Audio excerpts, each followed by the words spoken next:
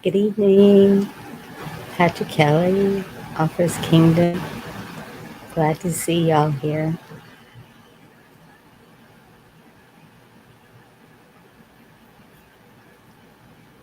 Okay, let's get down to it. This might make some people mad, and I'm sorry. I just try to look at everything and think other ways, maybe other solutions, other views, other stuff. Echo and Jen, Echo, if you could send Carl the link, please. Hi, Dorinda. Um, I'm not gonna drop the link in the hat, in the cat without the hat. Good to see you in the hat, in the chat until I'm done talking. Um, I'm just gonna maybe ask y'all some questions. You can write them down or whatever, and then if you want to answer, if anyone wants to come up on panel and discuss it and tell me what you think, your views, I would be more than happy to do that. Um, Only thing I ask is if you are, uh, how do you put it? I don't know how else to put it. If you're drunk, please don't come up. And it's not, I understand drinking some, calm down, but um, not when it gets out of control. All right, here I go. I've been really thinking about a lot of things lately. Um, hey, Benjamin. The first one in Indy, good to see you. The first one is um, doing the prayer on Sundays. And so when I get into this, it's going to be real hard for me to keep up with chat. And so that's why I'm like, hold your questions till I get done because I'll get sidetracked reading the chat. I love y'all and I'm glad you're here. Um, so the prayer on Sundays that I was doing. Um, and then I felt I'm not the right person to do this because I don't know every scripture in the Bible. I don't even know half the scriptures in the Bible. When I pray, I may not say all the right words. It's really hard for me to pour out my heart and soul to God in public. And that is something that I do privately with my personal relationship with Him. So, because of that, I felt that I wasn't doing um, what was expected of me on Sundays. And so I kind of backed off of doing them. And then also, I mean, it helps to have a good, strong panel of believers, but I could do it by myself. Um, I have enough videos and testimonies and things, worship songs, whatever we needed to share that I could share the whole time. Um, it just doesn't seem as personal then, but that's just my opinion. And so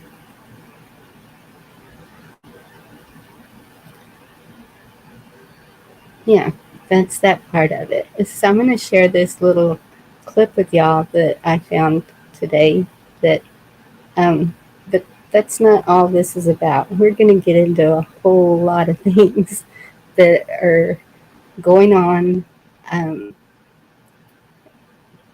and it's not a bad thing. I promise you, it is. It's just um, my point of view and how to get through it, and in a what do we call ourselves? Oh, in a civilized manner. That's the word. All right, I'm gonna mute so I can share this because it it just it's short and sweet and to the point. It really hit a chord in me. So I gotta mute to do this. I'll be right back.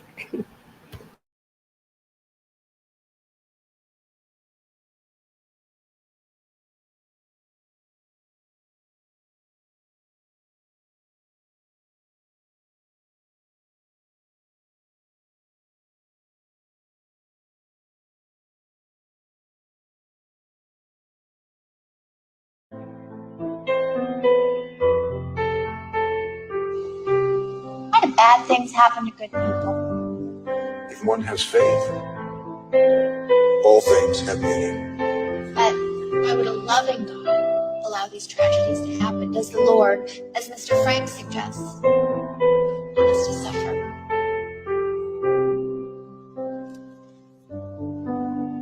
I asked for strength,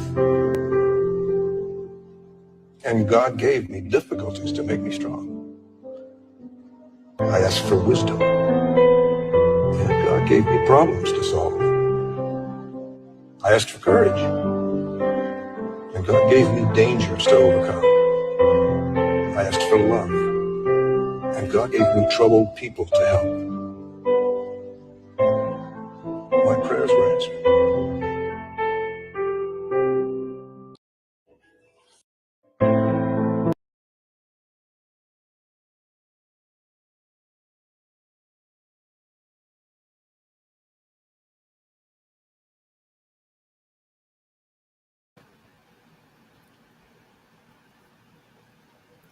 Yep, that was that.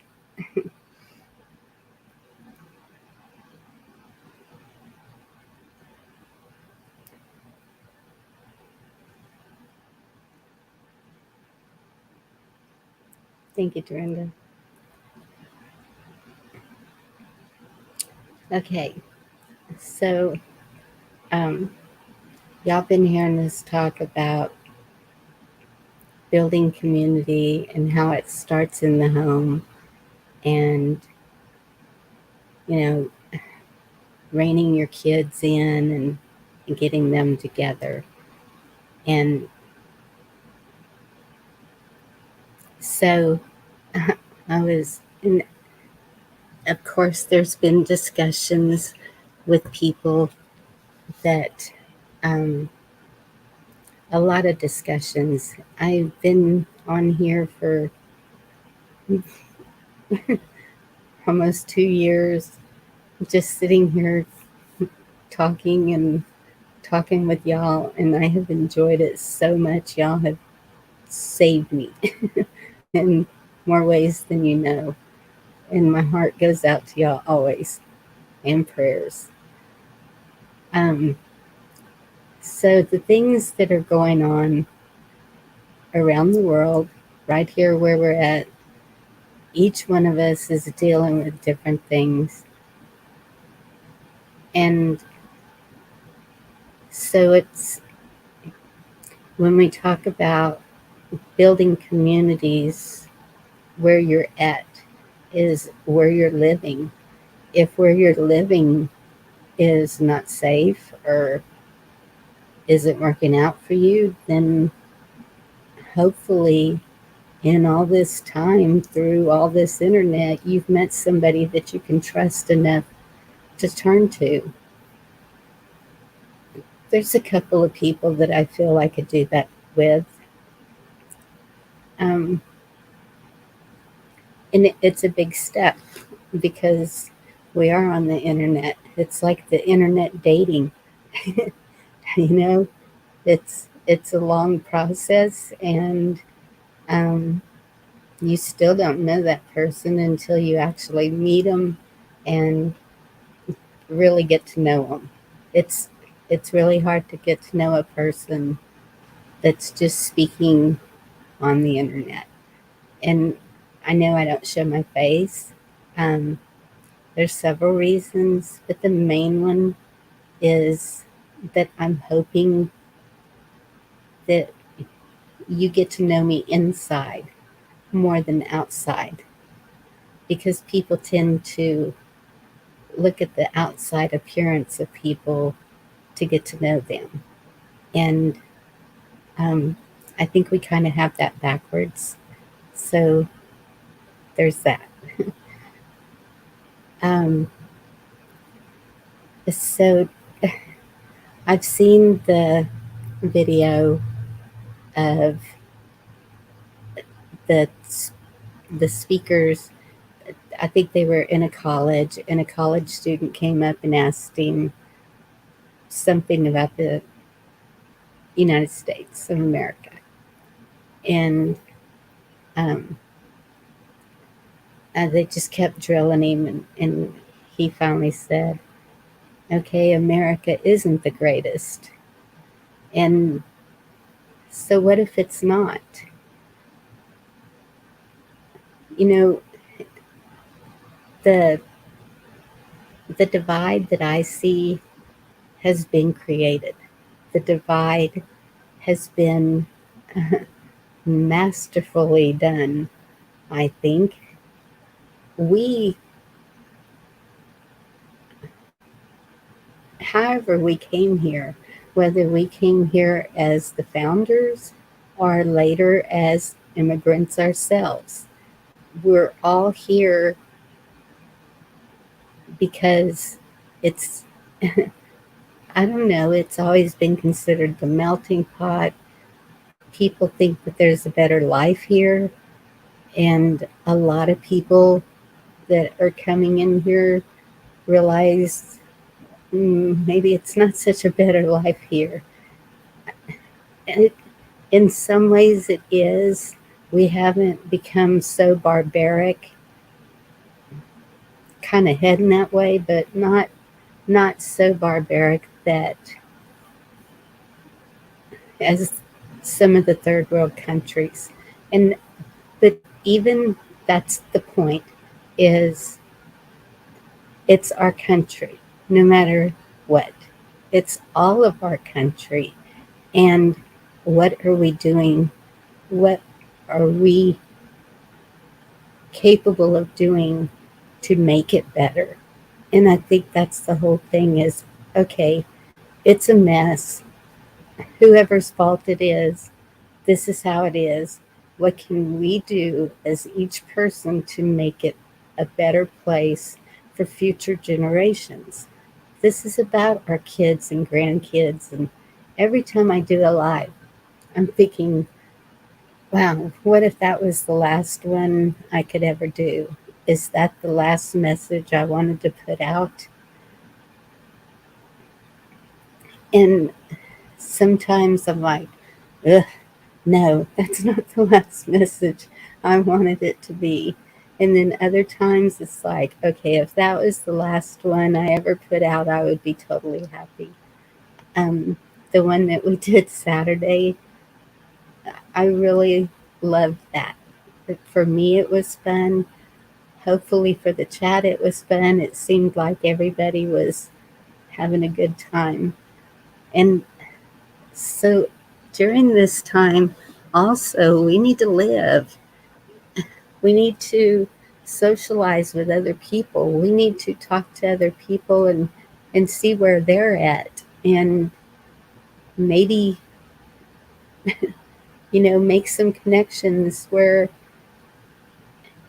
they're willing to help you with a garden, or if you're not growing this, they'll grow this, or whatever. People talk about the Great Depression. What was so great about that?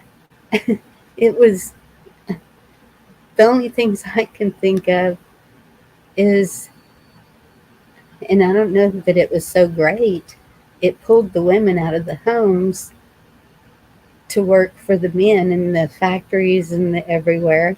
But at the same time, where was their kids? Well, okay, then I'm sure there were a bunch of women that were stepping up and watching other people's kids, and that's the way we should be. Um, it we have focused too much on money, and another thing that they did was the victory gardens, and um, from what I understand, it was if someone came and asked you for some of your garden or wanted to trade something for it, whatever, then you would share what you could.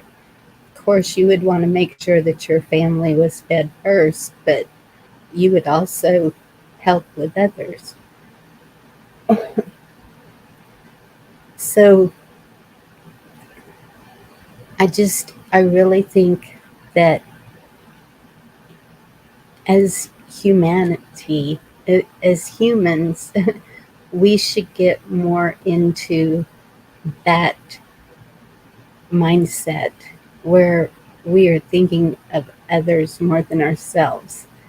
I mean, I think even in the Bible it tells us to do that. But, like, if I see a homeless person and then they look like they're really, you know, it's hot here. We're already 85 degrees. And right now it's 75. So I have a feeling this summer is going to be really hot. So if I see a homeless person sitting there in the sun with nowhere to go, I might hand them $5 just to get them something to drink. Then that way, I mean, it's not enough to go buy alcohol or drugs or, something. But once you gift a person something, it doesn't matter what it is, it's theirs to do with what they want. But if you feel it in your heart to give to that person, give freely, give willingly, openly, without anything in return. It's not looking for, um,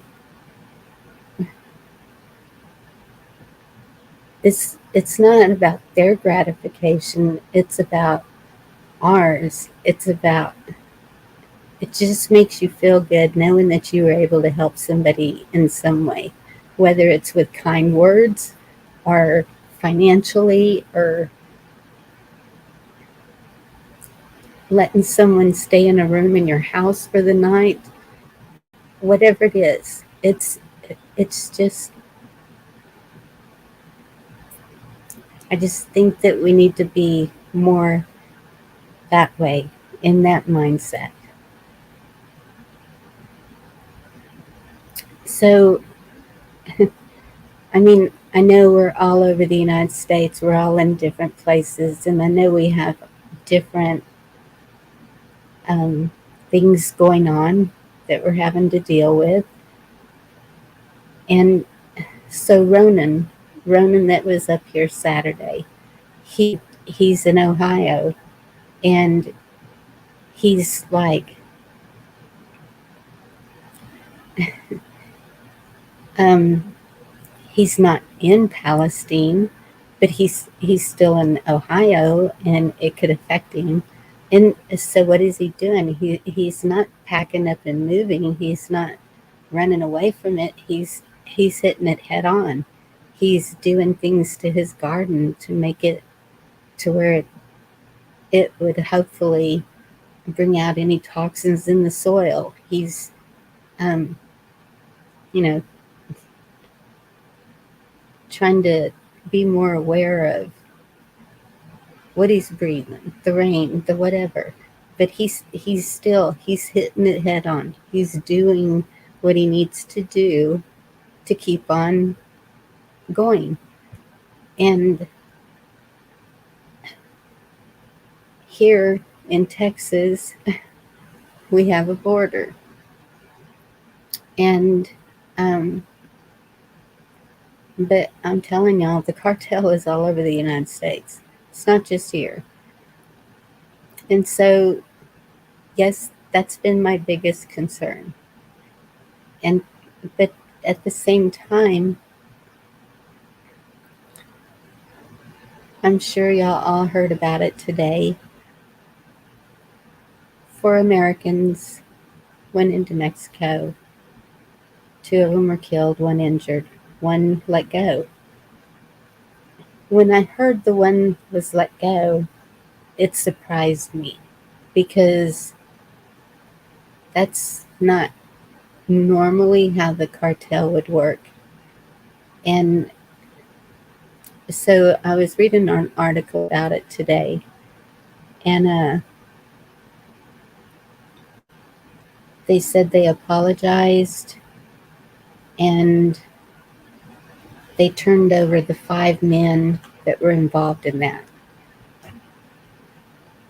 So, first thought might be your 5 men doesn't make up for those 2 lives. But then at the same time, if you really, really look at it, it's like, say you built an army of men, and these were 5 of your best men, maybe. They're buff, they're strong, they're powerful, they do what they're supposed to do no matter what. And you're turning over the 5 of them to be, what do you call it? To suffer the consequences of their crimes, is what it is. So that could be a big loss for them. And then I saw another article, and it was from the Mexican president. And in this article, the Mexican president to the US, fentanyl is your problem. Okay, so I read the article, and it's all about that. But some of the things he said really hit home. Let me find it. Yeah, he kind of contradicts himself in this article too. But he's talking about the United States social decay.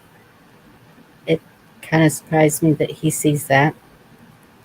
And then he went on to recite a list of reasons why Americans might be turning to fentanyl, including single parent families, parents who kick grown children out of their houses, and people who put elderly relatives in old age homes and visit them once a year.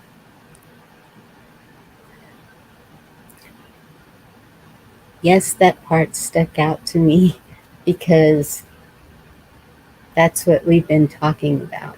That's why I am moving to my mother's property, to not put them in a home, to be there to help them. To, you know what she needs more than anything?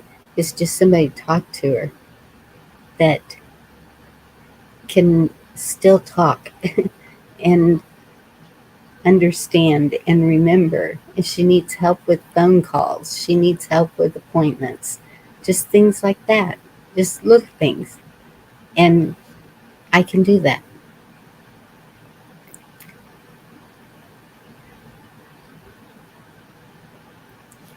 And I guess that's where I'm at, is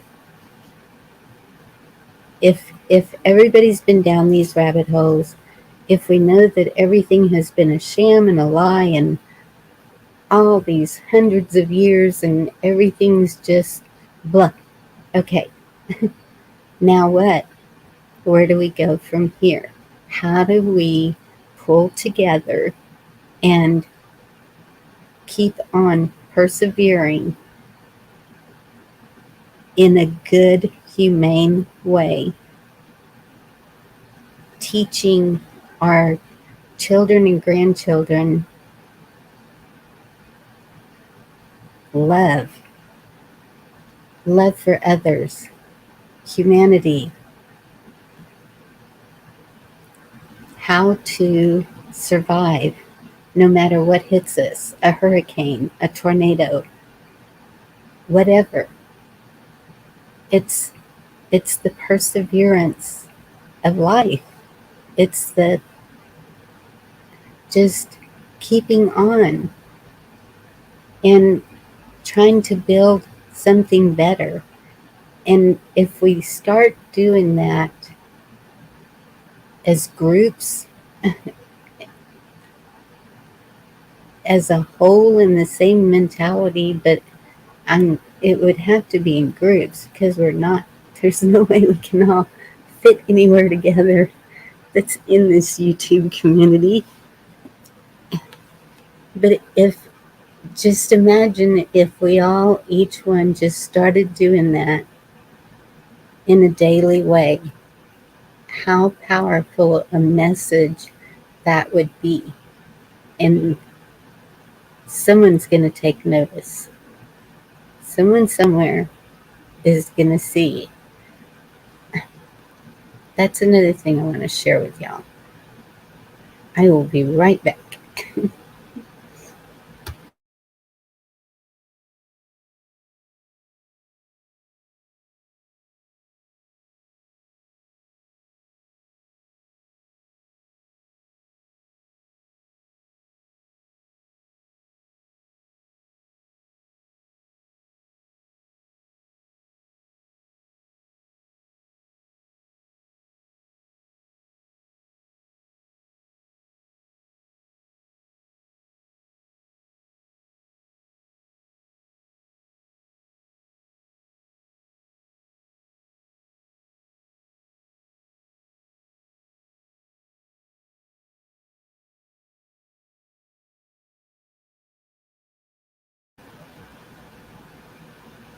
No, that's, I have to share this, and so I have to go to another screen, and I can't see y'all. Okay, now I'm going to share the screen, and you tell me what you see here, because we know what we've all been told. We know what America has been told. I'll be right back.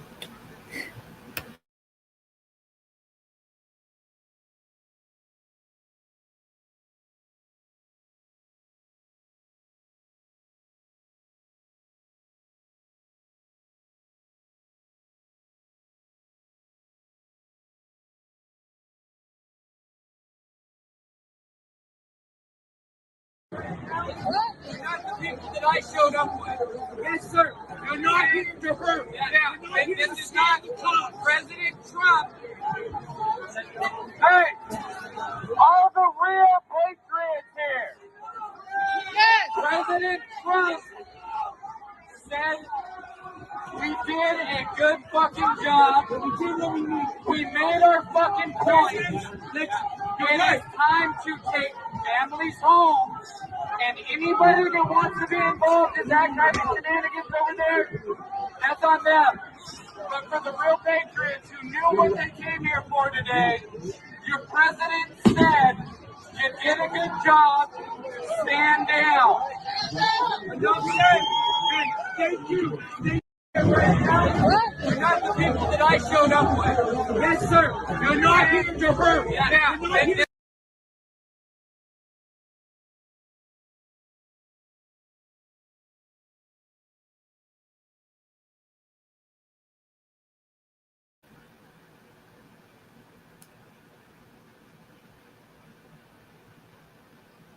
Yep, that's what I saw.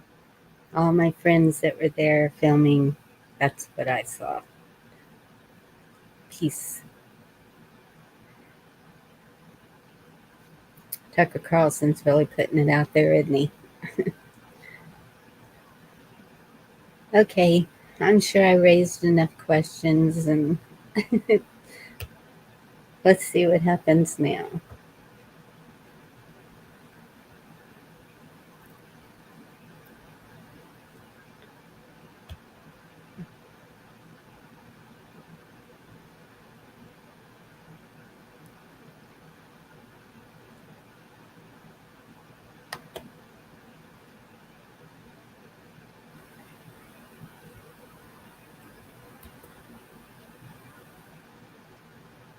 I could go into 100,000 what ifs.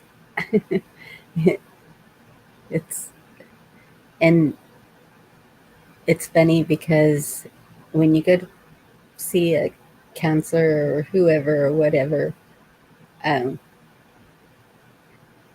what ifs are supposedly what cause anxiety and uh, I don't know, fear, whatever. But it didn't have to be that way. It's what if we could change everything? What if we could do more? What if they're wrong? What if we really are good people and can come together and do well without them, without the government at all? Period. We don't need them. All they want is control and power. But at the same time, that's where they put us. So now we have to figure out how to live through this in the system, but still be better. Complaining doesn't help. We can't just go and go willy nilly on them. On who? What's that going to do? We know that the government's not even the one doing all this, not even running it. So what's the target? It's like the target is right here. We need to start with ourselves in our home and our communities, our states. We need to do what we can within our limits right here. And those changes will keep progressing, I think. It's like the snowball. Once it starts rolling, you can't stop it. That's what they've done. They've started this evil snowball rolling that we can't seem to stop. But the way to stop it is through good, maybe. Through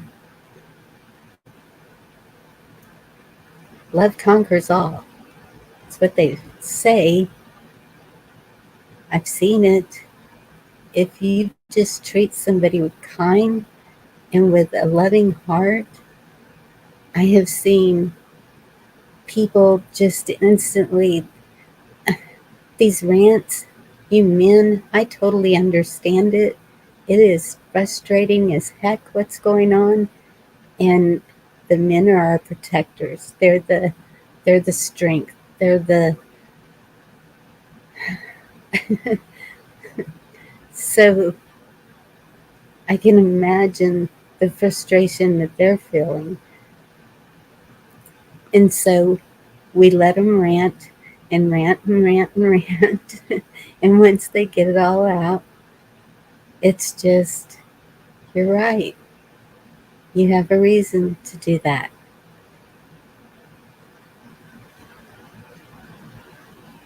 I understand.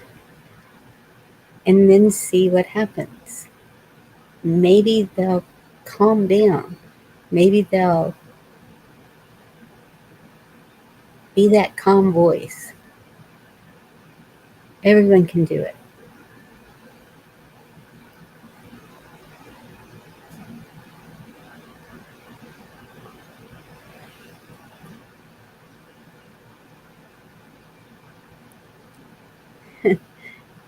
Cat without the hat.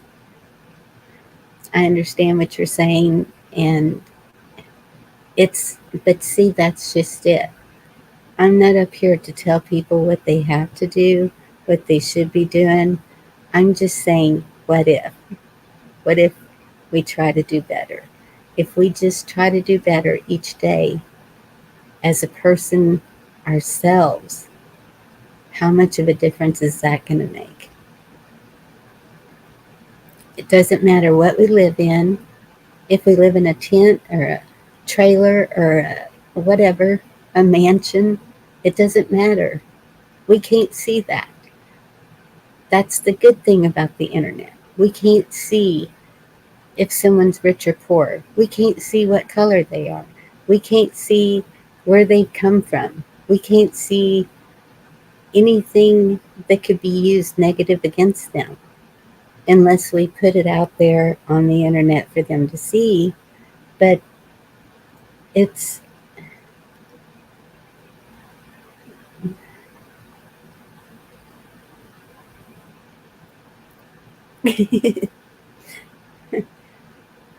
well, and yes, cat without the hat, that's your lawn.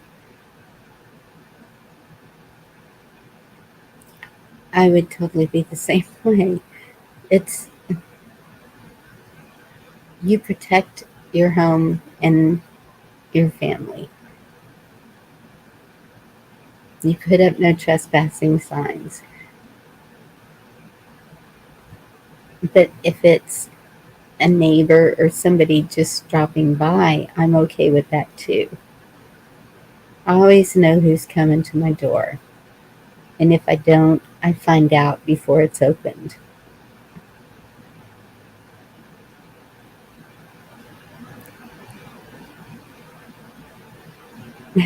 Congressman, either one of you gentlemen want to come up here and discuss those things calmly? I'm going to drop the link again. Carl's having internet troubles. I'm not sure where Chuck is. I think there's another live that he's probably on, maybe. So I came on a little earlier than usual.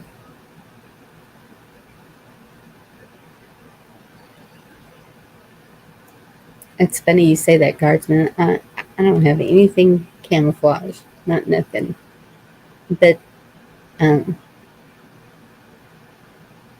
I have tried to. I tried to dress more, not stand outy, but that's not me. My clothes stand out.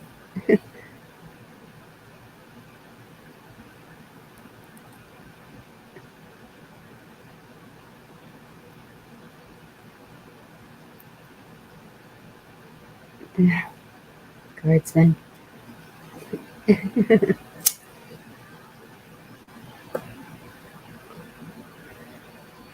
understand what you're saying, but oh, okay. Thank you, Eddie. I figured that might be where he was.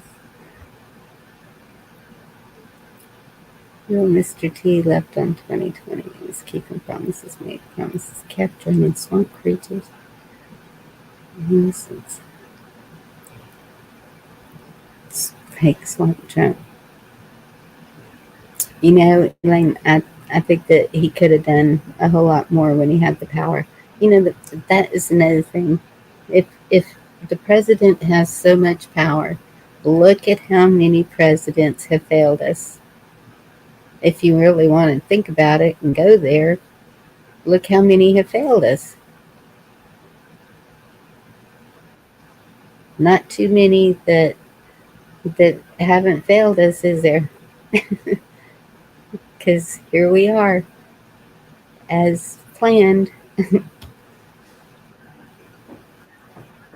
Hi, Blaine.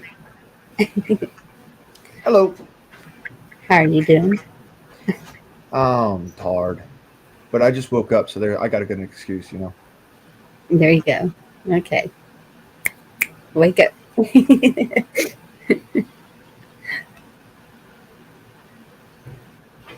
Yeah, there's been a couple of times when I woke up like 30 minutes before doing a live, and ugh.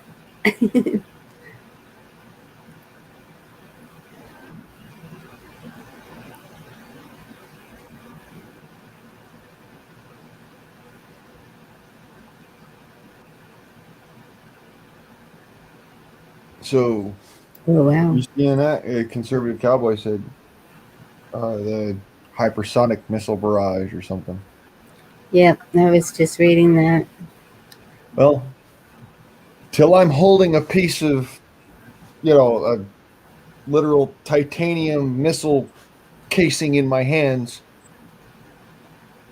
I don't know.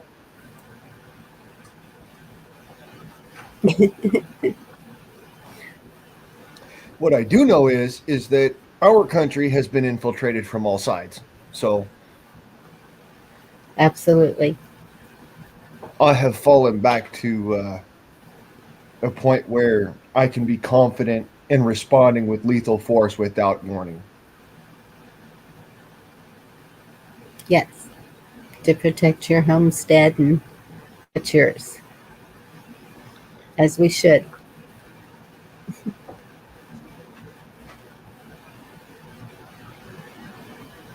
I think.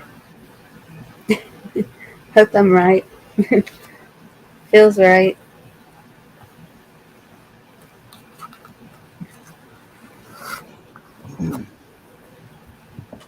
Oh, by the by, for me, there is no such thing as anonymity. Everybody knows who I am. I know. But you can call me guardsman, but the real fact of the matter is, everybody knows my name. It's not like you're hiding anything from anyone. I'm not hiding anything behind this icon here. Yeah. And I'm not either, really. Just, um, there's just several reasons I don't. If anyone ever looks back at videos, they can see me. I'm out there.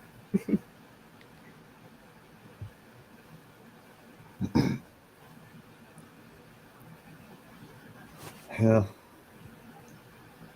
It doesn't really matter how much we try to hide. It's a matter of how good are you at camouflage.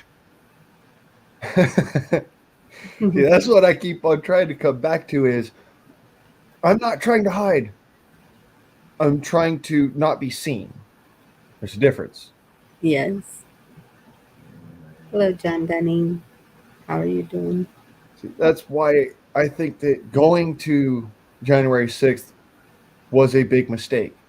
You're placing yourself at a disadvantage in order to speak your mind. Yeah, Rather, I think we should speak our minds from a place of advantage. And then when we are at disadvantage, we should respond with the actual necessary actions.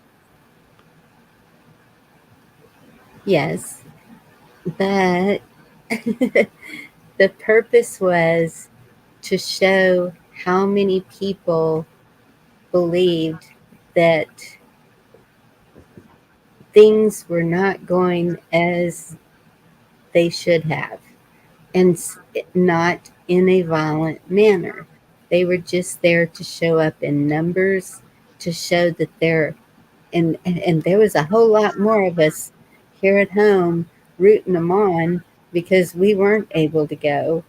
And so it was just saying no. Or we're Something smart went enough to stay wrong. out of the line of fire because there at the time, remember that, Antifa was everywhere, crisis actors were everywhere. And Yes, by going out and doing that sort of thing, not only are you placing yourself in literally in the line of fire, but you could be accused of things that you never even did. And this is what's happening to a lot of folks who are unfortunately right now still incarcerated, still being violated in jail cells and prisons. absolutely, but they did not know it at the time. No Right. one had any idea that our people would turn against us once they got there. No one would have ever imagined that. I I am did. pretty sure of that because I wouldn't have. That's I why did. there were so many elderly people with wheelchairs and walkers. That's why there was children there. It was like it was not even it was it I wouldn't even call it a protest. It was a showing of people. It was just to say 2020 went wrong. That's all. Right. And But here's what I'm going to say, Bonnie, is that I knew that that was going to go downhill. And I said so. I actually got up on YouTube and I said to folks, this is going to go south. There's a reason why I'm not going there. I'm not going to be there. Y'all won't see me. I think this is idiotic. Somebody's going to end up getting hurt. Someone's going to start some shit, and it only takes one. I knew it then, and January 6th rolled around, all that happened, and I got back up on YouTube and said, hey, folks, I told you. Did anyone want to listen to me then? No. Does anybody want to listen to me now? Very few. And well, at that time, I wasn't in YouTube. I don't think not to the extent I am now, knowing so many channels and so many people. Um, at that time, it was mostly Facebook, was Primetime Patriots, and Cash Kelly, and Cash Kelly and Anthony both went up there. Um, the and someone else, but Primetime Patriots couldn't go because of family stuff. So that's Well, where I got the live coverage from. And one of the young men that were there, when it was a day or two later, when he went live on Facebook to tell us what was really going on, he could not even hardly talk. He was crying so hard. He was traumatized. And I'll bet. anywhere near he wasn't anywhere near the Capitol. He was out in the far lawn where they were shooting off things. And the old man had a heart attack and died. He was giving him CPR. Watch someone get part of their face blown off. He saw the real things that were happening, not even at the Capitol. They never stepped foot in the Capitol. It was, that's what nobody expected. We never would have thought that that would happen in the United States. I'll put it this way. I was in Blythe when January 6th happened. But just before that, when the riots happened about the freaking the Antifa riots before the BLM riots, where they were just going, marching down the street and all that bullshit and beating people up and stabbing people in Los Angeles. I was there. Yeah. I watched it happen. I actually was down the road from the fella who got stabbed while being on his bicycle just for stopping in front of one of them little cuck bastards. And people tried to tell me, oh, well, you need to show up for January 6th. You need to show your support. And I said, no, you need to stay home. You need to protect your life, because the reality is you're going to be needed later. Yeah. And if you're not there because you went to go and do this thing and you got caught up there, what? Come a little bit later. The whole thing with the George Floyd riots. I was in Los Angeles for it. I've actually got video showing me there. Yeah. I watched it go down. I've got physical evidence that I was attacked while I was there. And there were atrocities happening all over the United States during that time. They were everywhere. They even had the nerve to go to Sturgis. Who does that? But they knew the police were protecting them. And they were saying some horrible things to those bikers. Well, I wouldn't have wanted to be one of them after dark in an alley or anything, but oh, I would. Should. No, I meant one of the antagonizers. They were there just to cause trouble, and they were successful at it. They made some people mad. Hello again, Clockwise Rex. Oh, hello. How are you doing? I'm doing pretty good. Just listening to what y'all talking about. I may not agree with all of it, but I'm listening. And it's okay. It's okay to hear another point of view. and we're going to stay calm, right? Speak Oh up, yeah. because I can take I can take criticism. I No. just one thing I won't be taking is somebody cussing me out. Oh no, I don't do that. No, that's not And that's not how I roll. Yeah. it doesn't even have to be criticism. He just has different points of view, Sure. and we're okay with that. Now, what were you saying about Yeah. Sturgis? What happened up there? Um, well, every year that Sturgis has a biker rally, and they had Yeah. their biker rally, and Antifa went up there to try to cause trouble, as usual. And uh, Oh, you don't want to do that. You don't want to do that around a bunch of bikers. I'm just saying. You really do not want to do that. but the I, police were holding the bikers back, not making Antifa leave or anything, because they had their signs, and they were very verbal, verbally attacking everybody. And Oh, okay. so, I think it's a good thing I wasn't at Sturgis because a lot of my family members are bikers, and I ride a motorcycle a lot, Hmm. and the beard is not just for show. So you can kind of understand, I right. grew up as a biker. Right. If I'd have been at Sturgis, somebody been getting hurt. So that's why I says I stayed away from January 6th for the same reason. I'm the kind of person who would go off on someone, you know. And that's why I says, I've got no problems with constructive criticism. I can take that, but I cannot take somebody cussing me out to my face. I'll go medieval on someone. Well, and that's why the police were holding the bikers back, because they knew that was the way they were. But so the point is, do we stop living? Do we stop going to concerts? Do we stop going to family events? Do we stop going to No. anything that might bring joy to us because there might be some evil people there? Do we are how do we move beyond that? How do we get back to where we can do those things, or are those things just so evil now that we need to stay away from them? There's a lot of questions.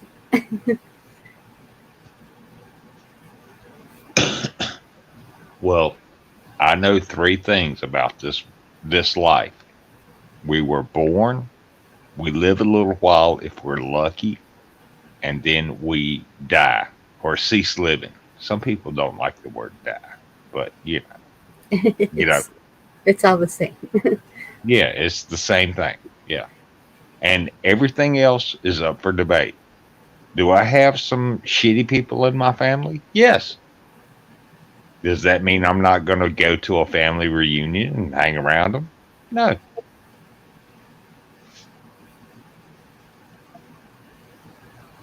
Exactly. because they usually bring good food. I'm just saying. I'm just saying they bring good food. So, And here I was going to say, maybe because you have a kind heart.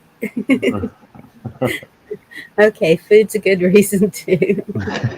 well, yeah. I mean, either way. Food Um, brings people together. Music Mhm. brings people together. And so that's my thing I mean, the town by me, they have a whole lot of events year long. We have the fair and rodeo. We have the 4th of July. We have the community picnics. We have the Christmas things, like from Thanksgiving till the the first week of January. We have living nativities. We have church events. We have so many things that go on. And um, to feel like we had to stop doing that because we were feeling threatened, I can't imagine. I can't imagine.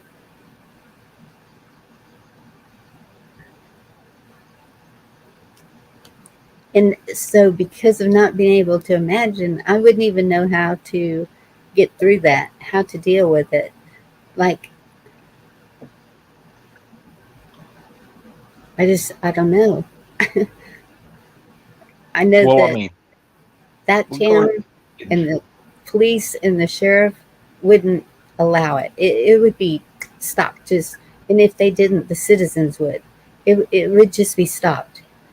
And so it's real hard to, in a big city, I can see where that would be difficult because there's so many more people and the police are strained to their gourds with everything that's going on. And um, so it's, I can totally see their, uh, you know, how much do you do to stop this?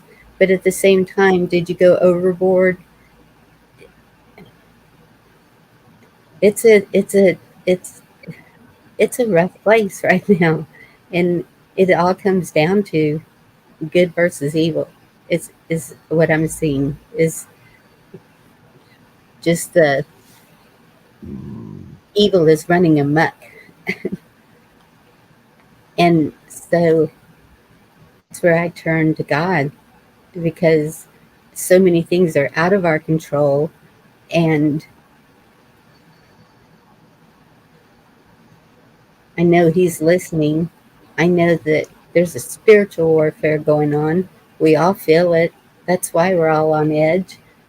Plus, probably whatever is happening in the airspace. But there's a lot of things going on right now to put everybody on edge and make them kind of act out of character, even for themselves. Even the nicest person can be pushed to a limit. And so we have to rely on that, on our Creator, that that the faith, knowing that there's something bigger than us in control here, and we just have to get through it in a good way. No?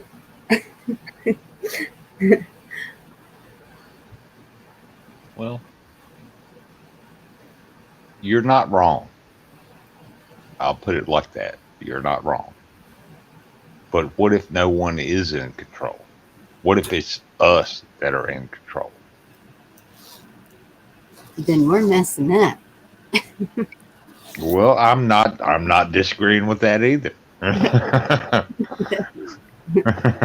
I'm totally not disagreeing with that. Somewhere we went Ari, and it's all out of control. It's, and if that's the case, is it too many chiefs and not enough Indians? And Yeah, there's too many chefs in the kitchen. Yeah, exactly. Yeah.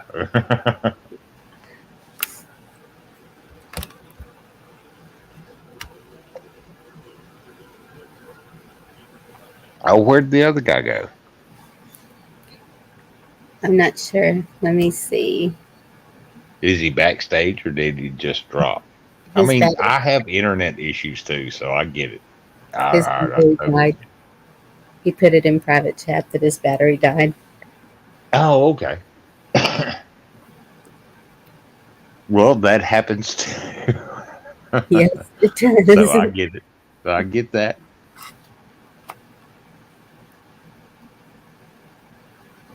But is there anything you would like to ask me since this is like my second time here? So ask me anything you want to.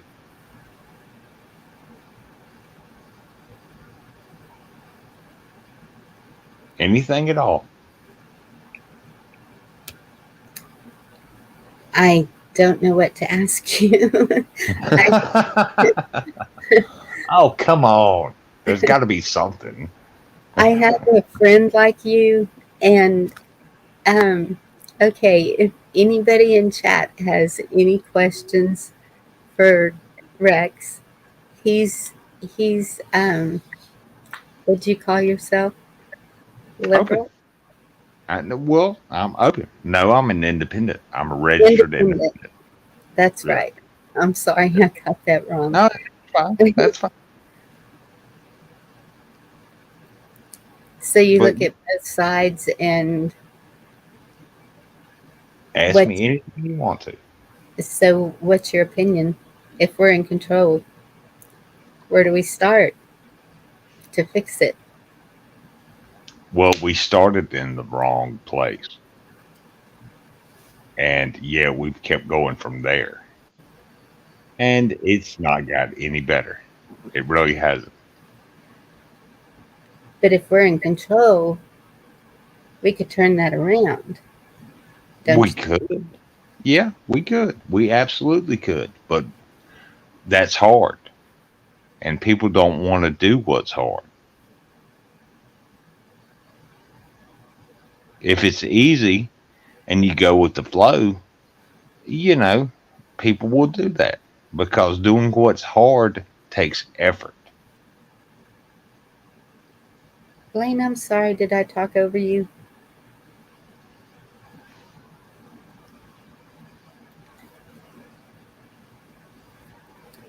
I'm sorry. Oh, I didn't mean to talk over you. That was my bad. You weren't saying anything, so So, what would be the effort in your mind? it takes effort to be good, to do the right thing. It's pretty easy to do the wrong thing and the evil thing, you know. That's true.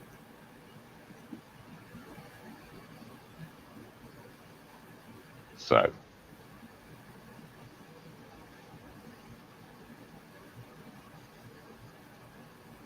I mean, things happen the way they happen.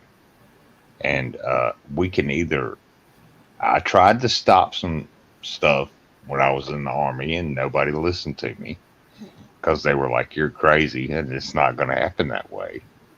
And it actually did happen that way. So I was like, I'm right, you're wrong. But, I didn't say that out loud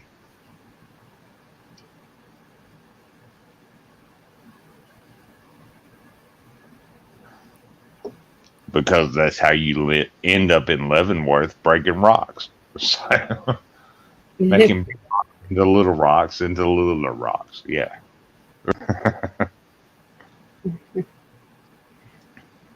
I mean, I wasn't dumb when I was in the army.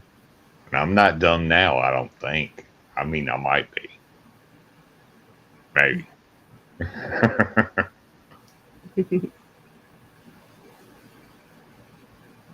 Yes, thank you for your service. And I know some people that bothers to say that. Um, I, I don't, I don't know if you've looked at past videos. I did a veterans,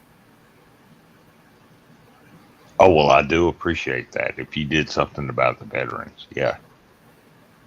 not this last Veterans Day, but the one before. And Okay. it's, in my view, it's because you have the courage to go out there and put your life on the line. And just like the first responders, firefighters, EMS, police, I was a sheriffs, volunteer firefighter for a while. Yeah. yes. You got to And be dumb to run into a burning building. I'm just saying, it's that smart of yes. a But, if you're going to save somebody, you've got to run into a burning building. So it's not that bright of an idea, but, Hmm.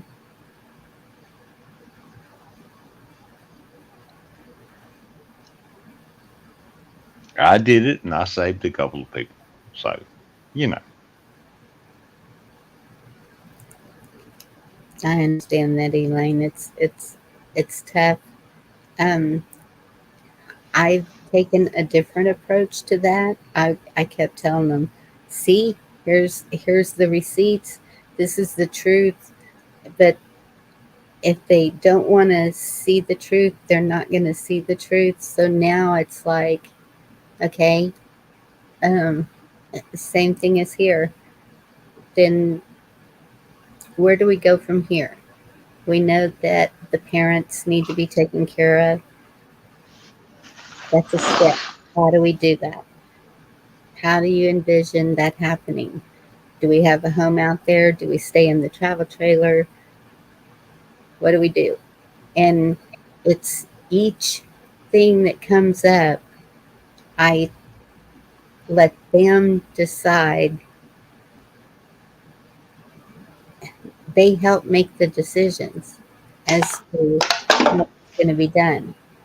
Even when they go into town, anything, it's it's a someone knows what each of us are doing at all times. Not everything that we're doing, but where we're going to be, about what time we will be home, things like that. It's um, I guess I think the one thing that could put it all into one word is maybe respect is the word. Courtesy,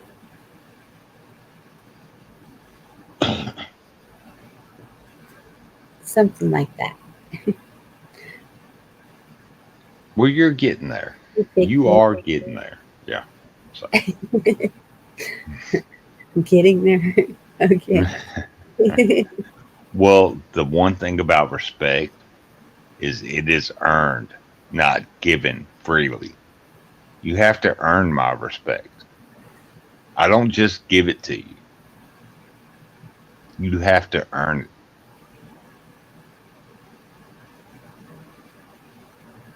So there's a question for you. Can you see the screen? You said you tried to tell about bad going on in our troops. So what do you think about the corruption and evil? Hey man, corruption is in everything. Business, government, the military. Yes, there's corruption everywhere. You've got to be able to identify the corruption and fight back against it.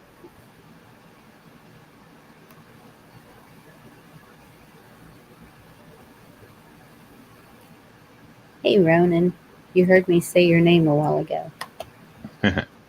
Well, I mean, in the Uniform Code of Military Justice, which is the book we're given when we get to basic training and we have to learn it, um, you have to abide by your duty and your honor, not somebody else's, yours.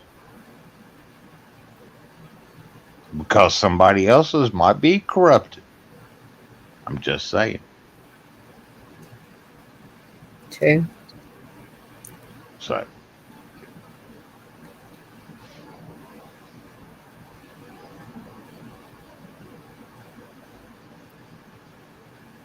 Hey, David, peanut butter and jelly. How long can you live on peanut butter and jelly? oh, not very long. No, I tried that. No, it didn't work. I gotta have ham and cheese. I've got to have a ham and cheese sandwich every once in a while. You know. In order to learn anything, one must be humble.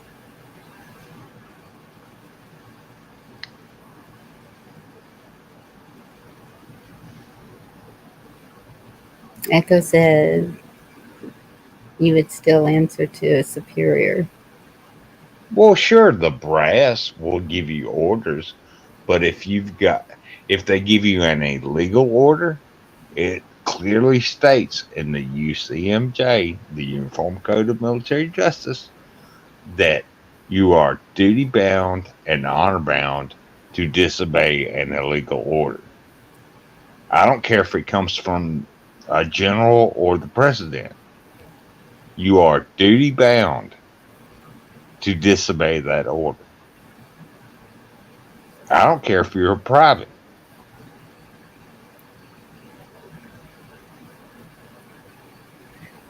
Obviously, He has never read that, but not everybody does. But fair enough. Well, no, when Excuse me. most of us are just civilians and haven't served, and so these are legit questions because we've all asked them. Hi, Ronan. How are you this evening? Well, I'm sure. good. I mean, sure. Hi, Bonnie. Hi, Rex. Good to meet you. Nice, nice to meet you.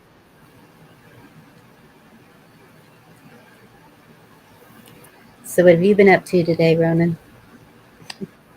Today I haven't been up to too much. I got all my chores done around the house and stacked some firewood outside and took care of my chickens. I only got 2 eggs today. They took it, half day. Normally I get about 4 eggs out of them, but today they're taking it easy. And then came in and watered all my little tomato plants. Man, they're growing. They're growing That's good. big. Hmm. And David, Overall, pretty good day. Oh, half your chicken flock hasn't died, and they're still producing eggs. Good Oh on you. yeah, yep. They haven't missed a beat. They usually, typically they say chickens slow down some during the winter. Um, I did lose a chicken earlier on, but it was before all the hubbub, so it was Oh, something okay. else. And Yeah, that happens. It's just part of life. It's part of yeah, nature. yeah. Crap happens. Yeah, I get it. um, do you want me to answer? Did I ever disobey a order to kill a village full of women, children, and old men? Yes, I did. I got my ass chewed out for it. Good for you. Maybe somebody else did it, but I didn't do it. Sorry, I didn't mean to get loud. But he's talking some kind of shit in the chat. Um, it's a little different way of putting things, but it's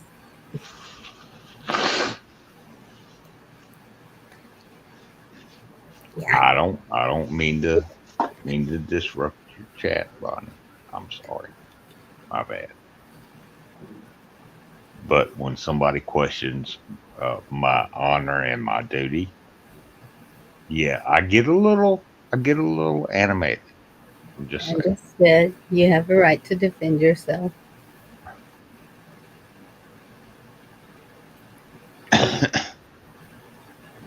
I didn't do it. Maybe they ordered somebody else to do it and they did it. Hey, wasn't me. So that would be another what if. Yeah, exactly. What if they reformed the military? How would you see it as working in a better way? Hmm, that's a good question. I'll have to think about that. Yeah, I'll Okay. have to think about that. My Maybe less understanding, brass. Maybe less brass. yes, Uh, yeah. definitely. That's my understanding was when it was formed, which okay, not formed. I'm not even going to say that word. It was if we felt that there was a threat or if we were being attacked, men just went and volunteered to join to go and stop this from happening on our soil. And so to me, that's how it should be. Then they come home and they're home until needed again. It wasn't a lifetime career. It wasn't, um, and maybe that's where it turned into something different. I don't know. But then At the same time, we have all these countries that are building bigger and better everything. So we kind of have to keep up with them in that way. But that's not actually even done by the military, is it? It's done by who?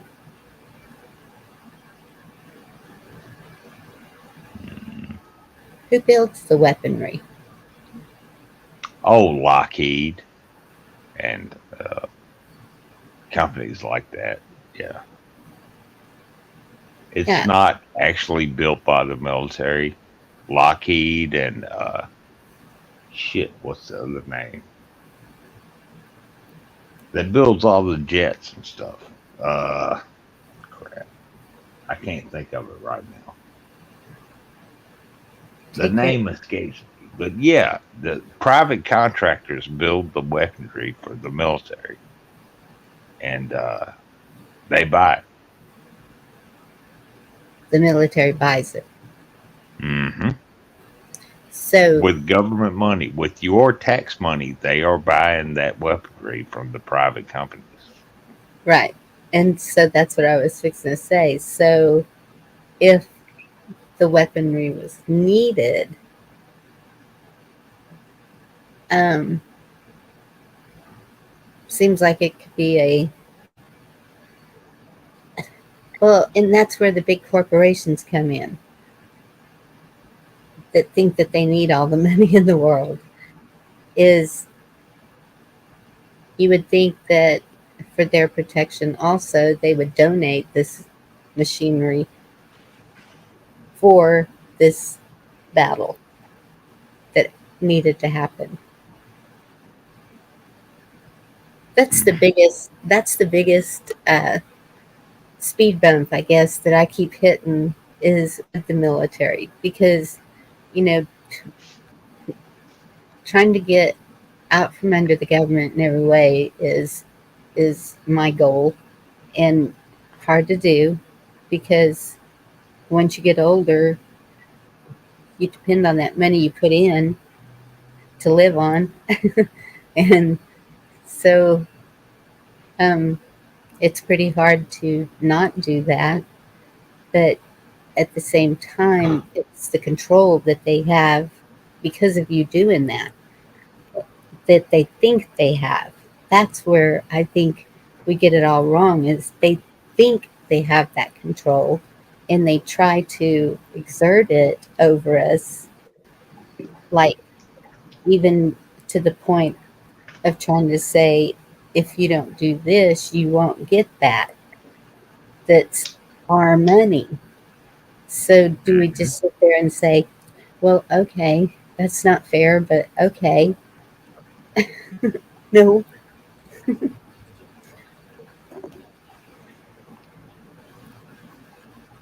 Well, I mean, you paid into Social Security every paycheck that you got. A certain percentage of it went to Social Security. yes. Um, that's my money that I gave to the government. That's supposed to come back to me. Well, now we're going to cut that. No, no, Well, then I'm going to cut the money that I give to you out of every paycheck. How you like me now? You know what I'm saying? Yes. And that's where a lot of people work under the table because then they're getting what they work for. Exactly. Yeah. Yeah. I know a bunch of people that do that. Yep.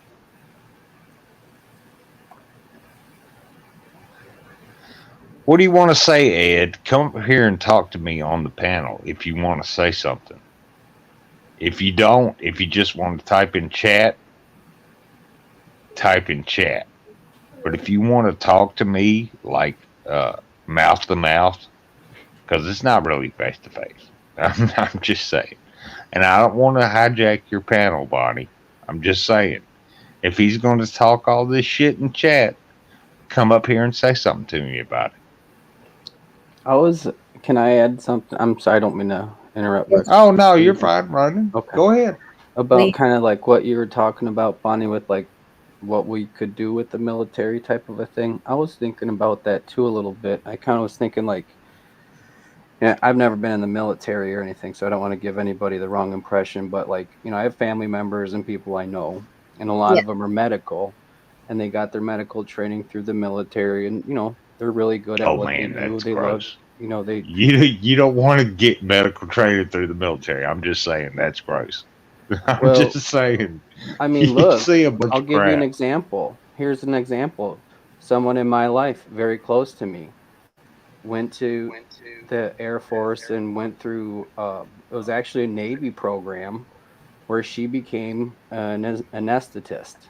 She puts people to sleep and keeps Right, them alive right. when in surgery and stuff, right? Hmm.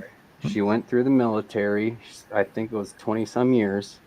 And now that she's out, she's actually working at the local children's hospital in the surgery rooms and doing the anesthesia there for children and keeping them alive, right? So I Hmm. mean, I don't know in generalities. All I know is from, the few people I talk to. You have a different perspective because you were in it. You know what I mean? You know the nuts and bolts of it. I really don't. I have like this outward look in.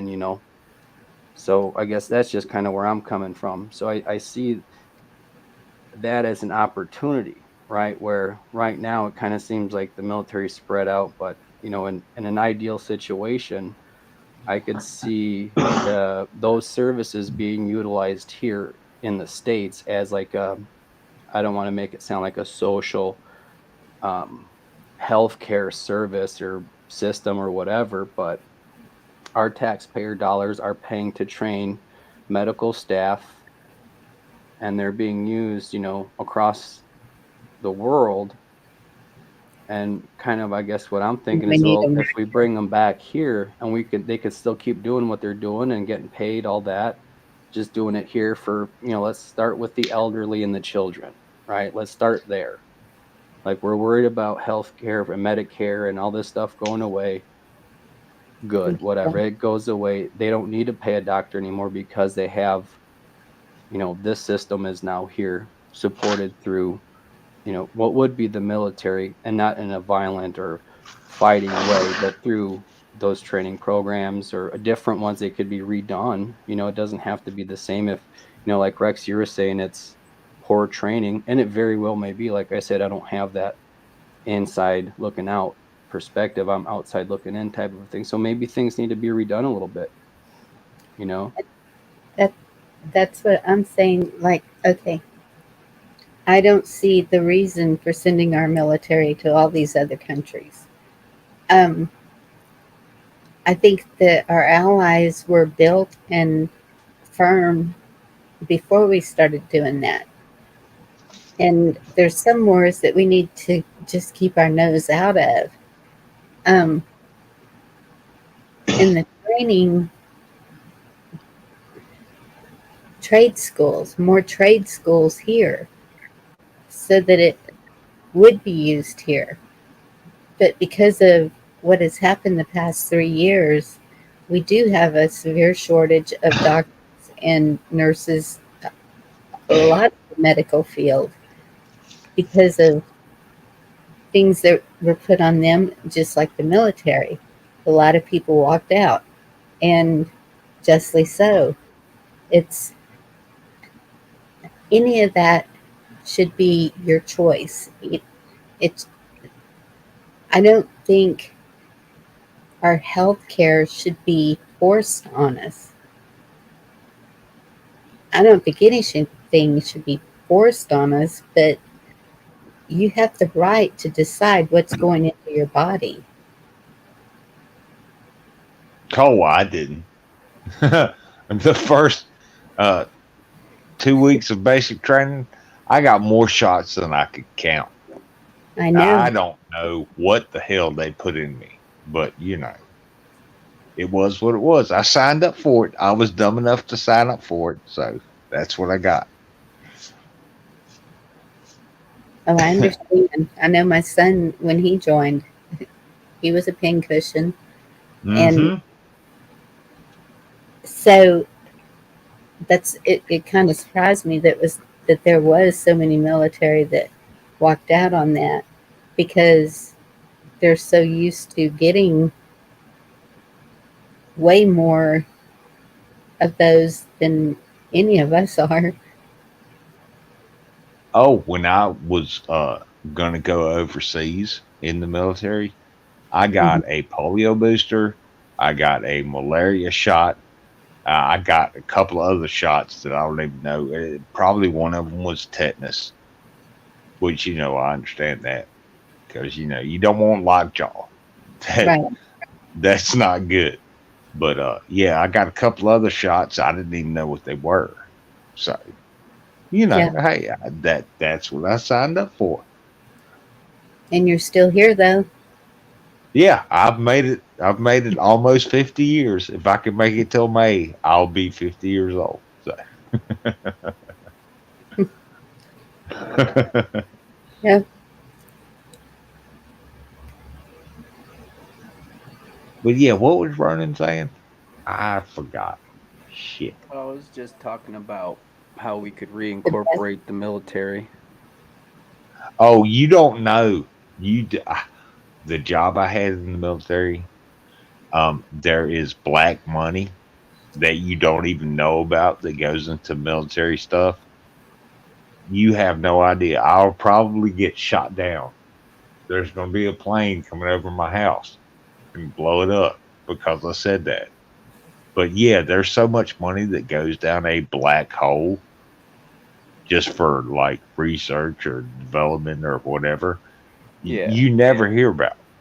Never hear about. No. Yeah, I guess I meant more in the sense of, that's a separate issue. I was speaking more of like having the medical you know, people in the army doing their medical services here on this land versus all across the world. And in doing so, Oh, we could start by offering that service to the elderly and children, the people that would need it the most, when perhaps Social Security may not be around anymore, right? Because that's something they keep dangling over us. So, what are we going to exactly. do? How can we ease that burden? Well, we have these people trained, right? I think they would be better suited to serve the people here, or even however it may work. We do kind of stick our noses across the globe where we shouldn't be necessarily. So, kind of withdrawing from being the world police would have to be a start. And then in doing so, we would have, the personnel to fill those roles back here, you know, that are already doing it overseas, type of a thing.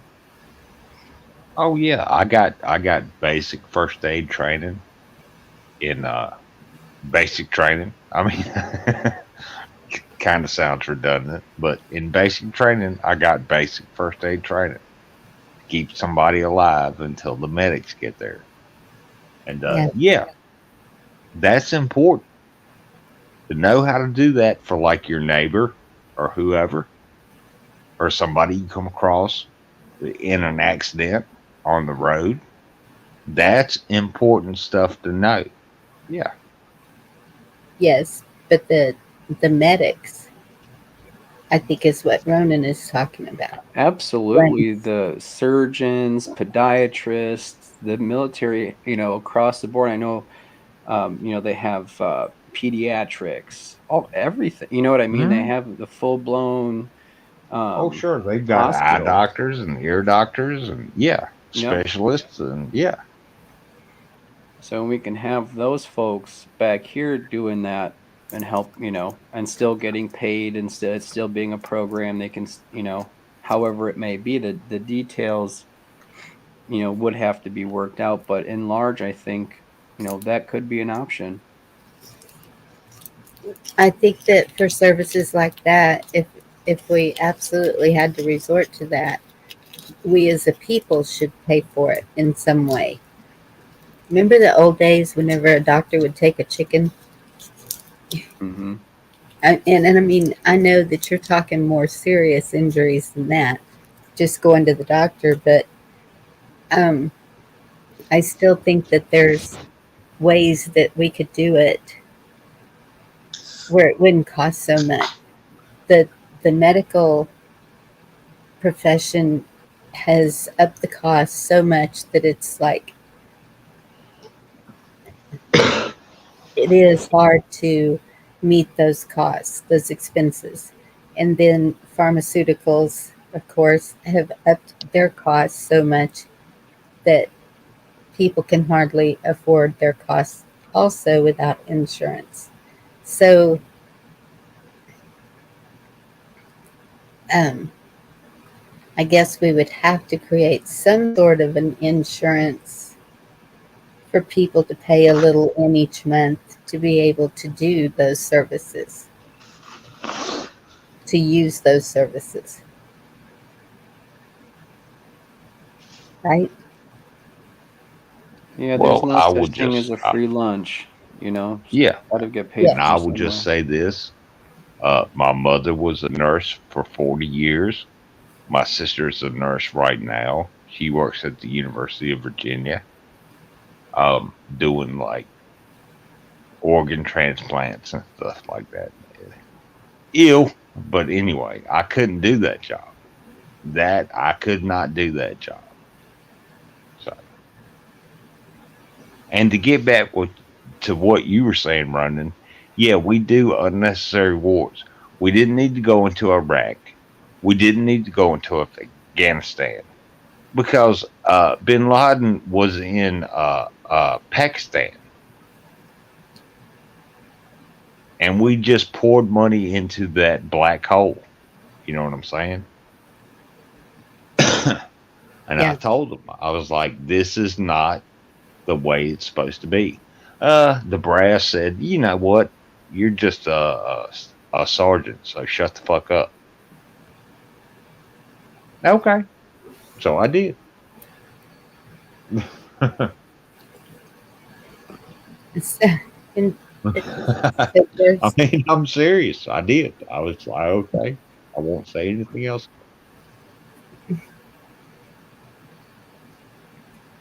see, how does this make sense? Johnson was sent to Germany to patrol their border, only to live in a country with open borders. That's what I'm seeing here. Well, the military is not down there like they should be. So the National Guard is this because the state sent them down there. But um, and that's what everybody keeps asking me. Where's the military? Why isn't the military doing anything? It is a war down there because they're under the federal government, and the federal government is the ones who caused this. Well, I mean, Texas could mobilize its National Guard They to are. patrol the border, but they haven't done it. Why? Yes, there's 10,000 of them down there right now, and they've Oh, is been it there for months. But you know what they're allowed to do? nothing? They have to send them over to the border patrol. The border patrol are federally operated. It's just a mess. It is. It's just a mess. It is.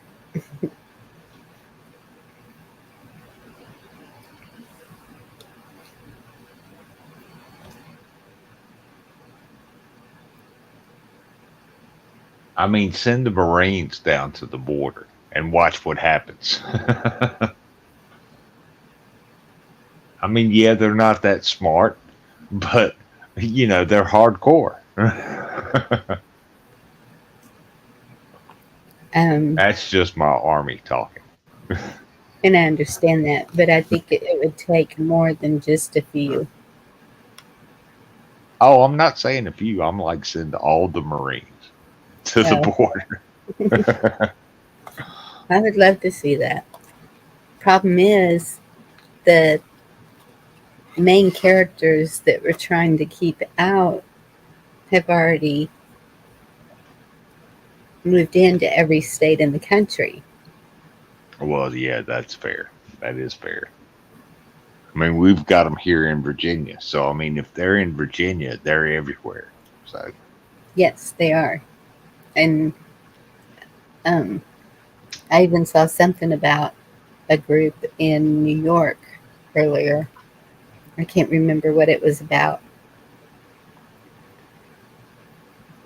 Oh, is that MI6 or whatever? They came out of Mexico. This group was not called that. It was it was another name. Okay. Well, I mean, There's they've got several. plenty of names, so Yes. I get it. Yes.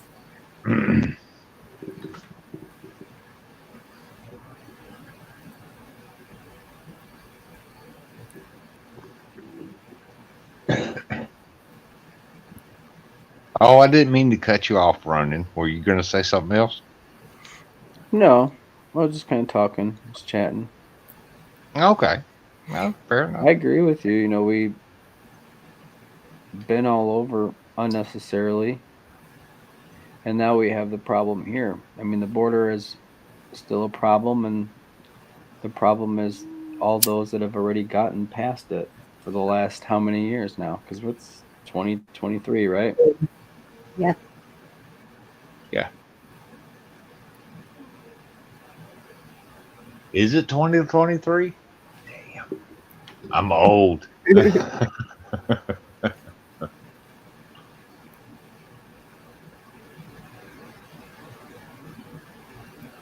I'm just reading chat. Oh, okay. Well, I mean, I got out of the military. I guess if it's 2023 now, it's probably been 25 years since I was in the military, like active duty. So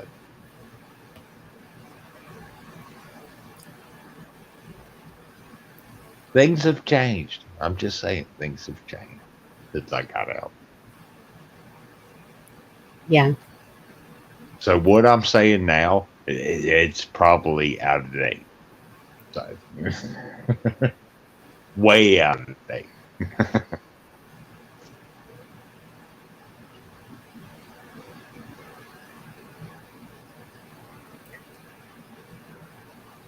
Cindy, I think she was saying the treatment for cancer. No. Oh, hey, I watched my dad die 6 years ago from cancer. Horrible, horrible. I would not wish that on my worst enemy. I really Yes. wouldn't. But I think there was a misunderstanding. The organ transplant, the drugs that were used to keep the organ caused the cancer, I think is what was Oh, trying to be. well, go ahead. Finish what you were saying. And she's got it. They're Okay, talking. yeah, my sister's a nurse and she does organ transplants now. And yeah, you've got to take immunosuppressant, immune system suppressant drugs to keep your body from rejecting the new organ because it'll attack it like it's an invader. And yeah, those aren't good. You know what I mean? If your immune system is suppressed, that's not a good thing. Yeah.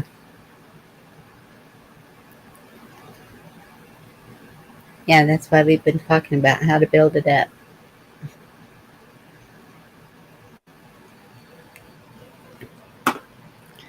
Had a lot of discussions on that.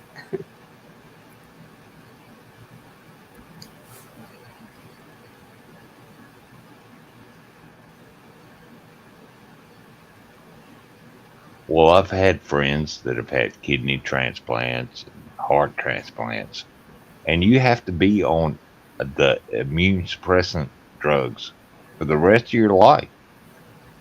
Hmm. For the rest of your life.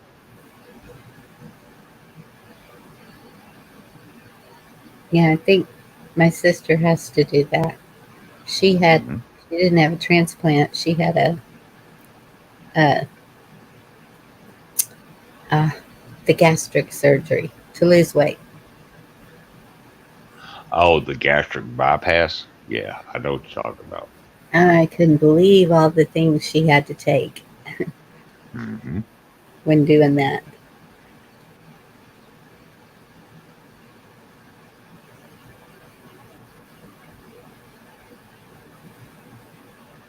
It's Absolutely. not fun. Yeah, it's not fun. That's all I'm going to say. But That's go ahead. right. I agree with that Yeah, I will statement. shut up. We became too trusting and didn't question them. We just took what they gave us. But now we know better. Yeah. And that's the part that's the pill that's hard to swallow, right? It's like Oh, good one. they Bada pull bing. Yeah, you of hit it us. right there. It's hard to swallow. Yeah.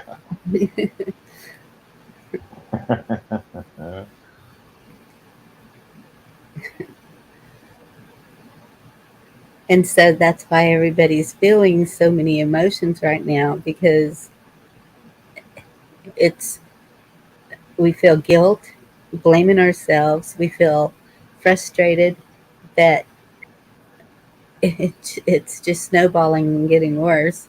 We feel angry because how can these people, the proof is out there of crimes committed and no justice is done, and it's over and over and over.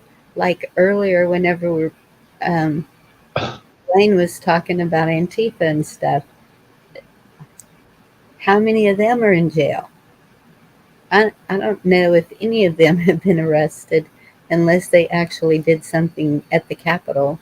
I think I heard a few were arrested then, but um, not J6. They weren't arrested for that. But I think Yeah. there was other people also involved in that. And I um, think just now with that police training camp or whatever they went in, this is yes, the first time I saw Antifa lined up mugshots on TV, right? yes, and that surprised me. But I can understand the battle there too. Is they're wanting to put it in this forest, so you know that it's going to be a pretty large building with a large parking lot. So it's going to take out all that forest. So the people that live there, and maybe they depend on the forest for their meals or whatever, but they're the ones who are protesting against this. So I don't know why Antifa showed up, but um, just because they always do and to cause trouble. But well, that's what I saw in New York. I think was that there was a protest going on up there with the about the cop city, and I don't know if they're building another one in New York. Is why they're protesting there. I was just kind of surprised that there was a protest in New York about a cop city. And then Haven't heard. is the cop city really the other city that takes 15 minutes to get to? Mm. Well, maybe those cities are for them to keep us out and keep their families safe. So when they send them to come bust our heads, their families are safe in the cities. That's a True. little doom and gloom, but you never Well, know. it's not really. It's just it, it's looking at it at all angles. What is the real reason that this is making such news right now?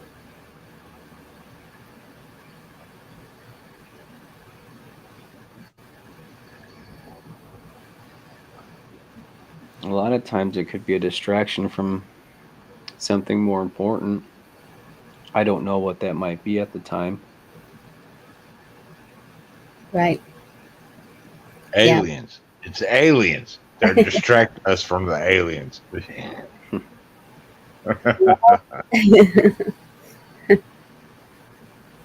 kind of asked that in a conversation. What next? Aliens and something else. I can't even remember what it was. I say Robots. that to That's what joke. it was. I say, Aliens and robots. Well, never know. oh, sure, it could happen. It could happen. But until they land on my yard and like, hey, how you doing? I don't believe in it. No.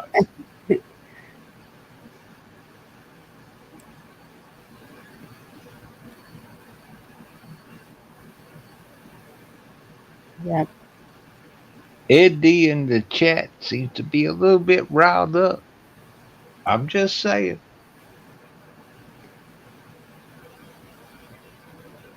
She has a lot to say, and that's good. All opinions Mhm. are welcome. Oh yeah.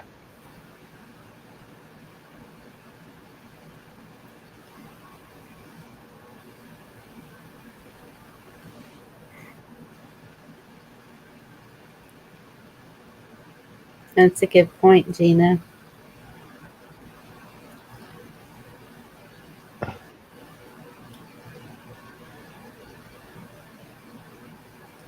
Oh hey, I know all the police around here, the state police and the local sheriff's office police. They don't mess with me. My registration may be expired, and they don't give me hell about it. Yeah, I drove around for a little bit without my registration, but so my son-in-law was all worried that I was going to go to jail, so he went and got one. Oh well, I mean they'll give you a ticket. It'll be like I know. 150, $200. Yeah, and Yeah. then the second or third time they'll impound your vehicle, but Yeah. you won't go to jail for it. Yeah, you're not going to go to jail for No, I've never heard of that happening here, and I haven't even ever heard of them impounding a vehicle here for it. Um, Oh, he's I was coming free. back from the store today, and I waved at the sheriff, and he waved at me, and we went past each other, and my tags were expired, and he didn't do nothing. I was like, cool deal. He knew who I was, But he didn't wave at you. huh? No, I waved at him, and he waved at me, and Oh, he did wave. you know, Okay, yeah, we went past each other, and it was all good. Like, and that's yeah, the way ours is. as long as I'm not driving crazy, he's not gonna mess with me. So.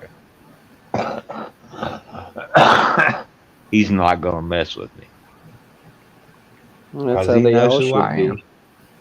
Yeah, That's how they all should be. If you're not harming anybody, they really shouldn't have any business with you. right.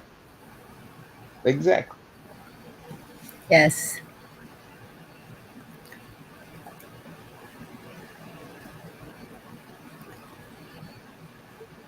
but I found out even in 1980 with no insurance, it wasn't required back then. It still caused a big old mess when a suburban ran over me. Oh shit. Well, not me personally, my car, but I Right. was driving, and um, that didn't work out so well because there Mm. wasn't insurance. If there's insurance, the battle is between the insurance companies, and you can just sit back and wait and see what happens.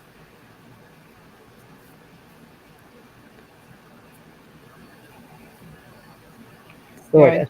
I don't dislike the idea of insurance at all. I think, for me personally, if I am inattentive and I cause an accident or something, it's my fault, whatever. A cell phone distracted me, whatever. Anyway, it's my fault. I do have to make right what I did wrong. And if, I'm paying this company every month to kind of make sure that if God forbid that happens, that they'll be able to repair the vehicle that I damaged or replace it or make that wrong right. So I don't hate that idea. It's not bad. It's just if they were a little more honest about how they went about things. Yes. We don't really have recourse to hold them accountable. If I was rich, I don't need it. I don't like the idea of forcing it on anybody. I can buy whatever I want to buy if I have the money, kind of a thing. But forcing people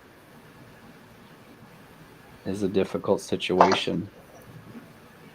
Yeah. I know here in Ohio, you can sign something called, it's something like some kind of financial statement, Mhm. financial responsibility statement type thing. Because if you're rich and you wreck someone's car, you could afford to pay $40,000 or $20,000 or $10,000. That's nothing to you. Then you don't have to have insurance, and I can kind of see that. But if I don't have that kind of money, for example, you know, I Yeah. either pay it or I drive real careful, you know. Well, I try to drive careful anyway. Just say, just say. That's good advice. Always drive carefully, travel safely. Yeah, Yeah. yeah. I Do don't not I'm drive not if you're any kind of uh under the influence. Do not drive. Take That's your right. ass to school. Yeah, Sleep it off. Time's the only thing that'll make that pass. yeah, exactly. But yeah, I mean, my truck is insured. It's inspected. My driver's license is valid. Um, the Mine's only not. thing is I don't have a valid registration. But nobody messes with because they know how to. Yeah. I agree, I mean, Eddie. all the paperwork to it. It's all corporation paperwork. Yeah, Right. and when they get back to me, they'll get back to me. Oh, it'll be 2 or 3 weeks. Yeah, I was like, yeah, 2 or 3 years.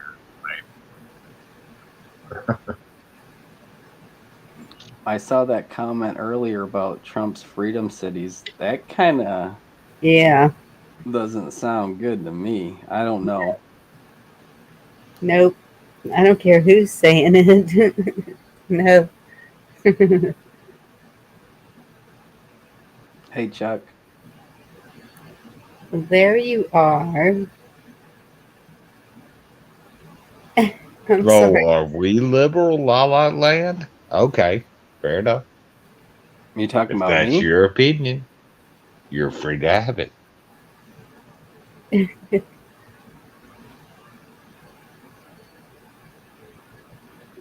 I mean, if people want that, then they can build that and live there. That's great. That's the freedom. But Yeah. I don't know. I don't think freedom cities you know, are the right. It's just a pendulum swing from freedom cities to 15-minute cities. She wasn't talking about here. She was talking about her city Oh, being liberal. Oh, okay. La la. oh, Here, Chuck. Put the link out for you.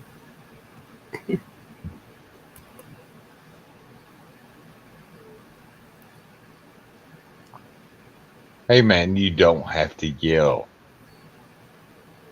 All caps is fucking bullshit. I'm just No, saying. not here. It's not. It's okay. that's And just his thing, as it's far not as I yellow. know. Yes. He has trouble seeing, so he types in all caps, and we're okay with that. Well, okay. Your channel, your room. Yes. I talk that way everywhere I go. When somebody says something about it, I'm like, all right, I'm gone. You're not It's like gone. yelling just because some egghead said, oh, that's yelling. I talk that way all the time. And then This is Chuck. This is Rex. Yeah, I met Rex the other night. Okay, that's right.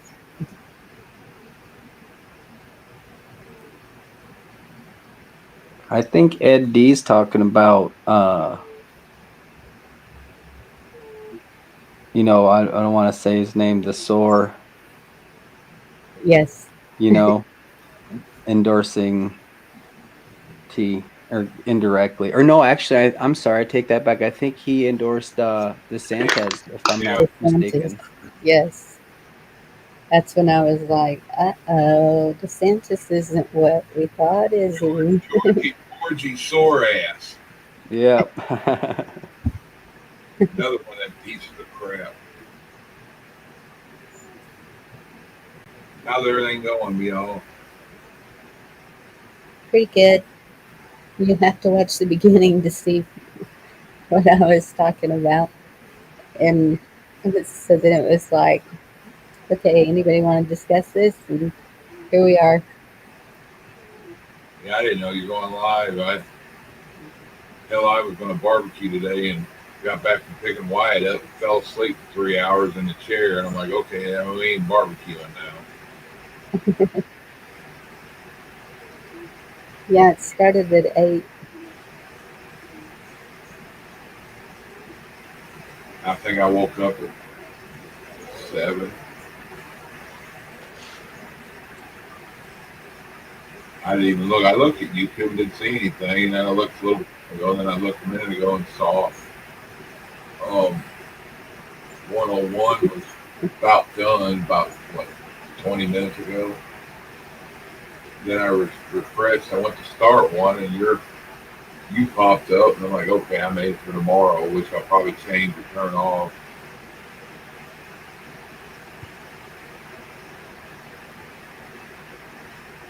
Yeah, I hate that they do that to us. Hide it until, that's what Carl said. Can you send me the thing so I can listen? I think he can listen on his phone. He just can't. He can't chat. He can't come on panel. Because it's a signal. Yep. I ain't doing that here, but yeah, I saw where you said something you worried about me. And don't worry about me. It ain't nothing really bad. I've just got a low toleration for stupidity. I like that stuff yesterday. I got flared up and I looked at it and something got a hold of me and I just got away from it. Yeah. And that's what I was saying at the beginning. That's kind of what we need to do, maybe, is it's by the turf to the title. What if everything doesn't have to be perfect? Is No. because the way everybody's feeling right now on edge, like too many things are happening, and if you're looking at all of that all day long and that's what's in your head, then you can explode, I guess, kind of easy. And That's why I apologize to everybody. It's like, hey, how you doing? Blah. And I'm like, blah, bye. and no, and that's what I said. I know our men are frustrated, and even more so because they're the protectors. They're the you know, and Makes you feel weak and useless when you can't do anything about any of it. yes, and so I understand that frustration. So let them rant and get it out, and then call me, say, okay, need a hug? You done? What's up? In a calm voice, and then things seem to kind of change when you do that. And it's not out of hate. It's not You know, something like that. It's just human. you know me long enough too that I won't calm down as long as it stays negative and hostile. Yes.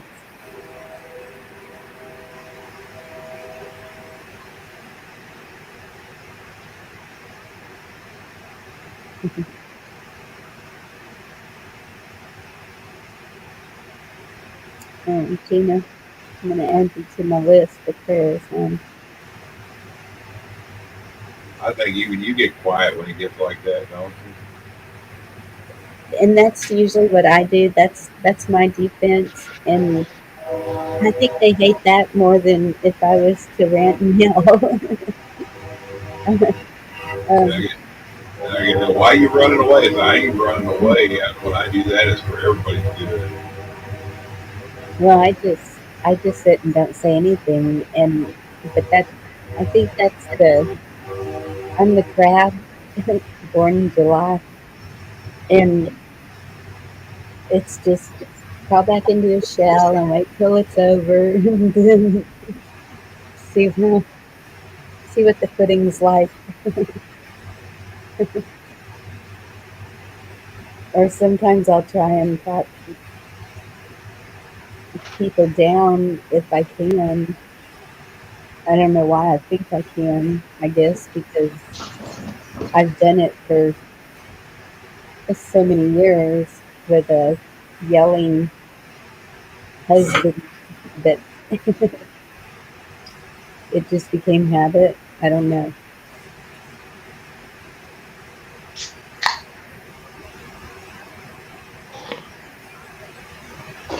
Yeah, Dina, my last one, it took me about 2 weeks to even get my strength back after a surgery. Surgeries can take a lot out of you. I hope you Yeah. do better, Gina.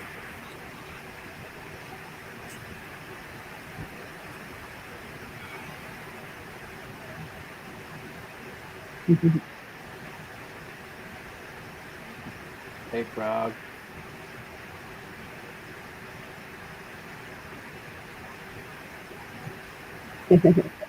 Big Doug Frog is here. Hi, Frog. What's going on, Froggy? Yes, Gina.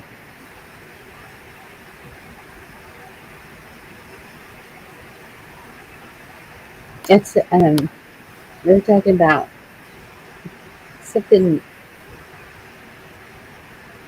swearing at people a while ago, something earlier, and there was this lady that was doing that to me. We lived in apartments, but hers was the next building over, but I could still hear her from my apartment. And I would drive up with kids, grandkids, and she would start just cussing her head off at me and not doing a thing to her. She just would do that. And um, when she tied my daughter's cat to her porch post, and she refused to let me come over there on her area and get the cat, I called the police and I said, she's got our cat tied to her post and won't let us have it. And he said, I'll be right there. And so he went and gave her a piece of mind. And then he came over there and I said, I absolutely do not know what is wrong with this lady, that she's just out there and cussing her head off at us when we get out of the vehicle. And he said, you can press charges. You can press charges for her tying the cat up, and you can press charges for verbal, he called it verbal abuse. And I was like, I think that would only make the situation worse. I said, if it happens again, I'll let you know. But just that one visit, she finally quit doing that.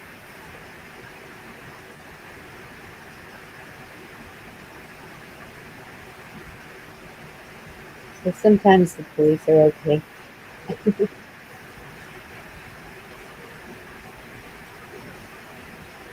Yeah, they're people too, you know.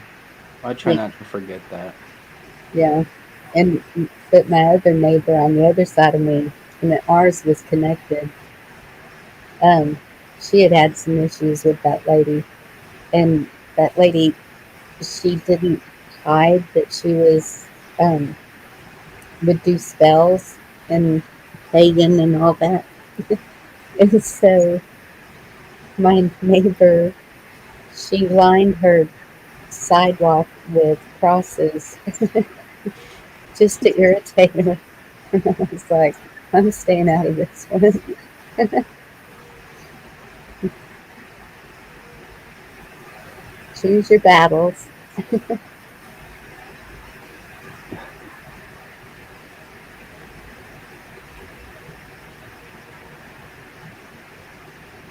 And that's when I realized prayers really do work when you're dealing with evil, though. I've just seen too many answered prayers.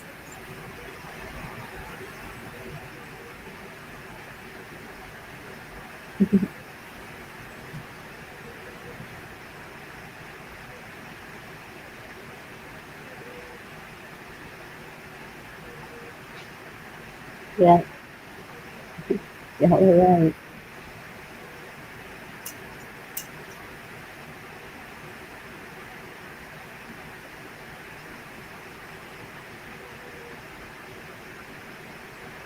Well, y'all are real talkative.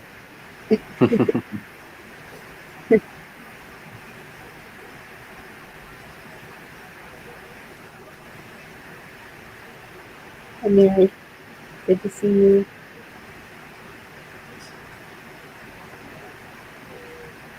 Does anybody in chat have questions?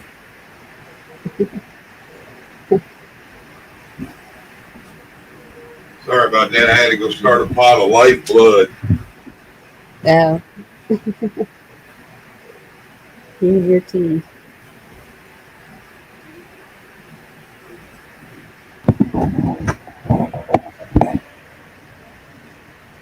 Yeah, I went in there. Here, I'll show you. I went in there and looked, and there was that much. Uh,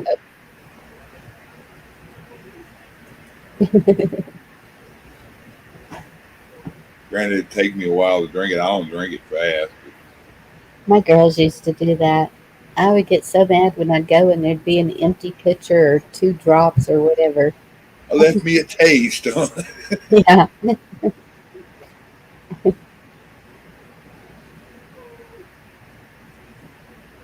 Yeah, I quit caffeine a long time ago, though. It's, I need to. If I left that alone, I'd leave the sugar alone, and that's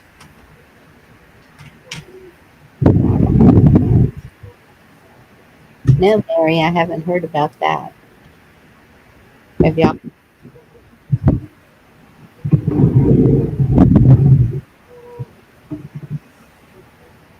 yeah. I haven't picked any of it up. I've messed around and played Fallout New Vegas all day, jacking around, Uh, getting my head out of all the stuff.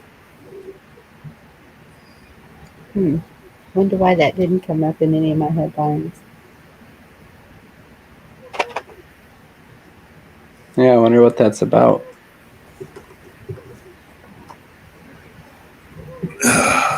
Same here, Gina.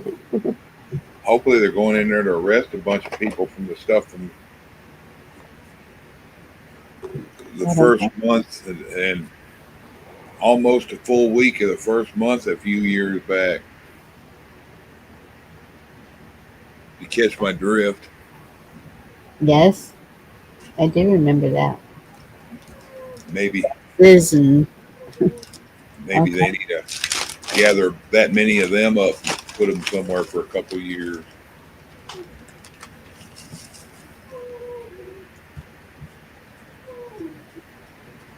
People wouldn't know what to do if 400 government people got locked away. Oh, did I y'all don't. go ahead, Rona? No, I'll, you go ahead. no, I'll find it while you're. Oh, I was just gonna say I don't think it would do a difference to me if 500 or 600, 700 got arrested. My day to day, I don't think would change all that much anyway. I'm Maybe. just meeting the people that either be like, wow, yeah, it happened, and people like, what happened? Oh yeah, I might have a celebratory stogie or something. Don't get me wrong, but Yeah, you'd have to have an Easter egg hunt.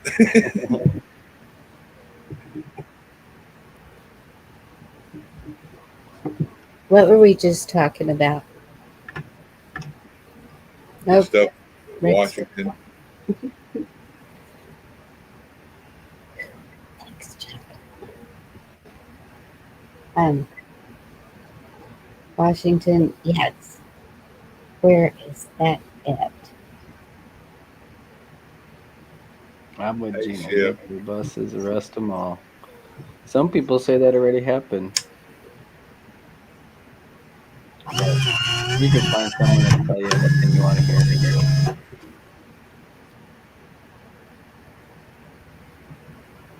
Bonnie, do you ever order you some tobacco from that place and start rolling them? I have the tobacco. Um, I'm so spoiled picky that I haven't rolled them yet. You get my name brand, and I I buy know, I buy them every now and then, but we roll a lot of these.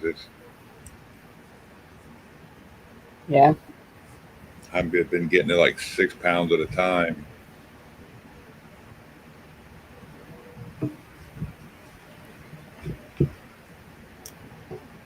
I like my Camels, but I also like these. I've gotten to the point now when I smoke Camels or Marlboros, that I'm like, I need to roll me some. These are nasty anymore.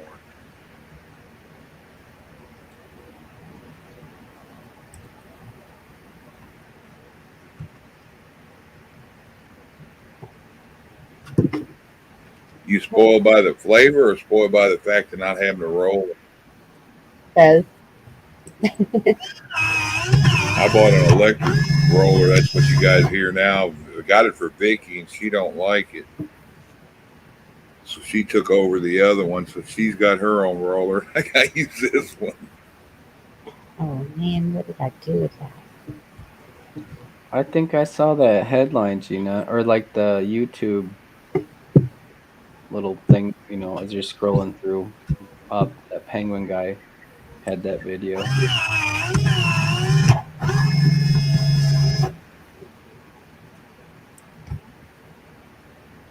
Could be maintenance, could be something much cooler, but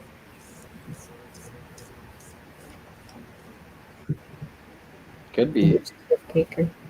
rich Goodness. people's way of trolling other rich people. Haha, I flew my plane over your house. I might do stuff like that if I had that kind of money. A judge ordered a halt to fast releases at the U.S. border.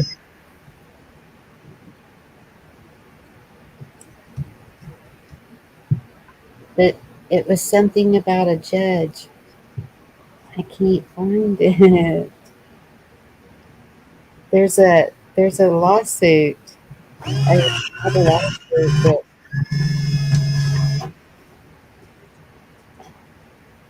arrests. Um, well, they haven't made the arrest, but it's a filing against them for all the crimes. So they had a list of everyone that they were arresting or wanted arrested, and yeah, I will be shocked with the list if I can find it and read it. I don't know what I did with it. I'm that way about everything anymore. Echo, help me out. I know she knows what I'm talking about. We lost somebody, huh? Yeah, Rex jumped off.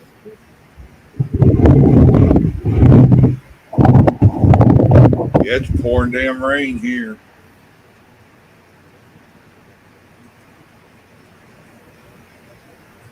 Just started raining here maybe an hour ago. Every thunderstorm will roll through your area, and the low will be 50.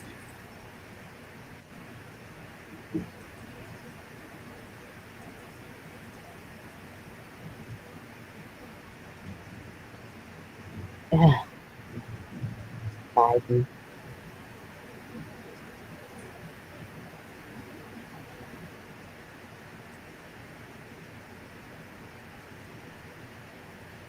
Hell, it's running all the way from Gatesville, Bonnie to, let's see, this storm front from Gatesville to Atlanta, Georgia is how long this run is.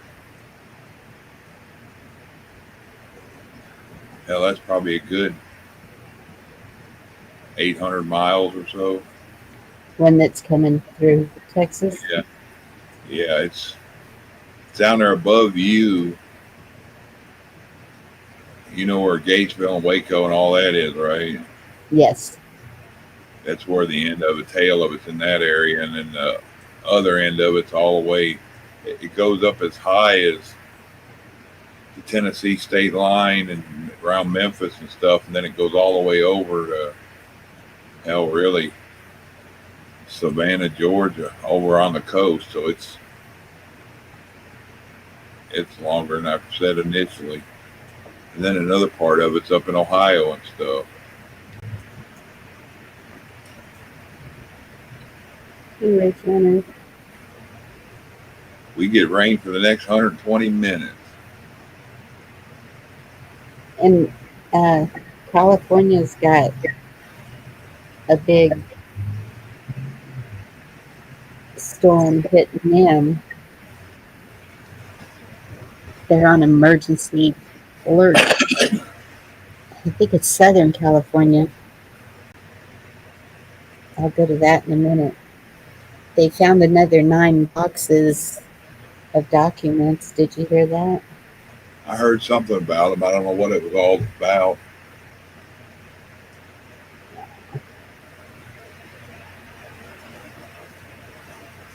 We look outside real quick to make sure ain't nothing out there getting blown away. Somebody sent me a recipe for homemade vanilla wafers. Oh no.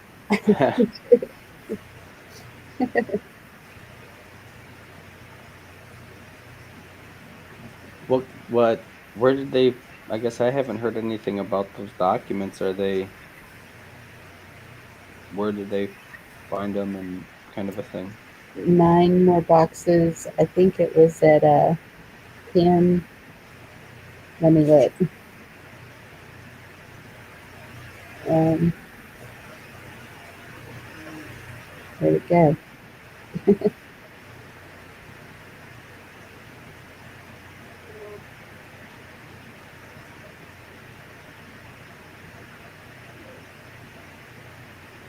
From Boston office.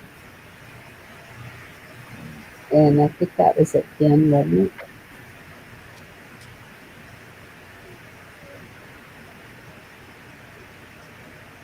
No. From his attorney, Patrick Moore's Boston office, but have yet to be reviewed.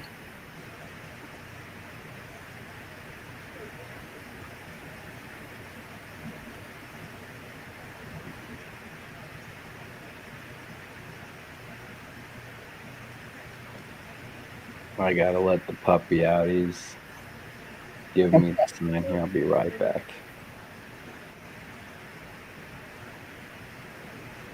Maybe this is it.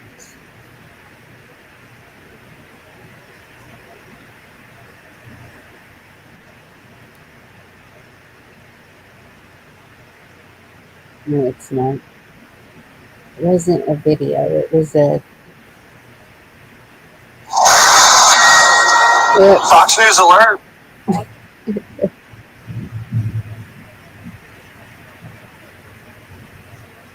No, it wasn't that.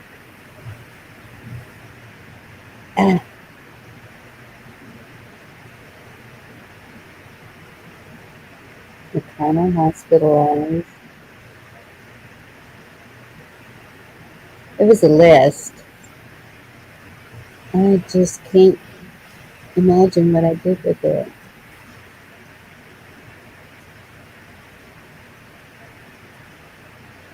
Maybe this is it.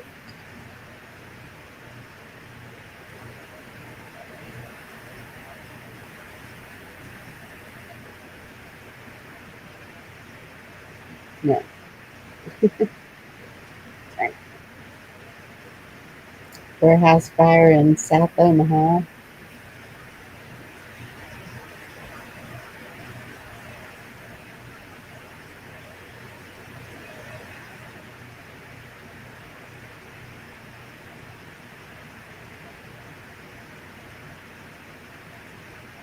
Saw George put up one video for sure today.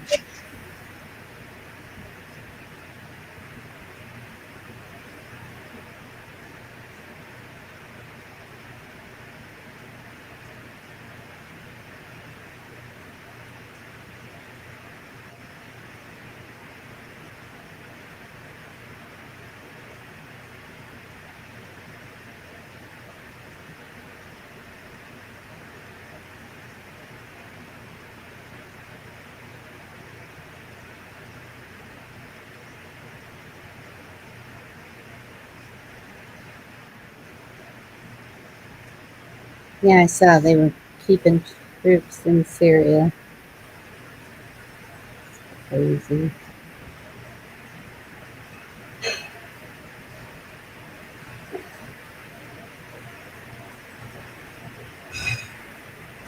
California declares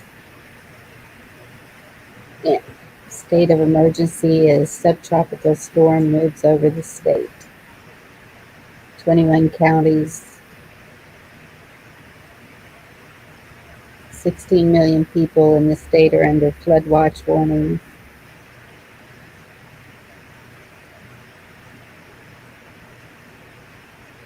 It's not saying where. Flash flooding, mudslides, rock slides.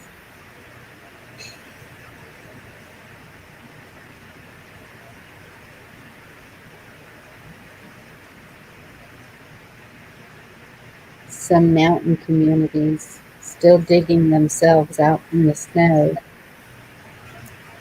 Oh, Dee and Stephanie and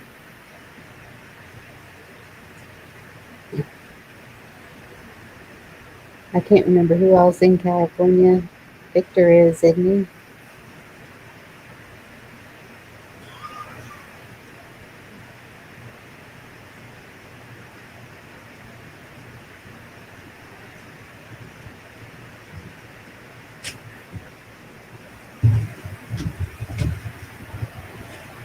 Yeah, it's pretty heavy rain out there.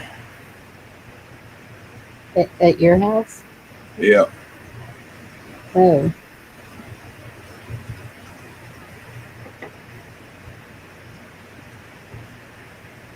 San Bernardino Mountains and the adjacent San Gabriel Mountains east of Los Angeles.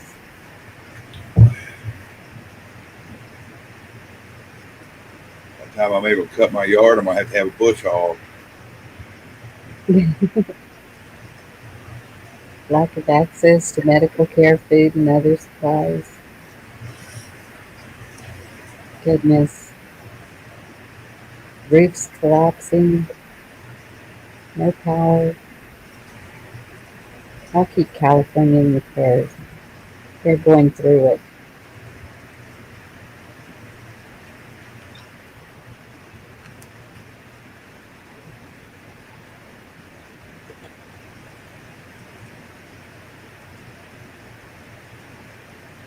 Yeah. Echo. Where was that list of the lawsuit against them? Do you remember?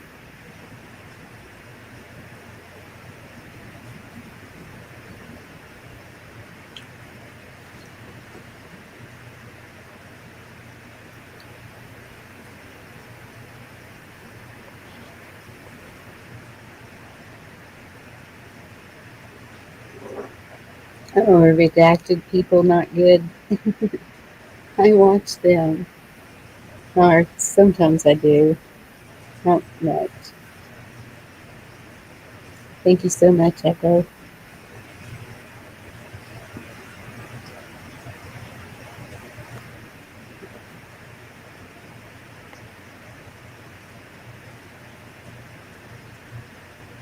I have so many places that I save things that I can't remember where I saved it.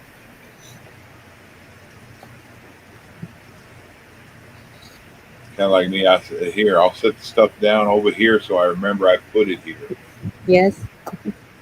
It's that portal in my closet where I put things in a safe space and never see it again. Yeah.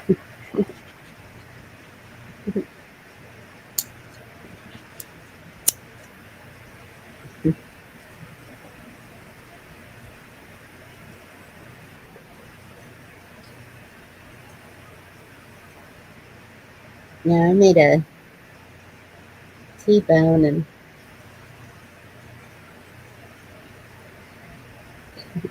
and I waited to eat way too late. It was like 4:30. So I know I'll be midnight snacking on that again. I hate that because then you can't go to bed for a while, and so that's my excuse for staying up till 6 in the morning. That's like me. I was going to do them pork chops and chicken on the grill and barbecue it, Yes. and I fell asleep. And I was like, "Yeah, I don't feel like standing over the grill. First, I got to clean it. That don't sound fun. And stand over that hot grill, and I'm not awake yet. No, I'm normally amped up for anything when I get up, but smoke ain't one of them. That's funny because I just got my I pulled my grill up on my porch today, cleaned it all off. I have one of those little Webers, you know, that you could put a green one of those little green propane tanks on, or you could hook it up to like a regular propane tank. Yeah, And the like griddles inside, you can they come out and you it came with this with the flat one, you know, like the flat the griddle or iron, whatever it's flat called. iron top, like in a restaurant when they chef cook or grill cook. Yeah. Yep. So I'm gonna start making breakfast out there. I'm gonna start grilling, making my scrambled eggs on the grill just for fun, especially if one of these You know nights. what those are good for? Making fried rice. Have your boiled rice and set it overnight. Then start each thing in different spots on there, and then put your rice on last. Get it started stirring, and slowly mix everything together. That's a It's really like good a idea. it's like an ultimate walk. I want to get one just for fried rice. I'm gonna do that. That's an awesome idea. I never would And have thought of yes, that. and yes, Cindy, 6 a.m. Um, when I build a pit out there at my mom's, that's half of it's going to be with the regular grill, and then the other half is going to be with the solid grill for um, Doing that kind of all stuff. that. Yes, all the everything. Yeah, I want to do one of them ones. I think you talk about it, Bonnie, where it had looked like an iron pole that sticks up, and you can either spin the circle around that's a grill, or spin the circle around it's a flat iron, or Wait, did she drop the link? Let me see. Or did you send it in Messenger?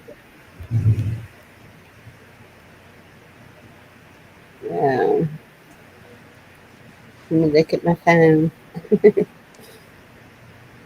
And that little grill I have right now, I have it hooked up to the regular propane tank, and I do have those little green tanks too. So I was just gonna hook up one of those just to see how well it works.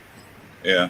And I gotta find the instructions or look something up online because I couldn't get it to fit. It wouldn't line up, and I didn't want to force anything, you know. Yes. That's might need like an adapter go from a tank to a bottle. Yeah, I think I remember when I bought it because I bought it and then I bought the hose with the adapter to hook it up to a tank, and I just did that right away. So I can't remember if I took something off to put the hose on. It should screw into the. You know how probably what I'm thinking. You got a solid line and a bottle will screw on, right? Yeah, And the then the bigger other part should bottles. be either a hose or a little adapter that screws into that, and it'll have a hose to hook to the tank. Should be. Yeah, I'm afraid I put that adapter somewhere safe, like we were just talking. If you can't find it, Walmart has the whole hose that it's like $15. I know it's $15, but Well, better get it now while I can, you know. yeah, 'cause barbecue season's coming, and so that and everybody's been grabbing up those heaters like Bonnie wants, and that's the same hose they're getting for those. Yeah. And Carl said, make sure there's a filter. I had seen them where they don't come with a filter and when they do. And Amazon had it, a picture of it with the filter, and it was like $35. So it wasn't that much more with the filter, but Yeah, the they're filter almost added stopped. like $5 to it or something like that, didn't it? A little more than that, but it, they're sold out. I watched multiple Like people say everything. both ways about the filter and not the filter. One guy said he's been using his for 4 years without one, not a problem. Then I've seen other guys say, "Well, I used mine and it worked overnight and it clogged up." So Huh. So if this is on Twitter, should I mention or put the link in chat? well, you want to show it or Well, it's and I wish it had a date. It's breaking news, emergency injunction, and tribunal order, and if who all it was served to. you can put it out in chat and if you can put it on here, that shouldn't say anything. But I don't know if a lot of them don't have keywords, just names. But Yeah, does it say who it is, like whose Twitter account it's from? Yes. Is that a credible or somewhat credible person, do you think? Um, that's a good question. I trust the person who sent it to me, Oh, and it. I mean, okay, y'all. Y'all know how the news is. We don't know for sure, but that it's even being said, I don't know, was served to who? Who could it be? I don't know. And all criminal defendants listed below immediately cease and desist a criminal conspiracy to commit all the crimes. Y'all, y'all know what they are. All constitutional law enforcement officers worldwide are being served. And I won't go into those names. Every one of the 194 member nations under writs of mandamus ordering them to carry out their duties to arrest and incarcerate these criminal co-defendants for unlawful and genocidal acts, for everything that went on. And so the list is anyone who had anything to do with what has been going on the last 3 years, um, trying to be forced on us. So I'm sorry for the people who really like him, but Trump is one of them because of warp speed.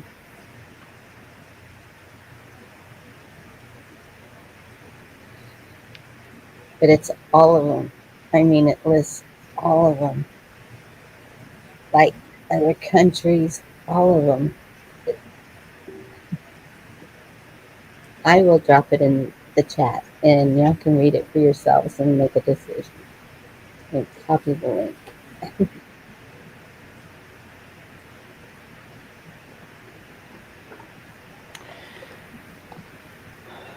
yep, I agree with you, Bonnie. I kind of was duped on that too at first. I want there to be some good in that system somewhere, but I think we all kind of saw the truth. Yes.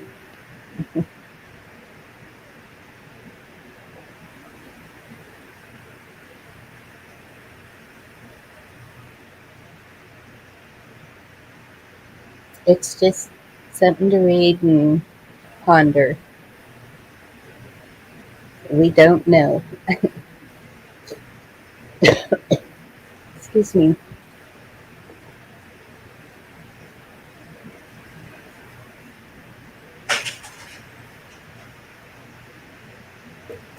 And I hate to give false hope too, because, you know, I hate to get my hopes up and then nothing happened. And we know how that goes too, though. We've seen all the evidence and nothing happens. Yeah, So, we all did that tomorrow, next week, 3 weeks from now. Yeah, it's going to happen. No. yeah. So there's really no justice. I don't see how there ever will be unless things change.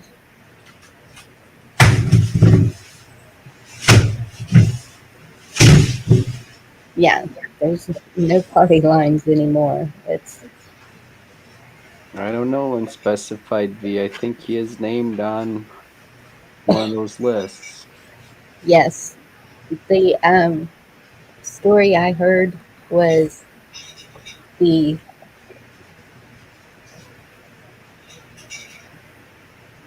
uh, BI sent him to collect names, but I don't know about that either. That could be just a rumor, but his name was on the list.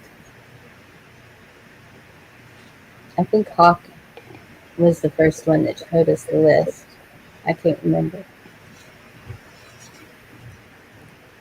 Yes, look at the Brunson case. Excuse me, that's a good example. It's and I fell for it. I was all, okay, this is gonna happen. Okay, this is gonna happen. All of a sudden I have hiccups. Sorry, y'all. And it didn't. And I think that's where people get discouraged and frustrated, and that's where all those feelings come from, because we just want to be able to live Just life. daily plates of bad, huh? Yes, and we just want to live life and know that we're safe and that the law is doing what they're supposed to be doing. But if that's not happening, then that's another thing that needs to be revisited on how to accomplish that. And I heard someone say the Wild Wild West. Well, if um, there are some people who, if if it got crazy and there was no law, people would be taking the law into their own hands, I believe, like the Wild Wild West.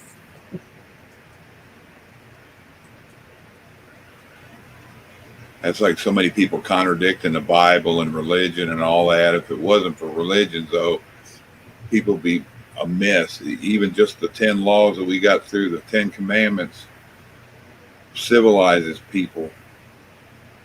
Yes, Well, and the two we got from Jesus, right? To love God with all your heart, with all your soul, with all your mind, and with all your strength, and to love your neighbor as yourself. If we just tried on those two, it'd be a whole new world. yes. Hey, David, how's it going, brother? He says he's tired. And I I'm think, sick and tired. yes, I think that's the main thing, though, is putting others before yourself, even if it's just something that you disagree with that they're doing, but then put yourself in their shoes and how would you respond to that situation? And, even if it's just something as simple as that, I don't know. And that's why what is perfect? My mother was such a perfectionist. Oh my goodness. Especially if I typed a letter or um, she was a radical about grammar and the quotation marks and everything. And it's still to this day, she will correct me. And um,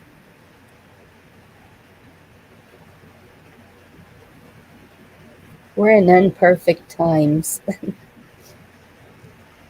We just need to have a more open mind and more leniency against each other, more understanding, more not not to the point of letting people run over you, definitely not, or controlling you, but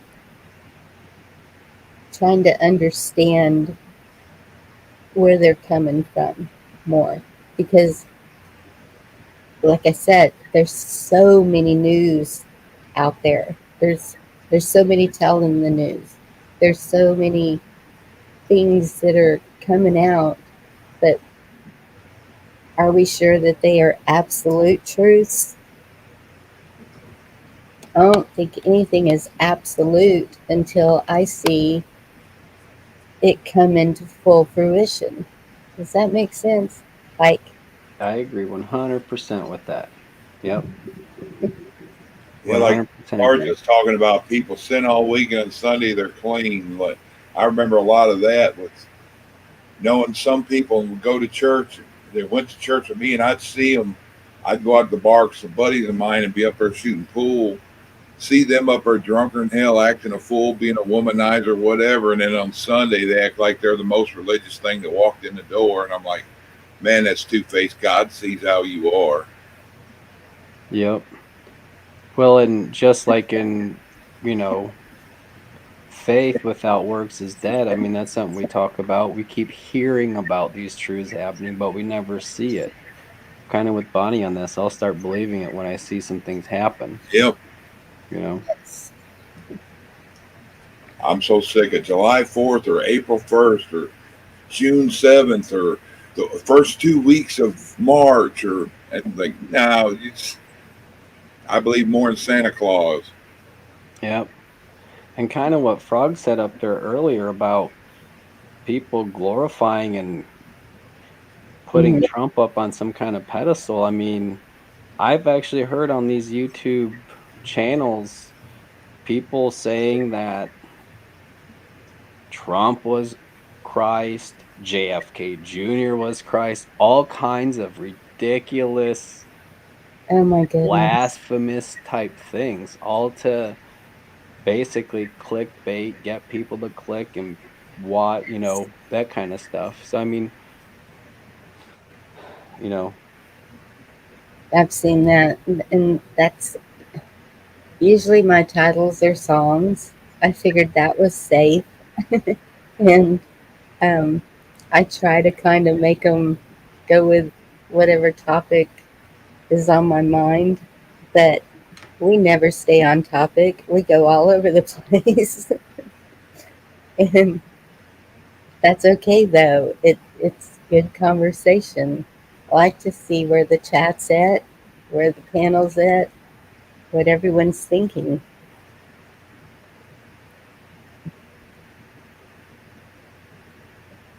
Yeah, probably ain't. It's right and left. That's just people making sides. I vote. I'm somewhere in the middle and nowhere. I'm like I want to be left alone. I feel if I do my part and pay taxes, the stupid taxes I pay, they should do their part and do what they're supposed to do. Yeah, yeah. And you know, okay, if there is this huge plan, this gigantic plan, um, I think that while he was in office, he did slow down whatever that plan was. It seemed like because we see now this big snowball rolling, and That or he had to sit on our hands for 40 years. yeah, and it's so you can look at it that way too. It's we don't know. No. That buddy of mine that comes up here on Monday that I tell you about, he was big into the QAnon stuff, and he was one of the ones that helped decipher all of it from the beginning. He knows a lot of different ones that was involved in that, and me and him would talk about some things. And like, what if Mr. T, this is back before he won the first time, what if he's the same piece of bread out of the same loaf as the rest of them? I'm like, yeah, I kind of thought that. It's like birds of a feather. And then he goes, what if he's not? What if he's tired of what it is? What if he's trying to do something for his kid? He is an old man. What if he's trying to leave a legacy? Right. But then you have to ask, what would his legacy be for his kids? He's a billionaire. Yep. So is it the elites or You want to go out as a hero for where you live and where you're from, or you want to go out as just a pawn for the rest of them? right? And so it's hard to look at people, and I know we shouldn't even do that. People with money, people without. I just want to see a regular person. You got something open? Yeah, I hear that echo too. Yep, I think it's gone. that's true, B. We all have to stand before him. I think, good or bad. Everybody's going to have their turn to pay their penance. So, Yep.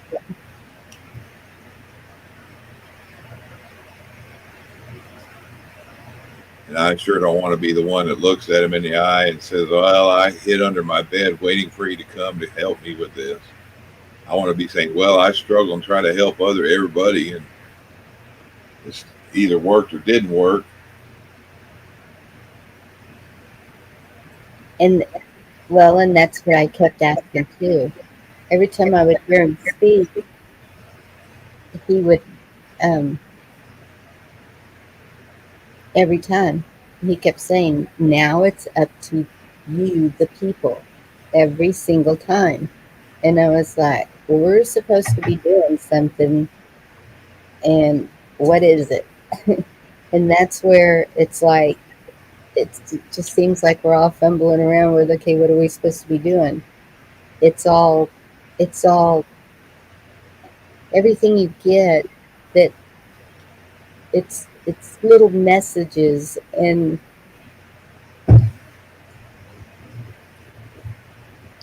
so it's what?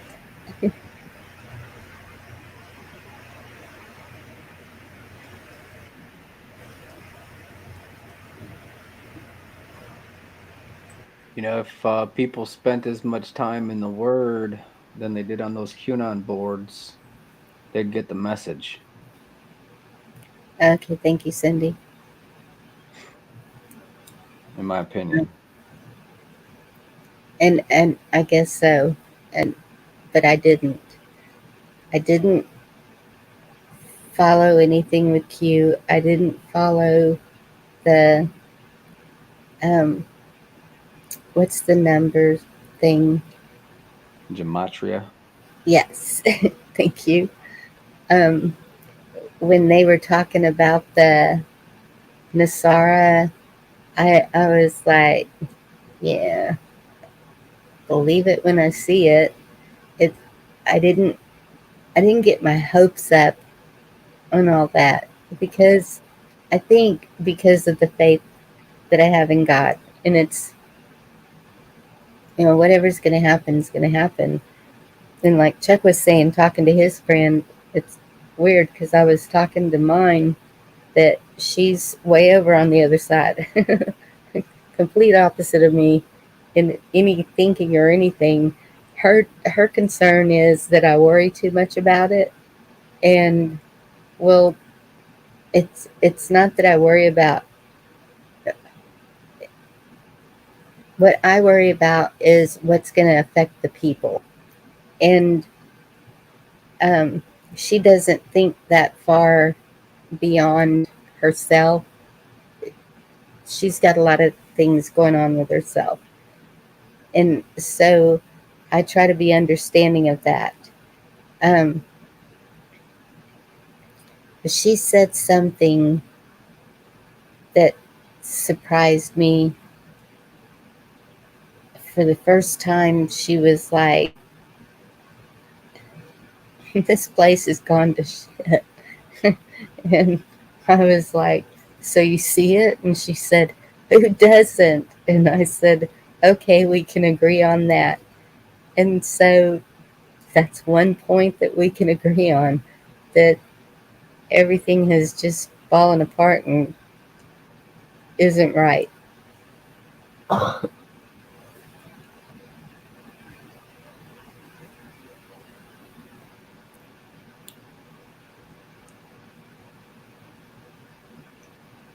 Tattoos, instigators. Oh, money's gotten involved in the truther movement. Well, I don't know. There's no money here. I think he's talking about like that corporate, or she. I guess I don't know what Frog is, but that corporate truther movement, the ones that sell you the T-shirts, the books, the Merch. copium, the that merch. Yeah, Yeah. And well, with the big channels, okay, I guess I could sort of see it. Um, I don't know. I've heard if you get 1,000 subscribers, you get $13.50 a month. Um, I don't know if that's true or not. I don't have 1,000 subscribers, so I have no idea. But that that wouldn't even cover the cost of StreamYard. No. So um, I guess if then too is that what they consider their profession now? Because people have had to learn different ways of making money, and um, yeah. I try not to be a hater. When someone you gotta, they're just trying to earn their daily bread. I'll give you an example. I know of this one guy that does. I think his name is like We Are Change or something like that. He's a younger Polish guy that immigrated to America when he was young, and he does a lot of good videos. I think he, yeah, um, I think he has a ton of subscribers, but he does plug his My Pillow thingy. Like they have their codes. And I don't really think too much of that. I can respect that they have, if you want to go buy something from the store, which a lot of people do, use my code and I'll get some coin. That's cool. And then, that's one thing. But then you have some that will, they'll interrupt their broadcast to do a full blown commercial on buy gold from, these guys that I buy gold from. They're really good. You got to hedge your investments against yeah, inflations. The end is coming, and the only thing that's going to matter is precious gold. So make sure you buy it and buy it from these guys and buy it from me. So that way you're also supporting this broadcast. Like I lose a little bit of respect when I hear that yeah. spiel. Or the sheets and pillows and all that. Yeah, what's your ounce of silver? What's that going to get you when people are worried about food? When there is none. Yes. You can't eat silver, you can't eat gold, and you come up to somebody that's got a bag of beans and like, how many bags of beans you give me for my ounce of gold? I'm like, I can't eat that. Where am I going to do with it? Where am I going to take it? Yes. And Yeah. um and thank you, Cindy. When she said that, it reminded me when I was talking to my friend, I said, um, one question that I asked her, because we were just having a discussion, and I said, how in the world did the Simpsons know about Trump? And she said, she just sat there for a minute, and then she said, well, he said that years ago, and I remember that interview. he was young when he said something about running for president. So maybe, and I said, but even the clothes that he wore during this time that he wasn't wearing back then. And she goes, well, I don't know. And I said, so do you think time travel is possible? Well, they could have also set it up too to mirror The Simpsons. You know what I mean? Like they could have staged True. it just to mess with people's That's mind. If true it's a too. psyop, you know what I mean? They're gonna throw in some confusion. I would if I had power and I could do stuff like that. I would throw in a clip from a movie just to mess with people's heads to keep them guessing, right? Very good, Ronan. Thank you. Uh, I didn't even think of it that way. Does it change anything? It doesn't change, you Trusting. know. They want us to trust them, I think, and that could be why they would do that, right? They say, "Look, Yes, someone in this system knows the future. Look, we're predicting, you know, The Simpsons is predicting it." So everybody sit your butts down in front of your TV and watch every episode of The Simpsons. Take notes. Okay? And it's I think The Simpsons is the longest running TV show perhaps ever. Has the most episodes. I think at one point it passed me like it wouldn't if I sat down and watched every episode from you know, from the beginning, I wouldn't be able to finish it type of a thing. yeah. So sit down and let The Simpsons be your thingy. Well, I never watched it. It was just, I had seen the people talking about that, and I was like, well, that's true. I don't know. How did they know Yep. back then?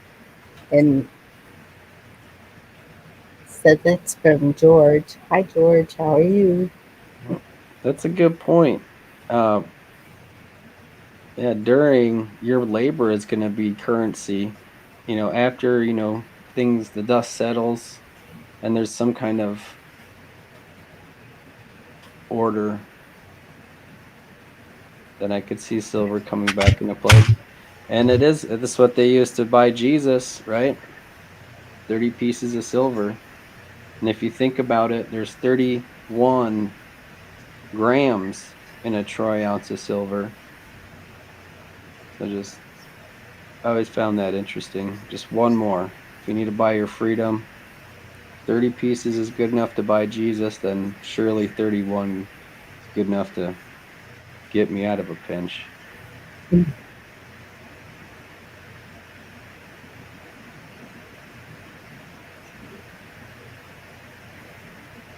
No, I think that we still need to do the growing mm, more, more so that we're teaching the other generations how to do it. I think, you know, I mean, okay, Ronan is the other generation and he's doing it. Um, Me, myself, because we don't even know how long that could be to get on the other side. So I might not be around. How long far is the other side? 5 years, 10 years, 100 years, 200, 1,000? Well, let's say even if it's 20 years, it's something you can pass on to that next generation, right? Like, Exactly. you And know, it's that's so why I think we need to be doing more of the, um, at least trying to do something that you would have to rebuild with, and with them learning right there beside you. Like people who had grandparents, and the grandfather would take the kids out and they'd work right along beside him doing whatever. Or the girls would work in the kitchen with grandmother, canning and making the bread and doing those things. And that's just, it was just a way of life. And that's where we've gotten away from that, is having the kids right there learning those things with us. And I was just meaning the hacks though, with a buy gold, buy silver, buy this, buy it. Don't worry about that. Make sure you got it set in gold. I'm like, yeah, yeah, that's all and them damn grifters. That's what I was 100%. referring Yeah, and uh, thankfully, my granddaughter, the little one, she loves to. Well, we got her a little kitchen when she was like 2, and she would sit there and pretend like she was cooking, but she loves to help with the stirring, and she's learning how to crack the eggs open, and I want her to learn those things. She'll be 5 this year, so that's a good age to start. How are you doing, George? Right. Thank you. Yeah. Well, see, there's part of the misconception about gold and silver. Some people think you're going to be able to use it in a total chaotic system, and you're not. It's for when you get out the other side, you have something to start a monetary system. Gold and silver has never went to zero. It's all written in the Bible. That's what it's supposed to be to begin with. That's what you need to start a new society, a good society. Yeah, Anybody's, I'm going to think I'm going to trade for silver when I might need a saw. You know, I, yeah, I'm sorry, I'm not going to trade for any silver when I'm looking for a saw, and nobody else will. But when we come out the other side, just like our money system now was supposed to be backed by something tangible, we're going to have something tangible to start it all off again. And that's true. silver and gold is your best bet. It's what's written in the Bible. That's what he started trying to do with the silver certificate. Then they blew his brains out. Well, there you go. That's when you talk certificates, you're talking worthless pieces of paper. Yeah, You want something you can hold in your hand. You don't want on a piece of paper. All that is a promissory note. We know how promissory notes get paid, right? Yeah. I guess they gave us the illusion they were backed by silver. Right. and that's what I was just gonna say. In all the countries, isn't that what the money is backed by? Gold and silver? Or Well, is that a myth? you look at everything before 1964, it was printed on your dollar bills, can be traded in for gold or silver. to. Yep. Even your half dollars, silver dollars and quarters at 63 and back were 90% silver. But even your paper said you could trade it back for gold or silver. I had silver certificates. I remember them. I think that's what we saw, Bonnie, kind of going back to your question, like other countries backing their money. I think that's what we saw the U.S. corporation doing, is going into these countries that tried to back their money with gold and silver and corrupt that system and implement that petrodollar business, I Uh, believe. They don't like that gold and silver backed currency. uh-oh. Oh, Oh, oh, Chuck shuck. must have lost it. Yeah, lost connection.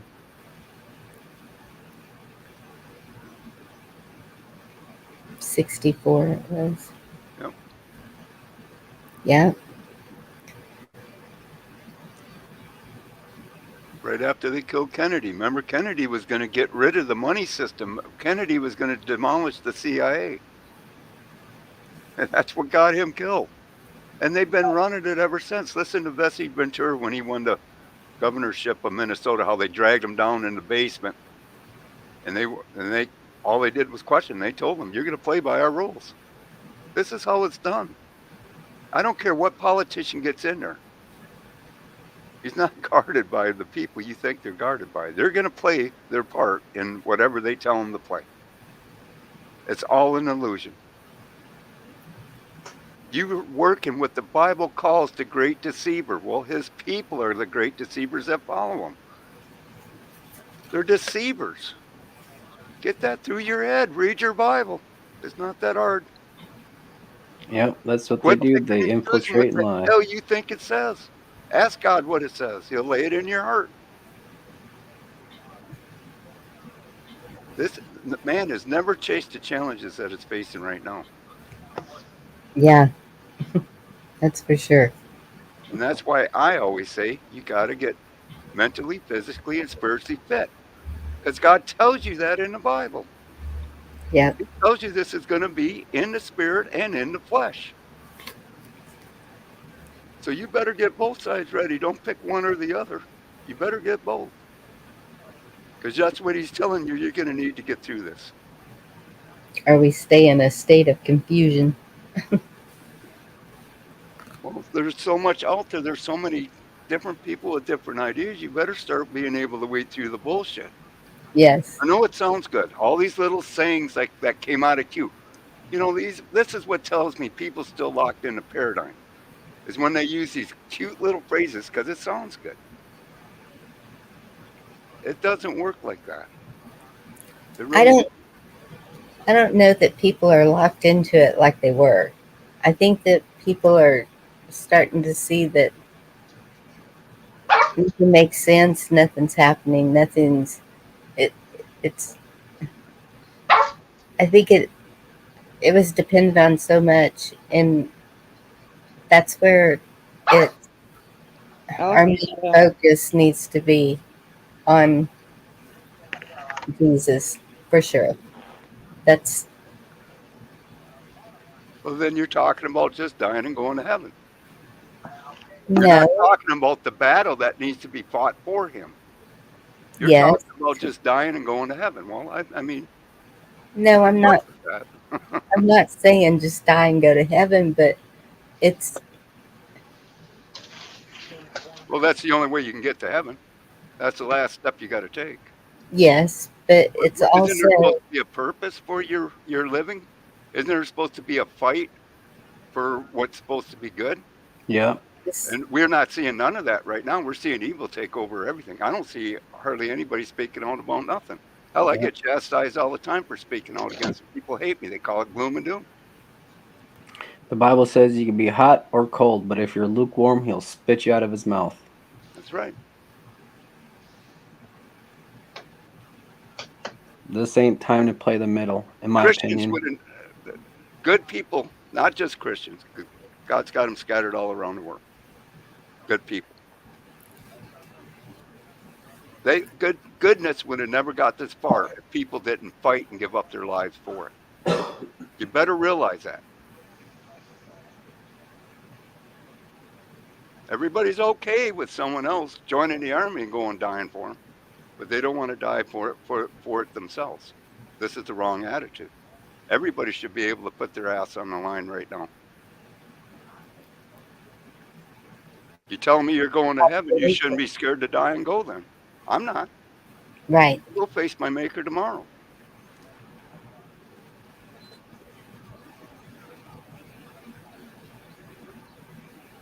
You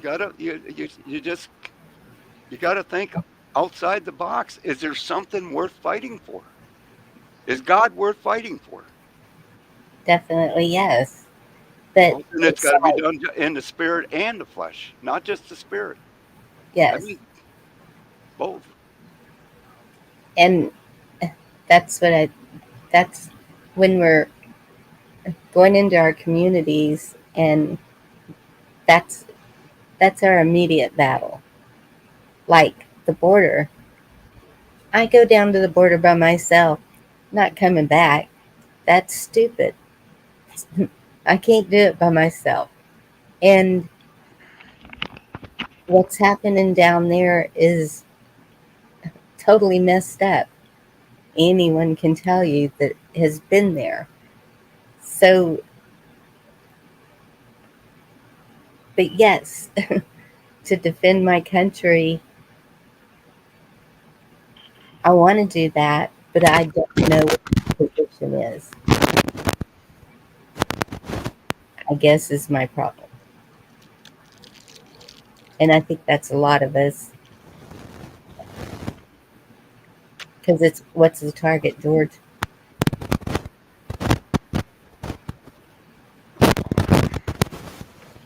I don't know what to say. I try to explain to people that we don't live in heaven right here. You live in hell. Jesus sat on a mountain. Who came up to him and offered him all the kingdoms of this land? And what did he tell him? I am not of this world. That tells you who runs this freaking world. He didn't say, no, my father owns this land. You can't give me shit. No, he didn't say that. God, the Bible tells you you're born into sin. This is where we're at, people. Yeah. Bible says, greater love has no one than this, than to lay down one's life for his friend. That's John 15:13. Yes.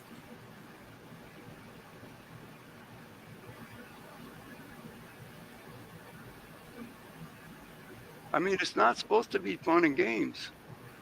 That wasn't what life was supposed to be. And I know No. that, we were blinded by it for many years. I was too. I mean, I'm not exempt from any of this bullshit. But we can still be kind to others and You give a can helping hand only if be so kind. You're not used to tough love. People like you are not used to people using tough love. That's why you think it's hate, and it's not. It's people like me. well, no, you're not used to using tough love. You use the Yes, opposite. I know. I It's a know. different tactic, but it does work for some people. Right? That's why children have a mother and a father, because it is a different approach. You have the Yes. feminine and you have the masculine approach, and a child needs both. Right? Right, right. It's a balance. Yep. Yes, and I would get mad at my husband when he would do the tough love because I thought it was a little extreme, but I understand they need that too. Depends on whether the guy's a narcissist or not. Well, how about a woman can be the same damn thing? Don't blame it on just a man. I mean, it can just be any Hey, person. I'm talking from a woman's perspective. I'm not talking from a man's. I know, but you're saying a man. I'm a man. I I was don't want to married be. to a man that was a narcissist. Okay, so that's what I'm talking I about. look at the same woman for 49 years. Well, Yeah, not every man is like not that. everybody's lucky Yeah. enough That's to what get the I'm right saying. man. Not every man's like that, and women are like that too, though. Yes, No they are. shit. I've seen it. So I mean, if it's just the way that we word things that everybody feels like they're being put into some kind of category. Yeah. Well, and that's their tactic, divide and conquer, man Right, against woman, right? We'll right. glorify an example of a guy who's a jerk, right? When, there's hundreds of good men out there being good fathers to their children. You don't Yes, really hear stories about that much, right? But it's that divide and conquer, that's the enemy trying to divide us. So we just got to be aware of that. yes. And that's why I posted that about the stepfather that adopt the he wanted to adopt the kids and the biological father wouldn't let him. And so once they were grown for his birthday, his 50th birthday, they gave him a card and they said that they were ready to be adopted by him. And so he adopted them, grown. I didn't know you could do that, but I Well, mean, in they God's made the choice when they were old enough to let that happen. well, in God's world, He tells you the role of a man and a woman, a Yeah, husband and a wife, a father and a mother. He tells you the roles. We don't play them roles anymore. That's no, right. that's but it's not. I mean, yes, it takes both to make a marriage work, but it takes work from both sides also. When one gives up and starts becoming a threat to the family, then something has to be done. And that's where, as a society, I think that we have failed is in raising our kids to be that other person in that relationship, whether it's male or female.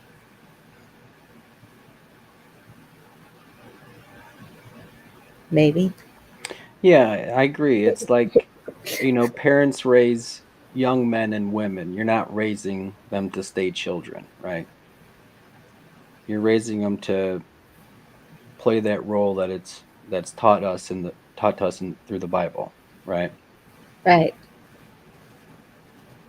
And I think, I don't have children, but it seems like with all of this, it starts, within,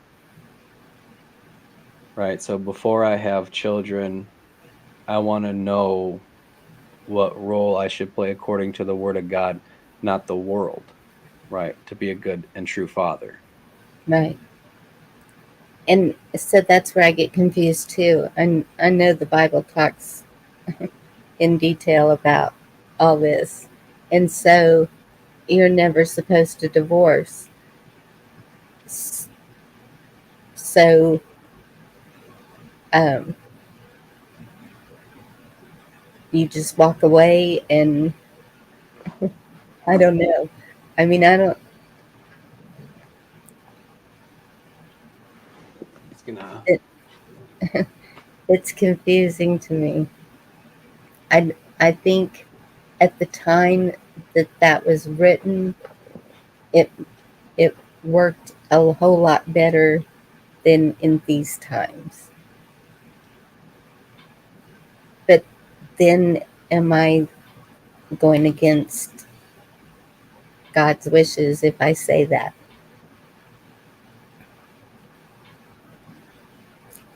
I think the most important thing to keep in mind is that I'm not you perfect. can be forgiven.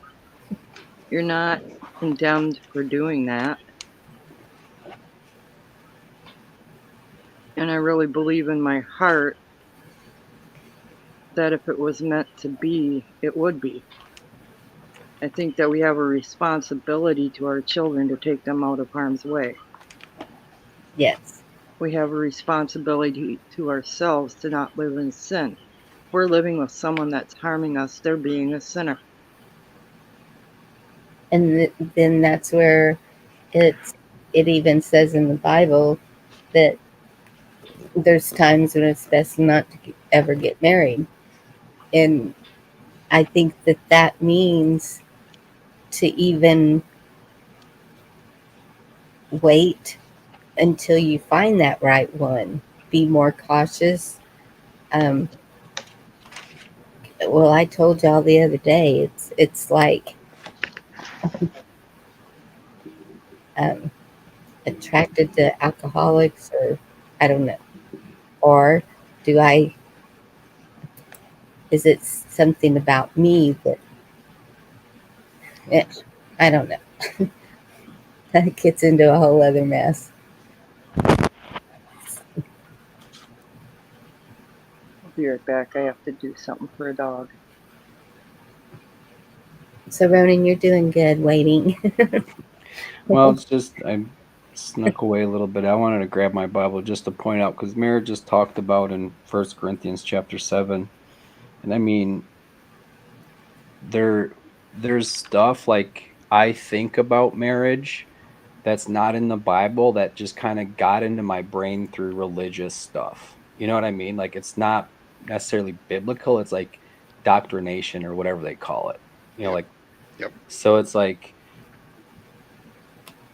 that's where it's really important to just kind of go take a look at it for yourself, and you may you may be surprised. I mean, it does teach us how to handle situations and what to do, and it kind of gets that indoctrination, that religious stuff out of the way so you can know more of the actual truth, and you find it less judgmental than the like Yeah. organized religions, really, I think. Um, First Corinthians, what? Chapter 7. 7. Okay. I thought it was 7, but I wasn't sure. Biblical grounds is free to remarry. Spiritual status has not changed. In the eyes of the Lord or the church, Jesus gives permission for someone to remarry when adultery has taken place. Well, that's good to know, Lake Fairy. Thank you. Well, and in marriage too. I mean, we talk about divorce, but how many people get married, but they're really not married? You know, the contract or the agreement of marriage seems to be kind of like you're open and honest with each other. You don't have secrets or whatever, but a lot of people go into a marriage where it's kind of lying and it's not, doesn't really seem like you actually really got married. You're never loyal to that person anyway. It was for whatever reasons, you know. Right. So I think intentions do matter. Well, the paper only came along with man, right? As Yeah. development of man. Before that, It's a just corporate saying, merger. just making the commitment to each other and not having those strings behind where everybody else can make money if you do want to split up. You know what I mean? If you have a Yes. relationship like that, you both can go your own way, and you're not going to involve people. But most of the time, they usually hang on pretty long. Oh, I did. Well, maybe that people aren't true to their convictions. I just thought if I kept changing things, I read the book about being the submissive wife. I tried that, being totally submissive, even though it was against everything in my being to be that submissive, and that wasn't it. No, Tried no. tried everything, Well, you need to read the Bible a little closer. Is all I got to say. Yeah, and but that's it. I was trying to make it work by my works, where But he maybe was not putting any. you were interpreting your way and not God's way. You got to Right. ask God for and don't think that the answer might come right away. Yes, and the, yes, I was praying a lot about it, but at the same time, he wasn't putting any work into it and straying. So I had no control over that, and um, it just showed me. I I might think I'm meant to be single. I might have said it wrong. Maybe we do things for what we want and not what God wants. Maybe your prayers to him was for what you wanted and not what he wanted. Do you understand what I'm trying to say? We Yeah. compare the two. We really do. I agree. See that this is what I'm talking about right here. Gina, I'm so sorry that that happened to you. That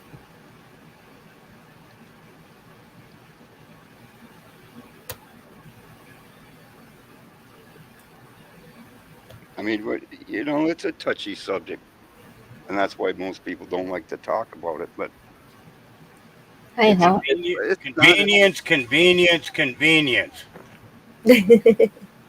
Okay. Marriage, money, life, we all look at it as convenience. No, Okay. no, we So don't. we lost track of what a vow actually means and stands for. We forgot what dedication and true loyalty to God stands for. We forgot what oaths stand for and how and why. Convenience. We did everything out of convenience. They took away the ability for people to realize that they're going against God's nature and what we were taught as children and perverted it in such a way that it makes for convenience. Yeah, it's just like, even if we want to go outside of the marriage, remember when a handshake was your word, Mm-hmm. no matter Yeah. what? Oh, yeah. Yeah. It was So, like Okay, so we lived on, when we lived out in Wyoming, we went from Detroit to Wyoming and then out to Salt Lake City. So when we were in Wyoming, uh, there was a railroad that ran through the middle of town. Okay, Mm-hmm. now, okay, so there's a bridge or there's a overpass, okay, that goes over the top of the railroad tracks, right? Now, if you go underneath that bridge, okay, you got a whole bunch of shanties. Okay, when you get to the other side of the bridge, there's an entry to the reservation, and then there's an entrance to the colored community. Okay, but on our side of the bridge, it was pretty much all white people. So we understood what segregation was about. Okay, and everybody had their place. But our family was the ones who went to the shanties. We went to the reservation. We went into the black community. Okay. And let me tell you, in Wyoming, it is a very small black population. Very, very small black population. Okay. Yes. Um, that was the first time in my life that I heard somebody say to me, to anybody, listen, I might be black, but I'm not African American. I've never been to Africa. My family ain't from Africa. They'll never go to Africa. I am a black man, period. And just left it at that and walked away. First time I had ever heard that. Okay. Yeah. And you know, that statement changed my dad's perception of black people, okay, from what he had just experienced in Detroit with the riots and everything else. Mm-hmm. Okay. So it was a year long transformation of a guy who went from being 90% racist to only being maybe 30% racist. Okay. And I'm the first to admit my dad was a racist. When we left Detroit, he was so angry with the black community. There was so much damage and destruction, and so many people hurt during the 1960s riots.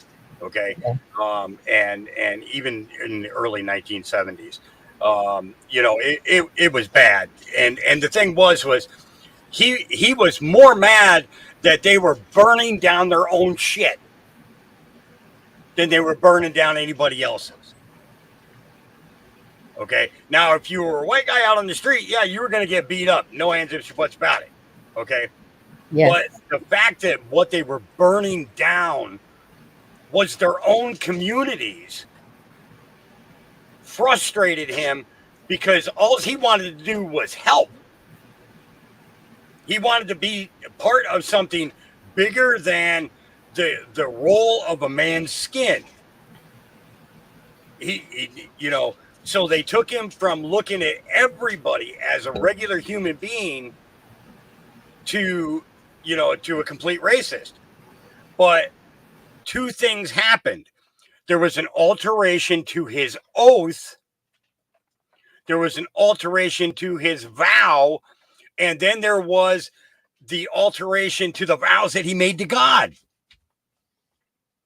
you know and as soon as that happened, the hate and everything else just continued to build and build and build and build and build.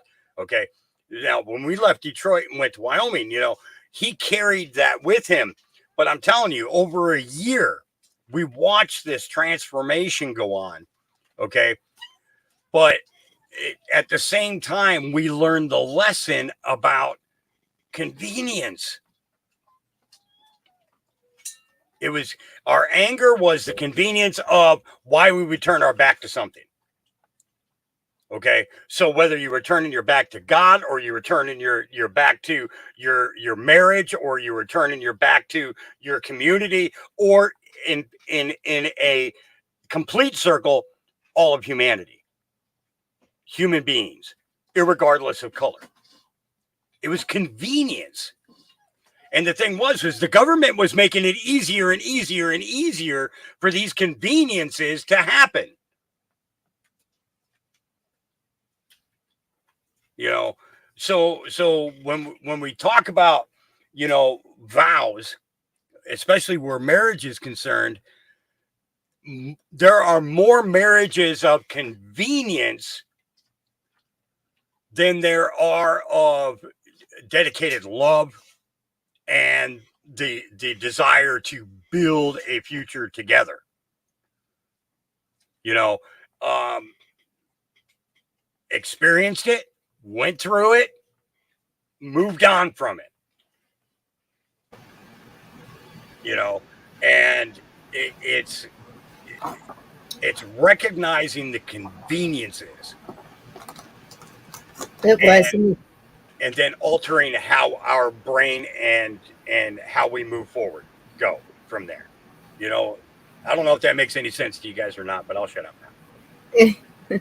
It makes sense, but wasn't that the way it was in the beginning when they were getting the mail order brides? It was for convenience.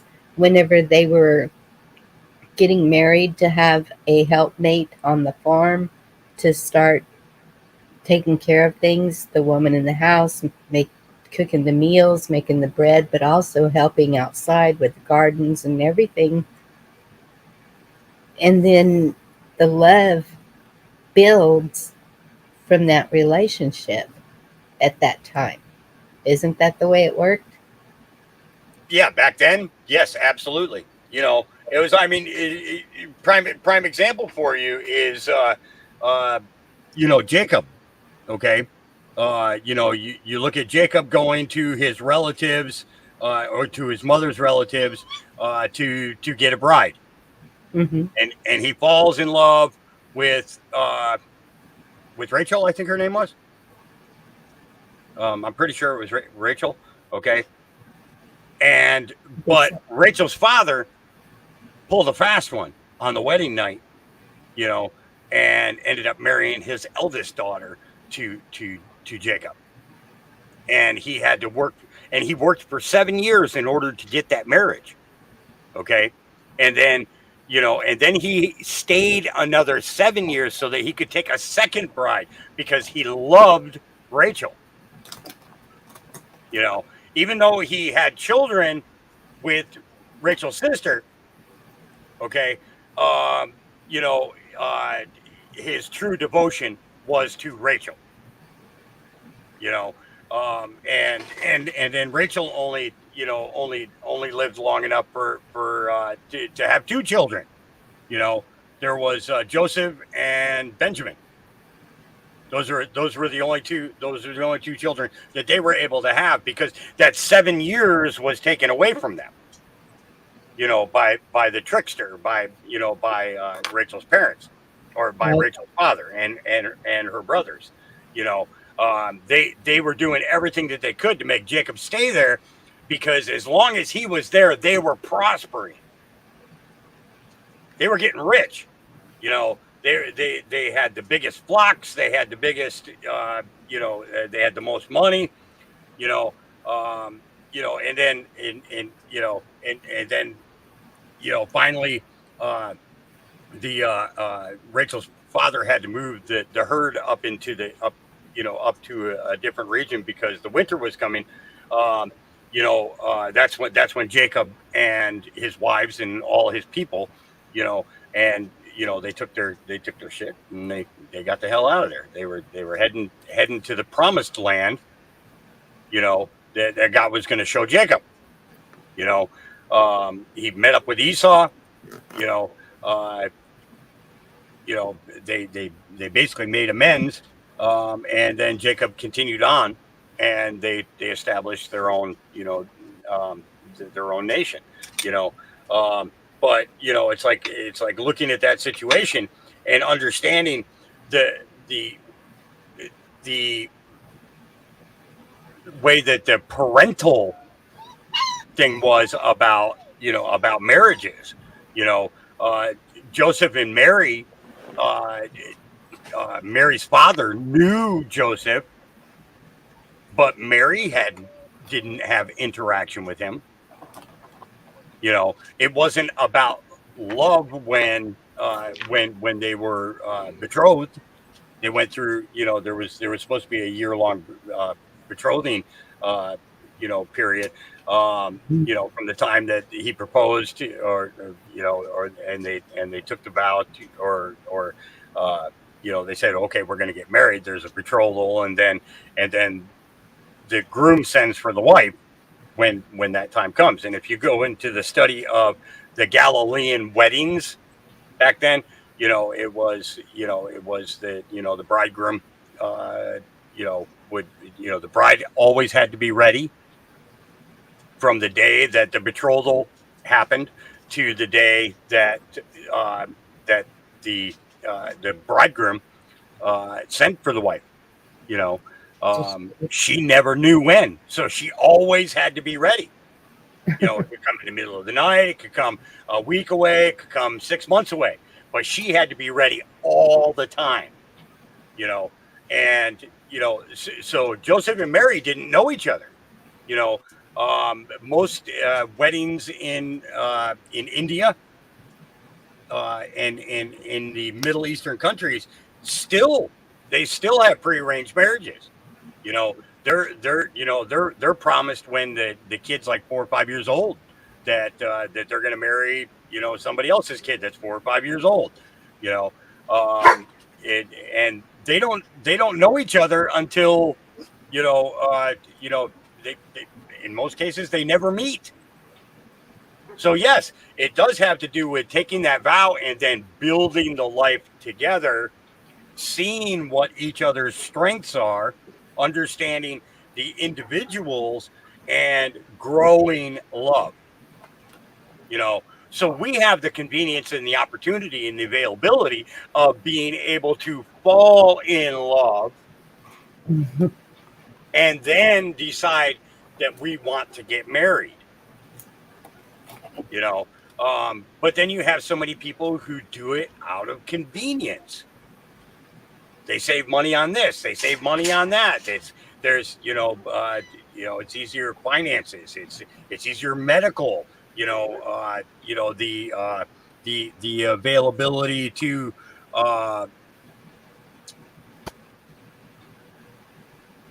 save money, or get a special plan, or some things like that. There's just so many different things, but again, it all boils down to convenience, unless it's prearranged. But even then, it's a convenience, because the dowry that comes with the marriage, Mm-hmm. and the what would you call it, the public notoriety or whatever, it could elevate somebody's status from being the poor to the upper class. And those are all things that the parents look at when they prearrange these marriages. Is this going to elevate our family? Well, kind of thing. I So, think in today's world, it's almost more convenient not to get married because, the government pays your baby mama if you're poor, right? You get free Section 8 housing, you get food stamps, you get all these benefits you instantly qualify for if you're not married, you know? well, see, but the thing you have to look at is that is that the way that you as a human being should go through life. No, that's why I'm You know, single. I'm just yeah. saying, I think for me personally, loyalty and respect goes a super long way. You know what I'm Hmm. saying? Like, I could work with pretty much anything if there's loyalty and respect there. I mean, we get over it. We'll figure something out, Yeah. you know? And that's the other thing, is that people run into problems in marriages, and they would just rather walk away than fight to keep and save the marriage. They don't want to do. It's like looking at the young people getting married today. Nobody wants to work at the relationship anymore. You know, they just they if it's not all perfect for them in each of their own personal viewpoints, then it's it's doomed. You know, and that sucks. You know, because good people, you know, they lose hope, they lose faith in humanity, they lose the ability to fully love because they'll never trust again. Yes. And that's where I see that with the men. I've seen them in the chats. All women are the devil. And I see the women. All men are the devil. Yep. And it's it's horrible that we have got to this point, because I know that there are good men out there. I know there are good women out there. And it's just, but it's, and I've seen John Dunning just talking about relationships, period. It can be with friends, family, whoever is, it's the same thing. You have to work at those relationships. And when you mentioned falling in love, that's kind of a, I don't know if I believe in that. It okay, when you fall in love, it's not a long lasting love. Where if it's a built love, to me it lasts. It's like Lego blocks. Yeah. You fall into a trap, you discover beauty. Yeah, yeah, absolutely. And that comes from both directions. You know, Yeah. that does. That comes from both the male and the female. You know, Yep. Yep. And then part of it is lust. And they Yeah. look at lust. You know, if you've never truly experienced love, then lust is considered love to you. Yes. But if the sexual nature is not there, there's no connection. You know, it's yeah, it's we've lost our way big time. You know, there's no doubt about it. But the thing is having discussions like this makes people think about it and actually helps to guide them in making the right decisions. You know, it's you know, I hope so. you know, if it's meant to be, it'll happen. If it's not meant to be, it's not going to happen. You know, Well, and um, also, if you want it to be, you'll make it happen, right? We kind of talk about that. It's oh work. yeah, I think Gina said that too. You know, it's because you're relationships are willing work. to do the Is work. work to get there. You know what I Yep. mean? Yep. It's like looking. You know, it's saying, okay, my destiny is to do da da da da. Right? So, well, to be a billion, you know, be a billionaire by the time I'm 30. You know, well, in order to become a billionaire by 30, then you know, from the time that you make that decision until you're 30 years old, you know, everything that you have to do has to be centered around that goal. You know, Yes. now if you said that, you know, I'm going to build a marriage that's going to last 90 years, that's just as much work as it takes to acquire that $1 billion. It But it, requires that much dedication, loyalty, and you know, and emphasis in your life.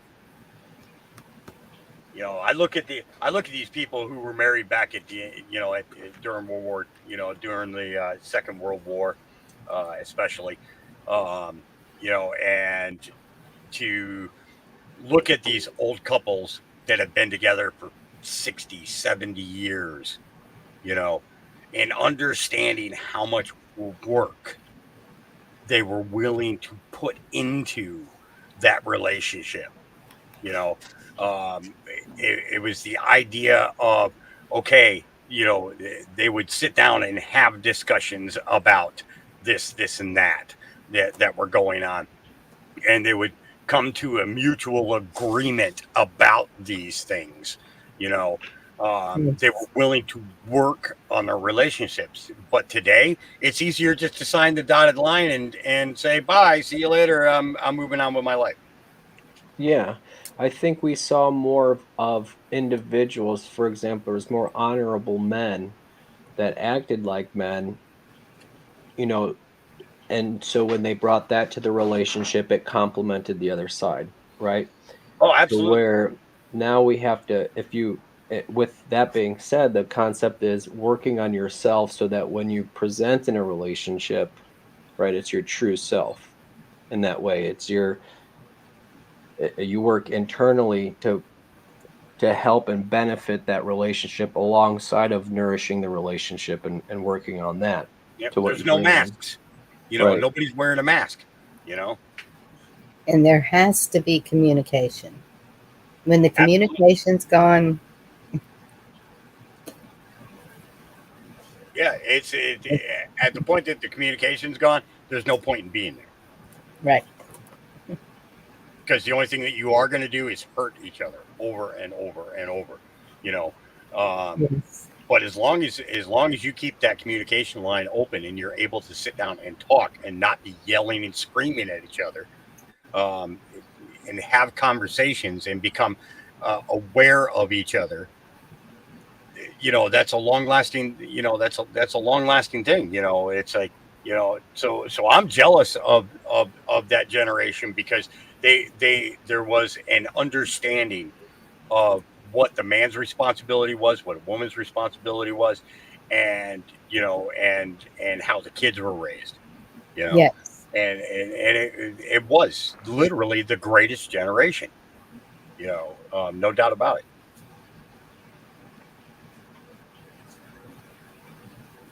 And Oh when yeah, you look that's back at it, you think about what the education was in their upbringing. A lot of that wasn't con- uh, continued on to school type thing for the most part. A lot of it was even one room schoolhouses. There wasn't 12 grades till you graduate for a lot of people, and they had successful lives and marriages. yep, just basic reading, writing, arithmetic, and how to build your farm, or how to raise your livestock, or how to you know uh, learn enough money wise to be a store owner and things like that. And I, It, yeah, and I think everything wasn't complicated. materialistic things really got in the way a lot too later in life for a lot of people because people began to learn materialistic ways, more expectations, needing more money to do these things, to have Yes. bigger and better, and things became disposable. And I think Yep. people became that way towards each other and relationships. Well, you think back to the 1800s, you know, especially in the West, if a woman got a new dress once every year or every couple of years, that was Yes. a blessing to them. Yep. That was a major blessing. Oh wow, I got a new dress, and then their old dress would Comparison. become a daily wear, and you know, Mm-hmm. Yep. We have to recognize too that there was an evil factor implemented. I would say once they saw that that greatest generation that ever was and that success, they thought never again could we let people get to that. We oh, can never, absolutely, yep, yeah, so because the breakdown of the marriage all started in the 50s. yep, Yeah. they You put know, the radio like they have the soap operas on the radios and on the TVs, and they slowly. I'm not saying specifically that, but those means of communication, TV, radio, whatever they put on there, people tend to believe. So they started as soon as it was released to the public. In my opinion, it started the manipulation to divide and conquer, yep. divide men from women, break up the families. We can't let this greatest generation that ever happened ever happen again. Yeah. They didn't have as much outside influence. Oh yeah, There's and then the sass. I mean, just look at some of the commercials on TV these days. Man, if my kid talked to me like that, boy, they'd have got a crack. You know, Yes. No I respect there's for the no way, parent. no way. Well, and the words So, didn't even exist. Like some of the words simply weren't there. The so foul Scotty language Marr, and stuff. Scotty Marr put out a video on out on Rumble called "Enjoy the Show." Okay, and I started watching it this morning. I'm about halfway through it, and what you just talked about, Ronan, with with the beginning the manipulation of TV, radio, and the agencies in control of all of that. You know, he does a breakdown on that. It's about maybe 10 minutes long, 15 minutes long. Um, really good. I mean, if I dropped the link in the private chat and I dropped it into the YouTube chat as well. Save that link, guys. And maybe go watch that. At another time. And Yes, I will. there is so much information, and it talks about the hidden sectors, the things that are in between. Okay, so we got the CIA. Okay, but a lot of people don't know about the CAA. Okay, and the CAA was in charge of TV, radio, all different types of publications. You And know, uh, CIC, what's that? CIC. No, it's called CAA. Yeah, there's CIC too. Yeah, as well. Yep. It talks about what the SAG, uh, the Screen Actors Guild was all about. It talks about how many actors and actresses are actually involved on a regular basis with the CIA and the CAA as well. All these governmental agencies and the connections in between them. Very, very interesting. Definitely worth watching. Yeah, women's lib probably played a big part in all of this craziness also. Well, without women's lib, there wouldn't have been a Roe v. Wade.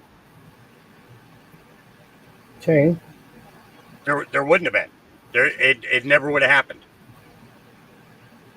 It was through the independence of the female that all these all these narratives such as Roe v. Wade, which she turned around and she came out before she died and said, I lied. This never happened. I lied. She admitted the whole thing on her deathbed. You know, um, you know, it's such a shame that it takes the end of someone in order to finally find out the truth. You know, and that's where the swaying of the opinion, I think, with the courts came from, was because of the fact that her statement, stating I lied. Mm-hmm. I was never pregnant. You know, and I was paid. I was paid. I was an actress. She said it. I was an actress. I got paid for it. And it's like when you look at that, you begin to realize, holy crap, how many other scenarios happened where they were able to change the entire narrative in our country from doing that. Yes. From one little court case. I mean, probably wasn't little then, but still. Well, and we could tell, like we see all the injustices now, and how even in our own lives we would like to bring people to court and hold people responsible, but it's so expensive. Yet here we have like these one or two cases that seem to be regular folk with no money, all of a sudden, paying all Yep. these lawyers to get in these positions. It's kind of telling to me that something's funky. Something's rotten in Denmark, as they say. Yep. There's a lot of things rotten in Denmark. Oh Lord. But that's the difference between, law, law and legal, the two different worlds, right? We have the policy and statutes implemented by the U.S. corporation that plays this Roe v. Wade game, and they'll implement different law or legal policy that they confuse us to be law when it's not quite that. Yep. And the more we conform and the more we give ourselves up to them, they will hold us to their policy and statutes, regardless of what's right and wrong, regardless of what God's law is. That's the real law. So it doesn't matter what they say regarding that subject. It'll never be right in the eyes of God. Therefore, it'll never be right. Just because they say you could do it doesn't make it right in the eyes of God, I guess is what I'm trying to say. Yep. Well, it was like where was divorce allowed? In the Bible. And back then, if a woman cheated, or if a man cheated with another woman, and you were married, you were stoned to death. You take them out to the edge of town and you crush them, or you kill them, and you crush any abomination that comes from them. That was that was the way it was. And now the Gentiles didn't necessarily follow that. So there was looking at the Roman side of it. If a daughter went to her father and said, my husband is is not doing what was agreed upon, and then the father could remove her from that marriage and marry her up to somebody else. It was, and it was. Now the daughter couldn't divorce if the parent was not alive. She's stuck with that man. But it was the father who allowed, or the male of that family who was because sometimes the father died and it was the oldest son who became the head of the household. Yep. Yeah. It's like when you look at that, and then where the building of the King James version of the Bible came. King James had things edited out of Scripture because of the fact that he wanted to ensure that he could divorce his wife and didn't have to have permission from anybody. Yeah, wasn't the king before him just like cutting all his wife's heads off, just beheading them? Yep. Yeah. It was easier Terrible. to It's not. I shouldn't laugh, but yep. It's horrible. So when we look at all of these things, we have to understand that even where the biblical side of it is, there is a lot of things that need to be corrected. And understand that there was manipulation done by the upper echelon of the community in order to benefit them during that period of time, that ended up become the standard around the world. Yeah. Yeah, well, I think that's what Jesus did too. He did correct a lot of the Old Testament, right? He satisfied the prophecy, and if you look at what he said when it comes to marriage, it's like get married, great. Don't get married, that's great too. Goes as far as to say in the Bible, if a guy wants to get married, it'd be better for you to marry a non-virgin than a virgin. That wasn't Jesus saying that; that was Peter.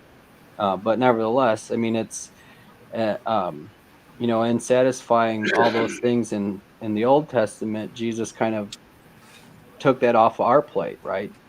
There was all these rules about what you can eat, when you can eat them, and all these different things you could do in the Old Testament. And the New Testament, God's like, Jesus said, whatever goes in your mouth, not as much of a problem as what comes out of your mouth, right?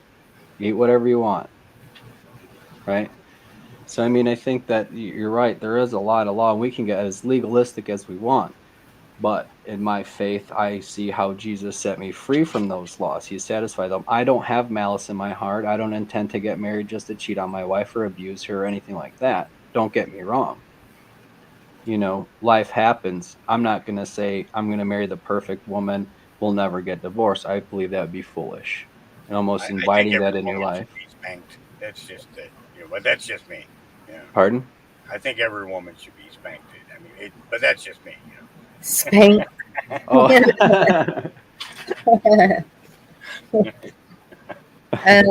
Just And remember they'll John remain Wayne's silent. wife. Just remember John Wayne's wife. Wasn't that McClintock? Yeah. Yeah, Brock, you won't have to worry about that puppy after tomorrow. The people that this dog belongs to are coming to get him tomorrow. So my office will be quiet again. Yeah. How many puppies is it? She had 7. She had 7. Yeah. BBs. Excuse me. And that just happens. Sometimes they roll on each other, or Oh, he, the sticks are blocking the way for the milk, or Mama's laying outside of the whelping box.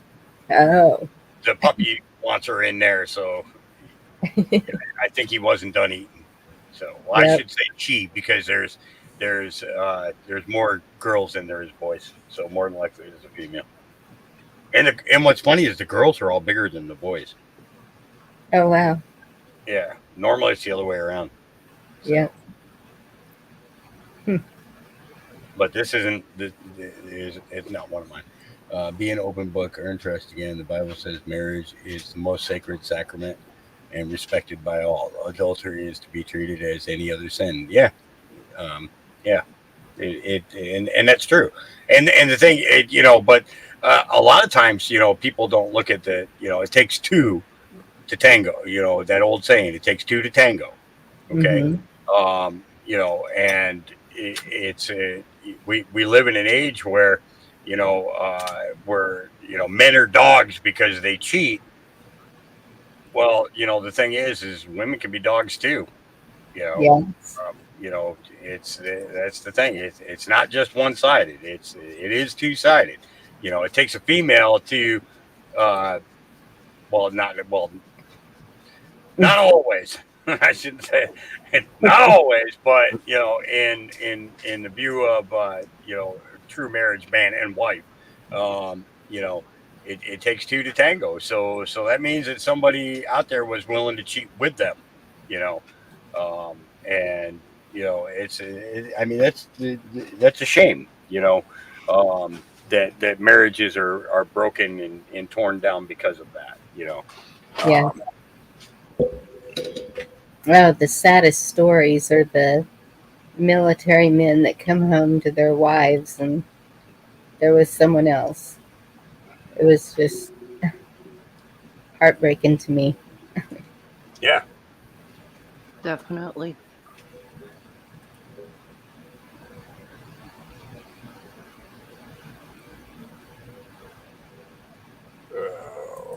Girls rule.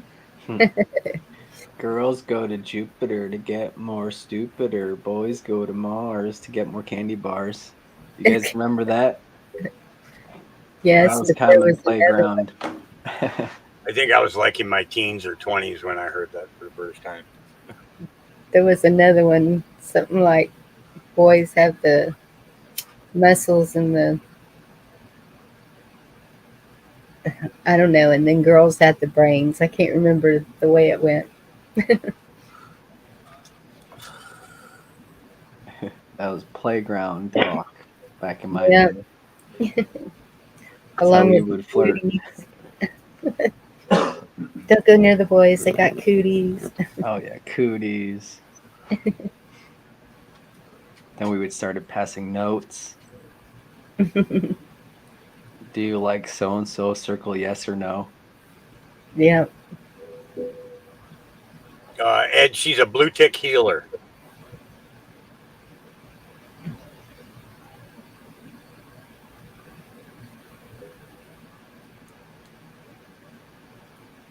yeah. We have a lot of those around here. They can be mean if they're not used to other people. Yeah. Mine personally are all German Shepherds. Yeah.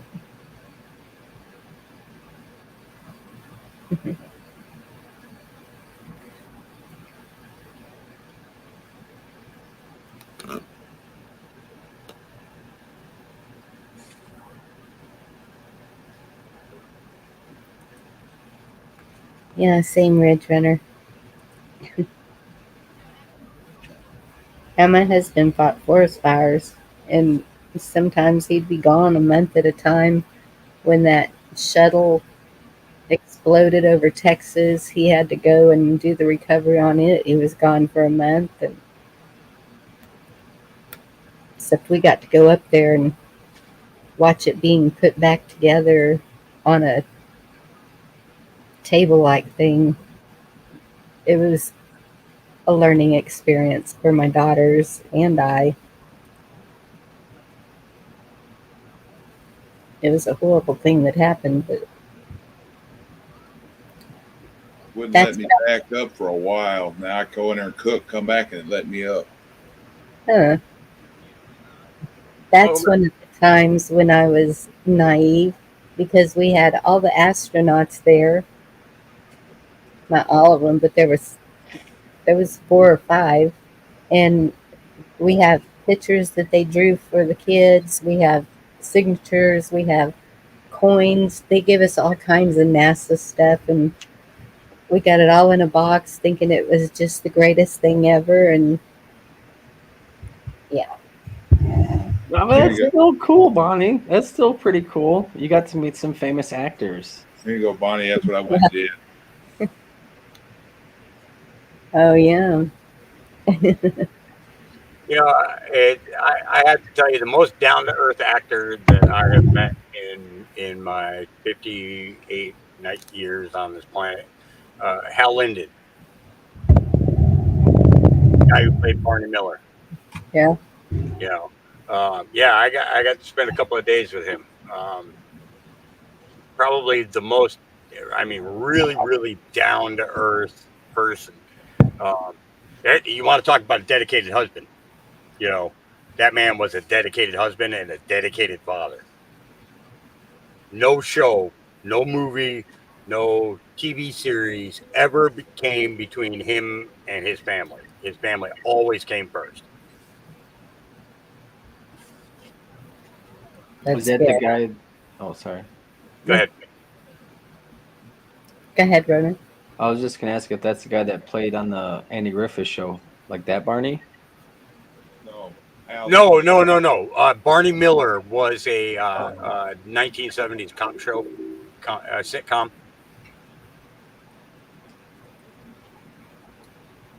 You have to look it up. Uh, It's pretty funny, but there was Oh, that's right. Hal Linden played Barney Miller. He was the captain of the squad, and he had a whole bunch of detectives. That was one guy, Wojo Howitz, and all these Fish. other guys. Yeah, oh, okay. yeah, yeah. Fish was Abe Vigoda.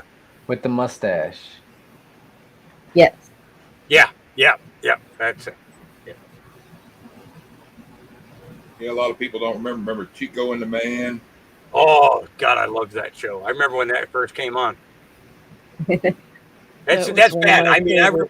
I remember when Parcheesi came out. I remember when Stratego came out. Um, I was like 20 years old when Uno came out. I was like, oh my lord. Uh, Wow. yeah, I was sitting here thinking that before. I was like, Jesus, I remember when Parcheesi came out. My to- it's I had logs, you know, in it was just these little, you could build little log cabins and stuff with them. Oh, Lincoln Logs. Lincoln logs, yeah. Yeah. Um, you know, those were there, and little green army men. Yeah. You know, that was, Pickup sticks. We had that stuff in kindergarten. I remember that. It was fun. Tinker Toys. Carl still has his little army men, I think. I Yeah, remember Joe. playing with Legos and stuff in kindergarten. We would build little toy guns and run around and bang, bang, bang. You know, the teacher never said anything. We never got in trouble, or we didn't think anything of it. Nope. You know, we were just kids playing. I guess today. That's because it wasn't a thing back then. Hadn't been. We made our own rubber band guns and brought them to school. Yeah. Hot Wheels, Mud Holes, and Army Men.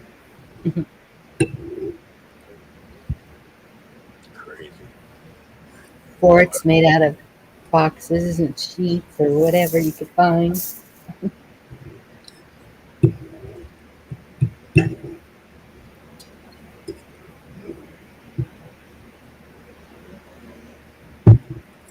Hawk, you'd be nice if you can put your name in chat. Are you on your? I don't know which channel you're on now.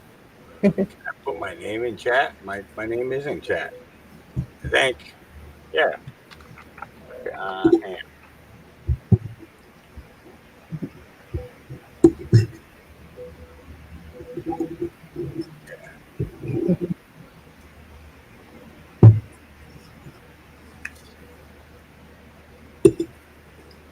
Stink binge. Okay, yeah, John. I have 10. I have see there's Cuvée, Jelly Bean, Baron, Gabriel, Gunner, Liberty, Jazz, Samson, Juan, and Baron.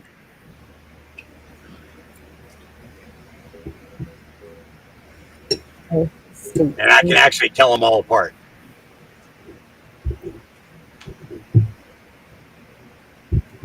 I don't know what Stinky Finger is, but it sounds like if you were to play it today, you'd end up in prison. It doesn't sound good.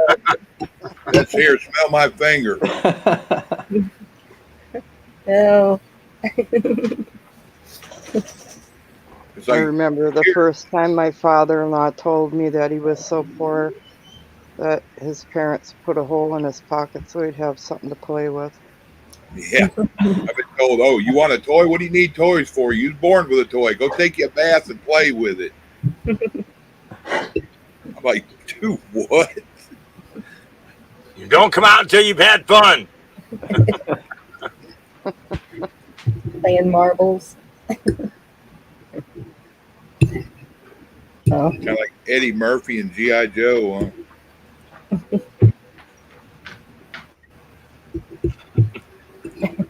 My brother got to clean a whole gymnasium floor. Oh, the actor Barney Miller.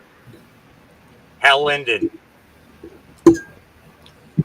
Yeah. He got to clean a whole gymnasium floor for because he was in the bathroom and he used to like to pose and see himself in the mirror. And he had a Steely, which was a ball bearing, in a rubber band, and he accidentally let it go and it broke the bathroom mirror. So my dad said, well, you guys get to figure out how he can pay for it. So we got to scrub the whole gymnasium floor with a toothbrush. Yeah.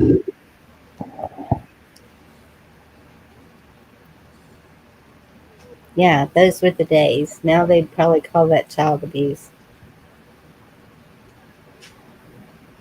I felt bad for the poor teacher that had to sit there and watch him do the whole thing. Right.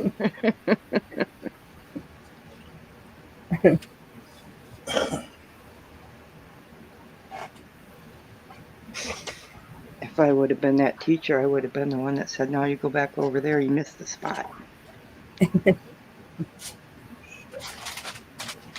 I remember a day of paddling for acting up in front of a substitute. Well, wasn't really acting up. Me and my buddy were acting up. Then she put us at the front of the class, and we decided we're going to play with the erasers and the big chalkboard cleaner, that big rubber eraser. He Yes. flung it and I flung it and happened to hit the teacher upside the head.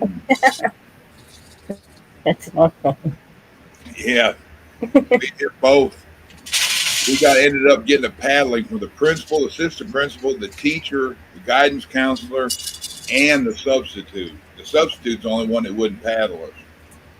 She said we had enough. My dad and I called home and told him what was going on. He goes, well, you played the game. Stay there and take your licks. Yep. He goes, you got a choice. Me and you go outside in the shed or you take your licks at school.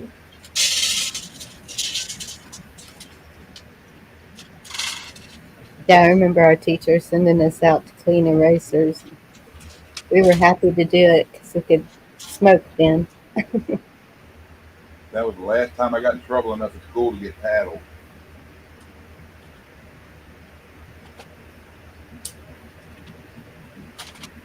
I only did that once. Big That O lot- 6 foot something principal got me. That was enough. Hell, and I remember in school, if there was a teacher that had a paddle, I got to autograph it at least once. It wasn't by doing bad stuff; it was just being a clown. But At my school, there was a board that hung on the wall, and it was called the Board of Education. And my stepmom made sure to let me and the principal know that she expected him to be able to use it. Yep. Yes, Elaine. That's the one. yeah, our principal at that school, he had his was hanging on the wall like you're talking about, and it was a boat paddle, a canoe paddle. That's almost what his looked like.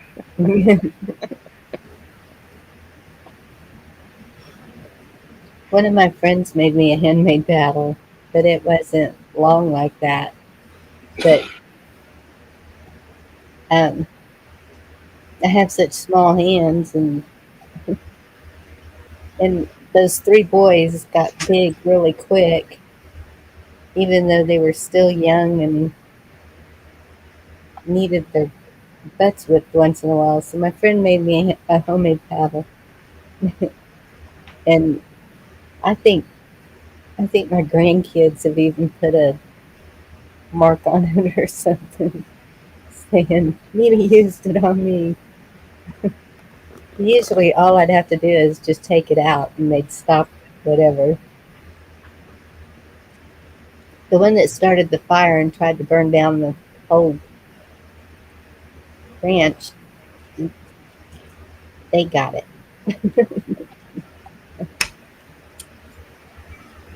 They might have got more than 3 licks.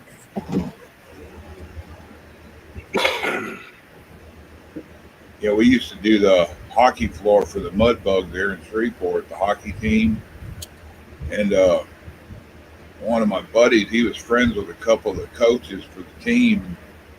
They had an old goalie stick that was broke up in the middle of the handle.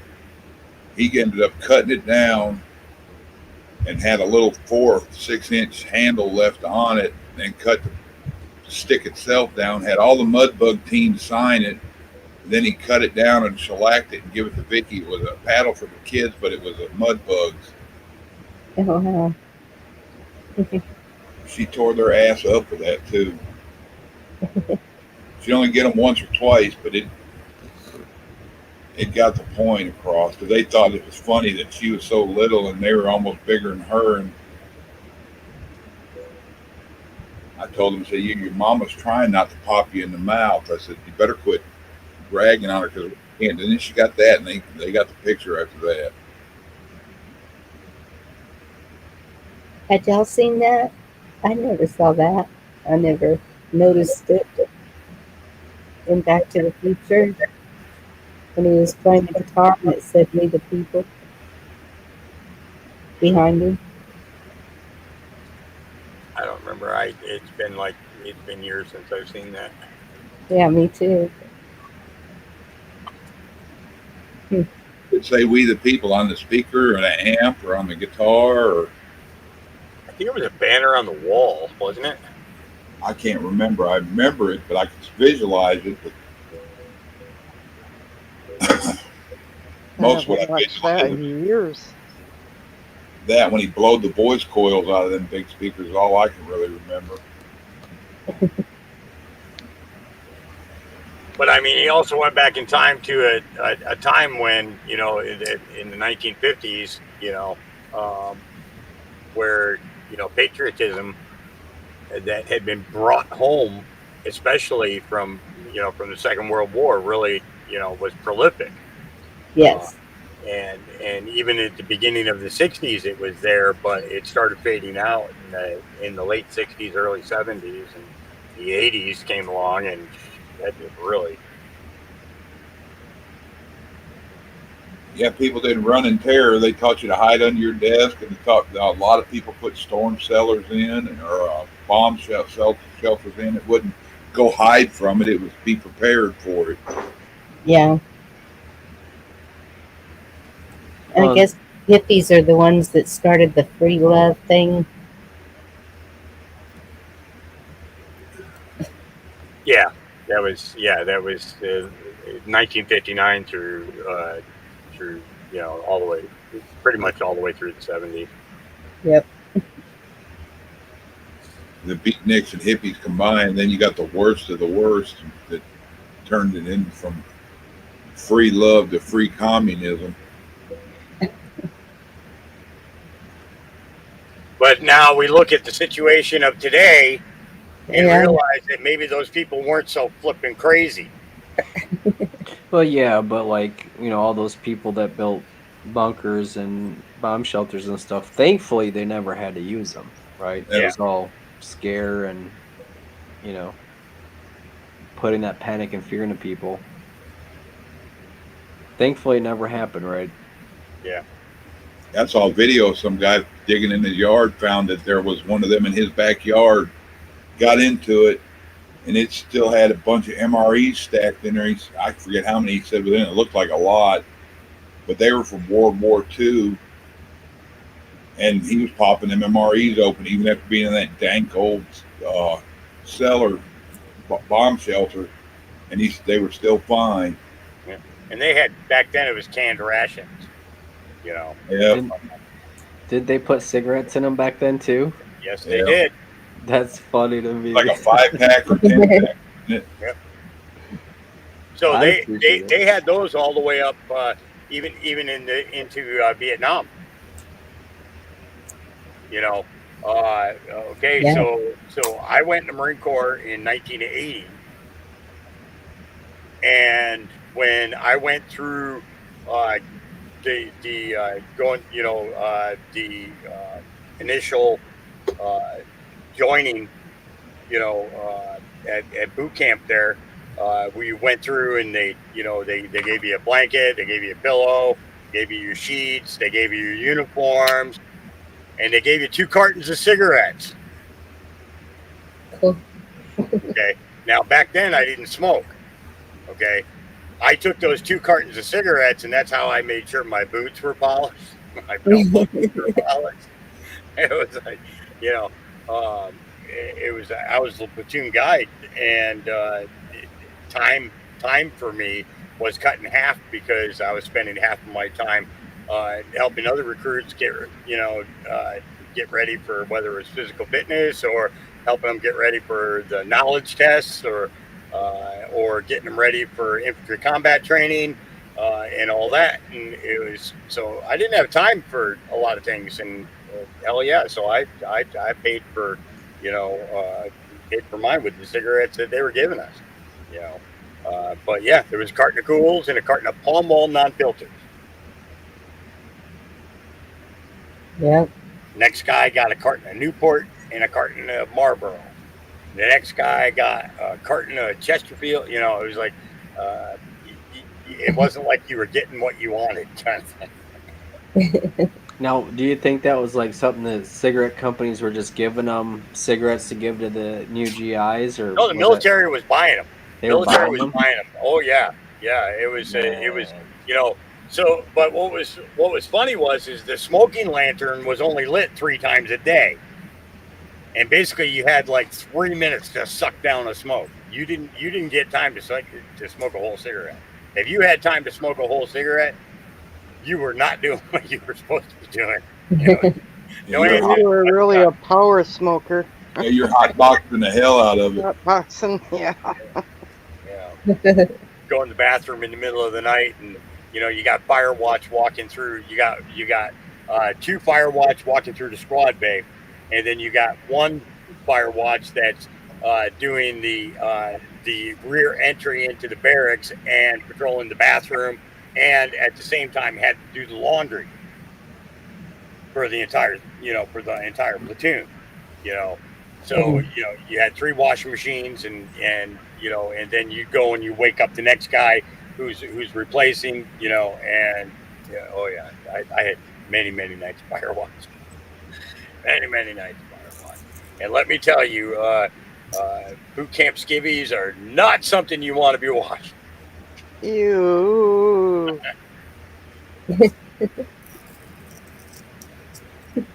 Yeah, man.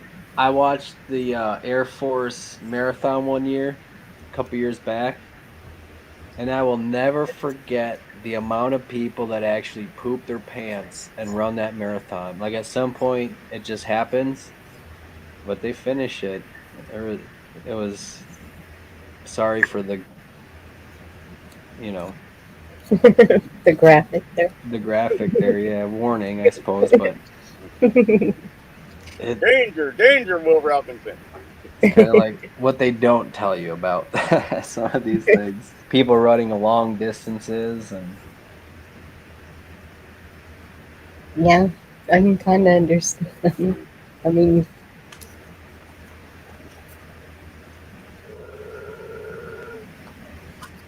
do a cleanse before you do a marathon. but some of those guys, I mean, they ran the full marathon with the full pack on. They're the Liberty be Air nice. Force, yeah, Liberty, knock it off. the Step like up your Rangers wall. or whoever. Hmm. They ran the whole thing full pack, and that shit's heavy. That was impressive. That's what my ex-husband had to do to go to the forest fires. He had to be able to go, I can't remember how many miles, with a 45-pound pack on his back. That was their um, qualifier that they were physically fit enough to go do the fires. Yeah, back in the 60s, Hawk, you probably know what this refers to. My dad and his buddy were getting so much shit when they'd go on leave, their nicknames was potatoes, if that tells you anything. Yeah. And they were telling me one night I was sitting drinking beer outside with them. I was probably 18 or 19. They were like, I bet we peeled a full or a dump truck full of potatoes that weekend. So,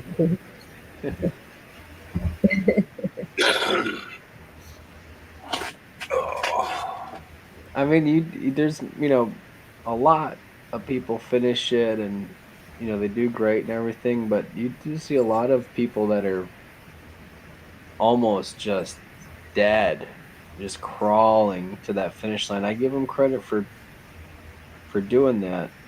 yeah, But it's not easy. yeah. There's a lot of circumstances that my Lost niece you. is Lost doing somebody. marathons. You lost somebody. Echo, I Adam. think, kind of drop out. Yeah, if the weather, if it's really super hot and you didn't hydrate enough, or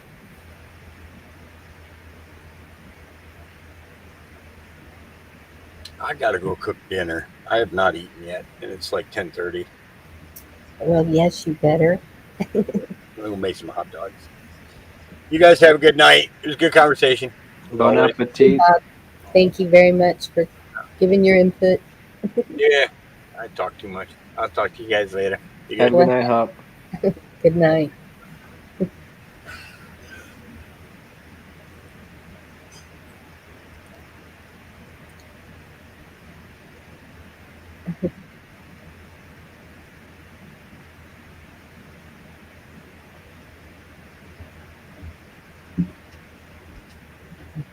Echo jump in. Okay.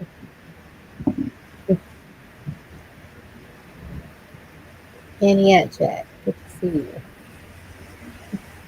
Hey, Anti. Boo. Deb. Damn. Just a lot of people.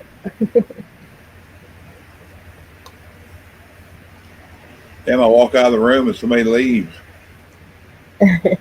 Hawk had to go fix his supper. Yeah, I probably didn't help showing off that I made French toast. Oh, is that what that was?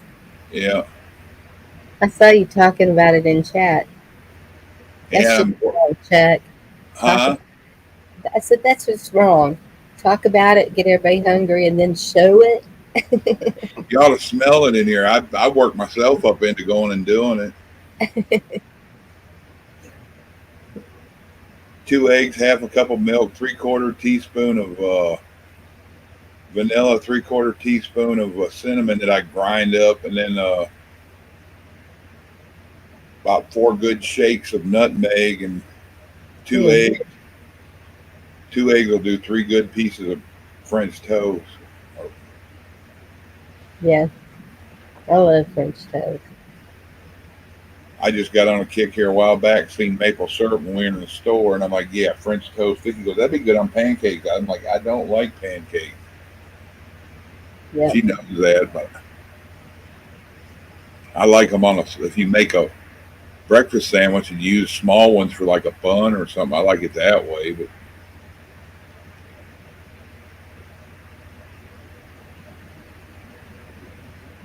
I guess I'm just weird. Aw. Cindy, if I was closer to you, I'd bring you some Fig Newtons. Oh, that's probably what she gets there. I remember Mama was telling me she would ask for a snack at night, and they were taking her, I think it was pudding. Fig Newtons are awesome. Happy birthday, Deb. Yeah. What? Happy birthday, Deb. It's your birthday.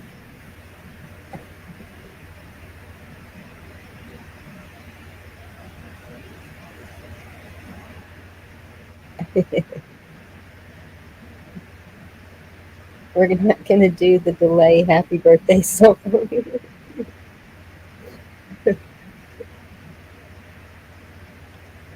Have y'all heard people do that on panel? What? Try to sing happy birthday together, and because of the delay and the Sounds like random conversation singing. it just sounds really bad.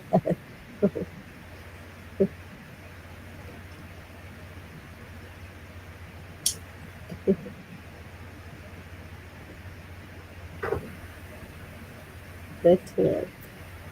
That's cool deal.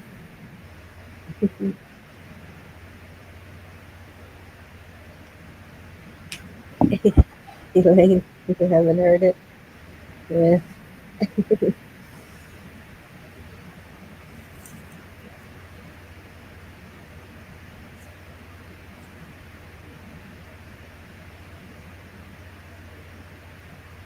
So,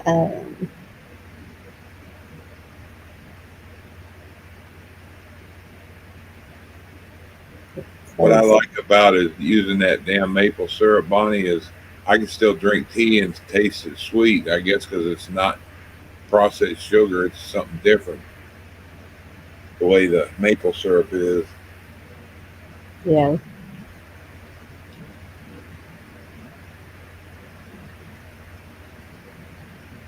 I remember we made maple syrup and FFA, and we'd boil eggs in the sap. Yeah. They were good.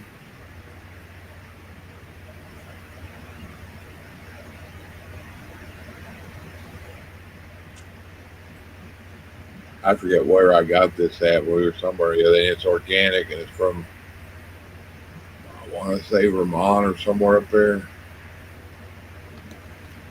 Hmm. You know how I make maple syrup?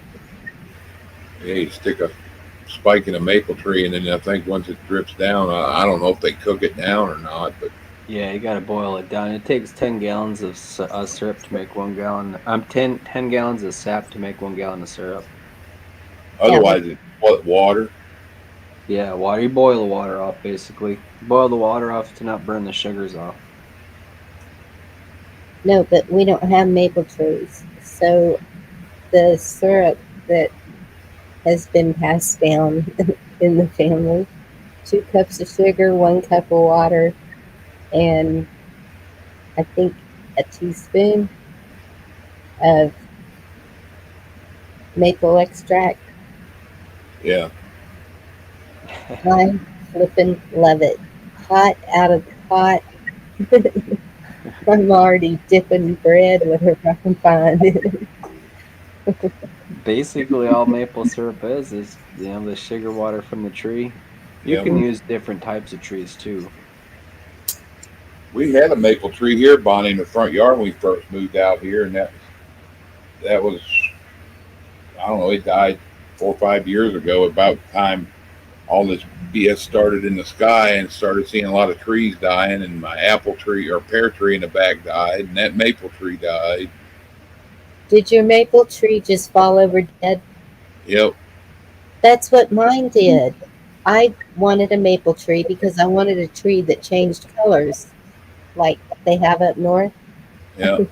And I had it back there. It grew. It was taller than the house, and it was doing good. The leaves were green, and all of a sudden, it just fell over. Just it was like, This was through one season, like the winter when I hadn't been cutting grass for a couple months. Went out mhm. there and cut grass and looked, and it looked weird. And I went around with a lawnmower, and I just barely bumped it, and it like broke off and fell sideways. And I was like, that's not right. And hell, it was probably 6 or 8 inches big around, if not bigger. It's a stump. Oh, mine didn't even break in half like that. It's like roots. I don't know. It just fell over.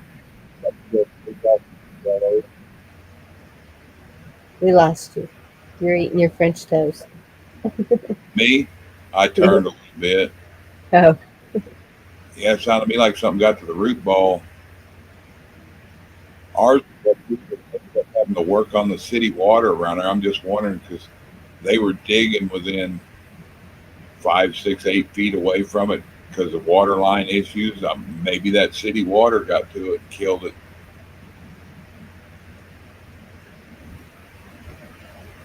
There's times around here you turn the water on, it smells like straight up shocking a swimming pool.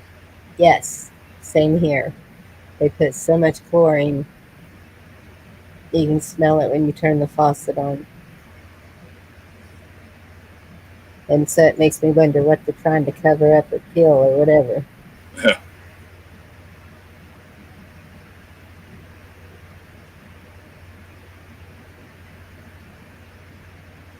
So we use the hell out of that. The only thing we use that water for is to bathe in, which they use saying to them, I've noticed it too. Here lately, we shower, there's an awful lot of hair in the tub. Mine's been doing that. It's scaring Vicky, and I'm like, I said, that ain't doing nothing for me. I brush my hair after I get out of there, and it's like, well, I'm surprised I'm not bald. Told her I don't know if it's shampoo, the water, the hair. Texas is known for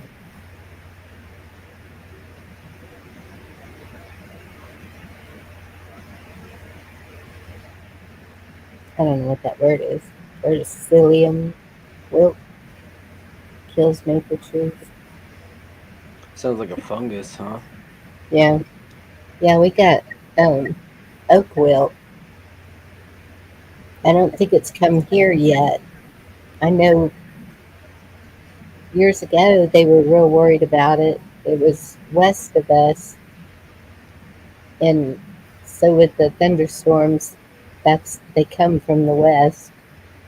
And we had a forester guy that would come and check trees every so often.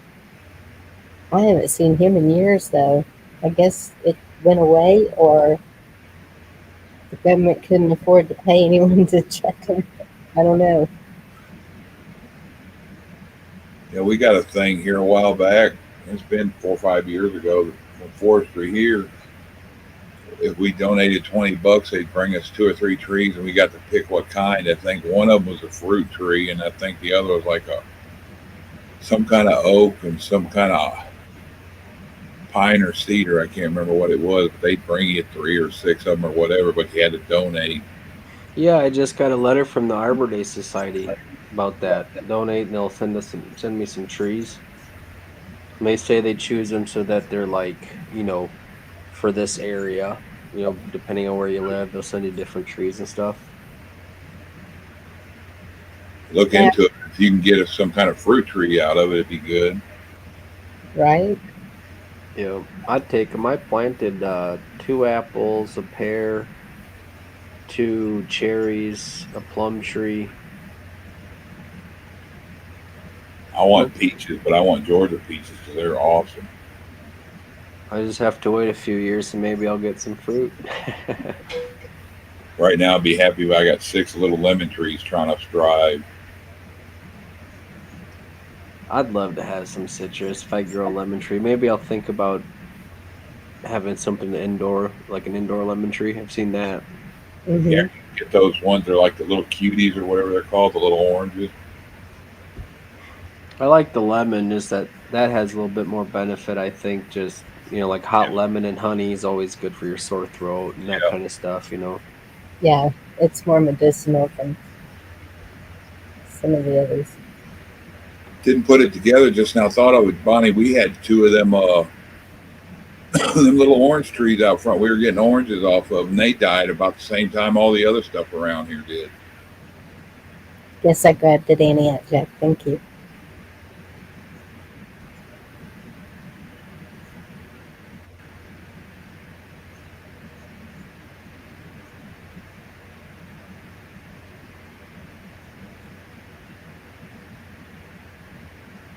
Oh my goodness.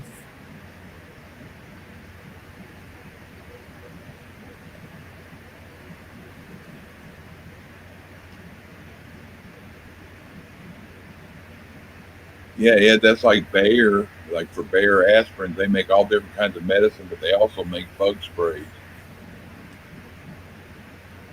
Kind of weird, ain't it? Convenient. Something. It's crazy.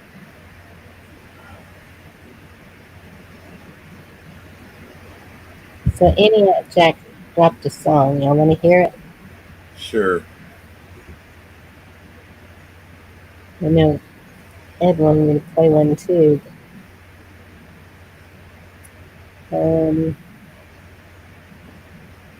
oh, it's not on there. It's on my phone. Okay, turn it on.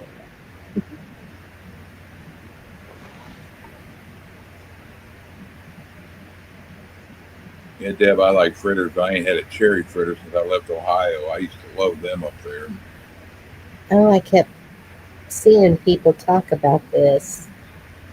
It, the name of the song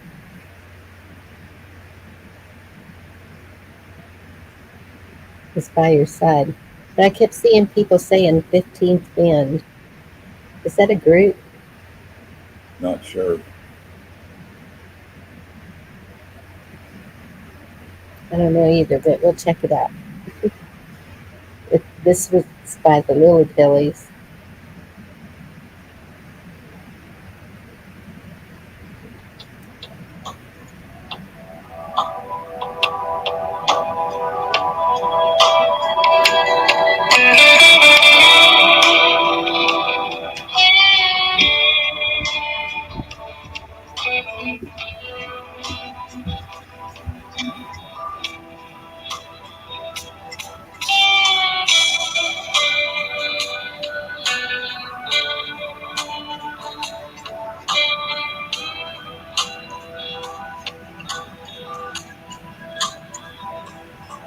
When you came into the world, the sun was shining through the clouds.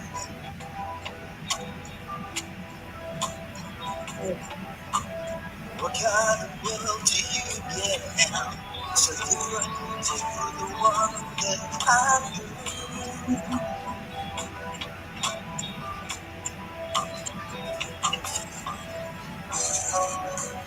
Today and tomorrow, I was be by your side.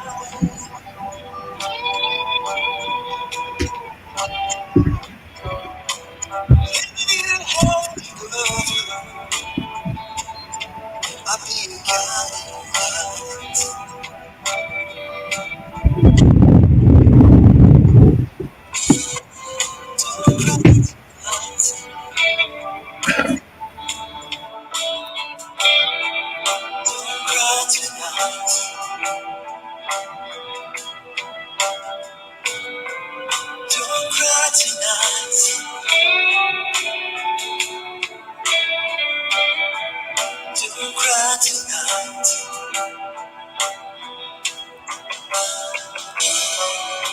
Today and tomorrow, I'll always be by your side.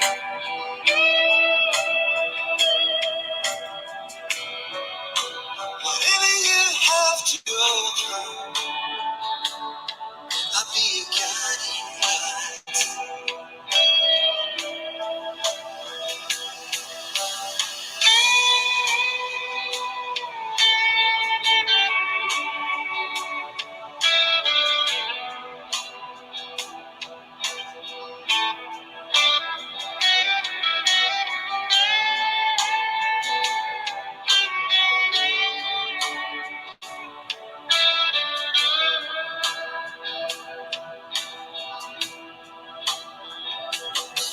When you came into the world, I was looking at what everybody's going through.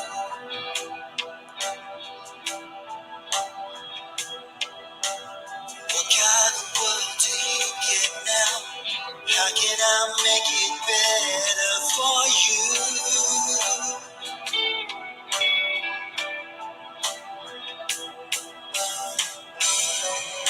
Today and tomorrow, I'll always be by your side.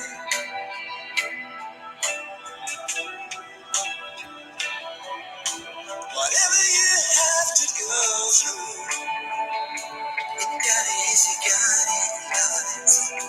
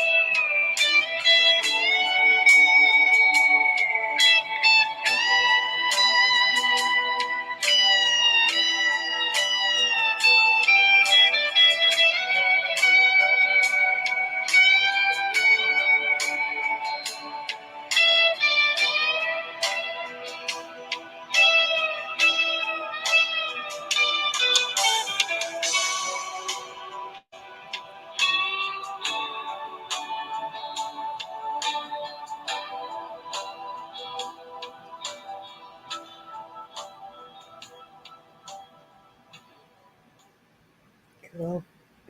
Thank you, Aniata. Yes, to hear more music like that, conspiracy music, live on Fridays.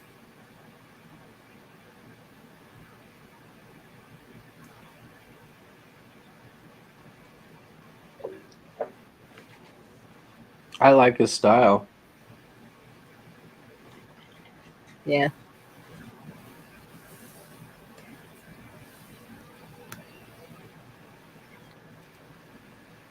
I do too.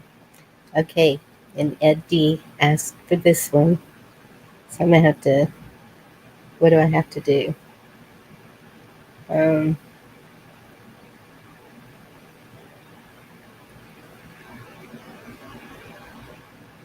okay, I got it. I'll be right back.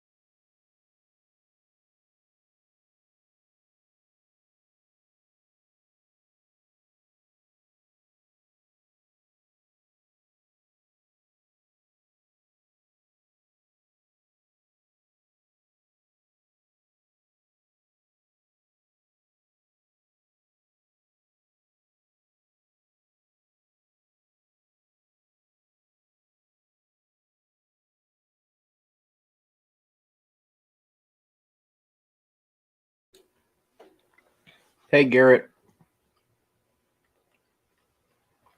We're waiting for a song. It'll be just another moment, I think.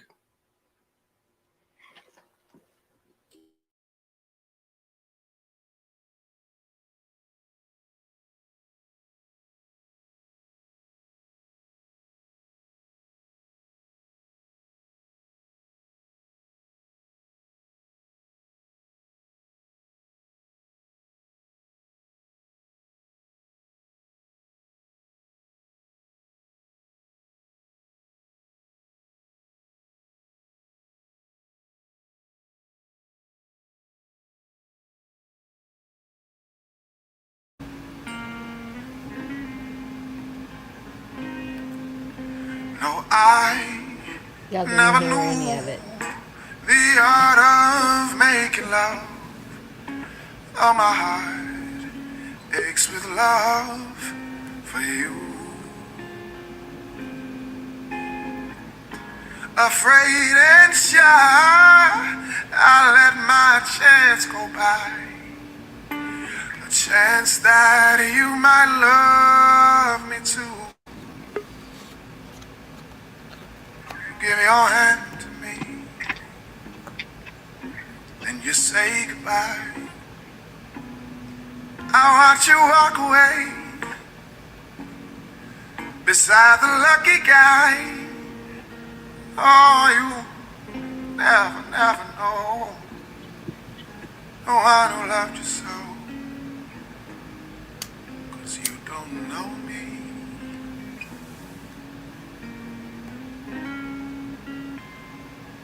Oh, baby, you got what I need. But you say I'm just a friend. Yeah, you say I'm just a friend. I can be, oh, fantasy. But you say I'm just a friend. Yeah, you say I'm just a friend.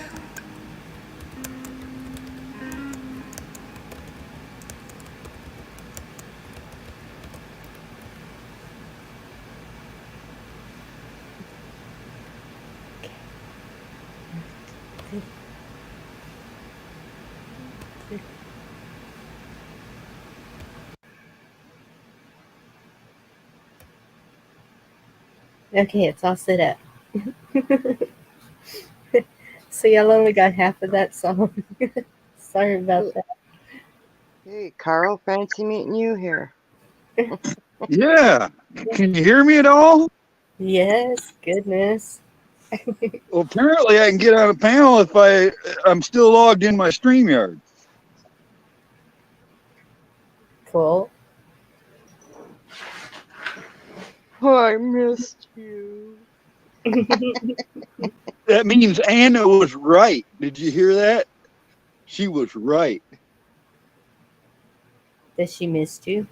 I don't hear that very often. Thank you. She told me I could probably still get on a panel, and I was like, no way. They're going to make one. They're going to try to make YouTube will try to make me sign on. You know, you got to have the name and all that. Well, she was right, and I was wrong. Not important.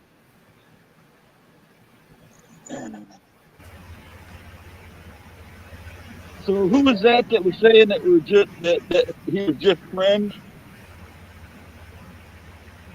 That is the name of the song. And Can't hear you. you can't hear me? Yeah, No, you you got broke it up all a little garbled. bit. Oh, the name of the song is You Don't Know Me, and I think it was originally done by Ray Charles. Oh. Of course, I had to pick a cover, but he did a pretty good job of it, I think.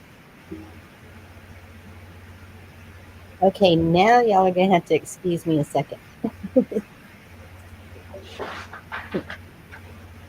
Okay, more than a second. So what's new with you, Carl? How are things going? I'm surviving. Thank you much. How about yourself? Oh, I'm doing pretty good, hanging in there. Just started raining here this evening. We had a pretty nice day today. Got a bunch of stuff down outside, stacked some firewood, tended to the That chickens. sounds awful familiar. I did the same thing. It was in the high 30s today. Got a bunch of chores done.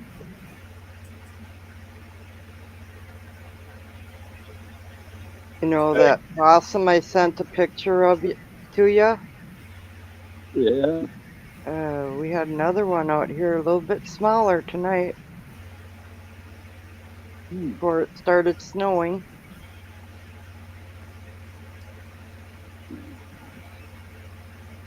Well, usually there's something stinky that causes those possums to come around.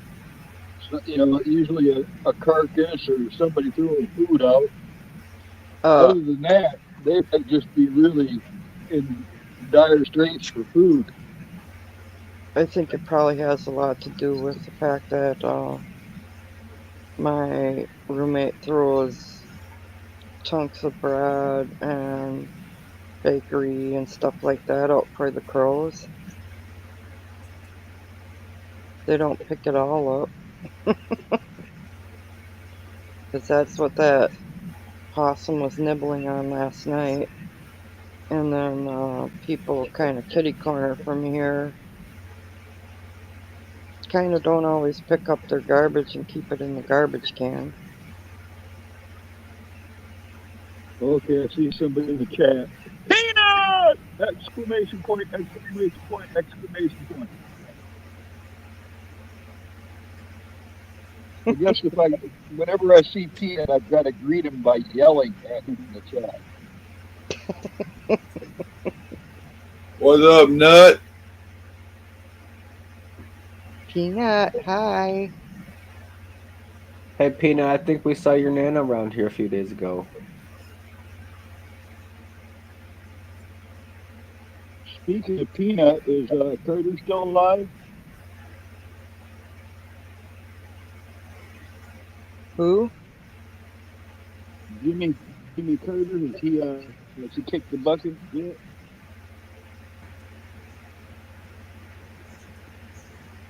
I don't know. I haven't heard anything. I know he wasn't doing well, and sounds like Hey, Peanut. Oh, I heard could he be was in anything. hospice. I thought he went to hospice. That usually doesn't last very long. Yeah, that's what Who? I heard. Who? Carter? Oh, yeah. I think I did hear that one for sure. He passed. Hey, Peanut. How are you? So didn't see Debs disappear. He's gonna get her I to know, I come. almost forgot what it's like to talk to people. Yeah. Might have to look in the back room. Maybe she's there. It's overrated, Carl. No, she's not. That was my younger self all the way.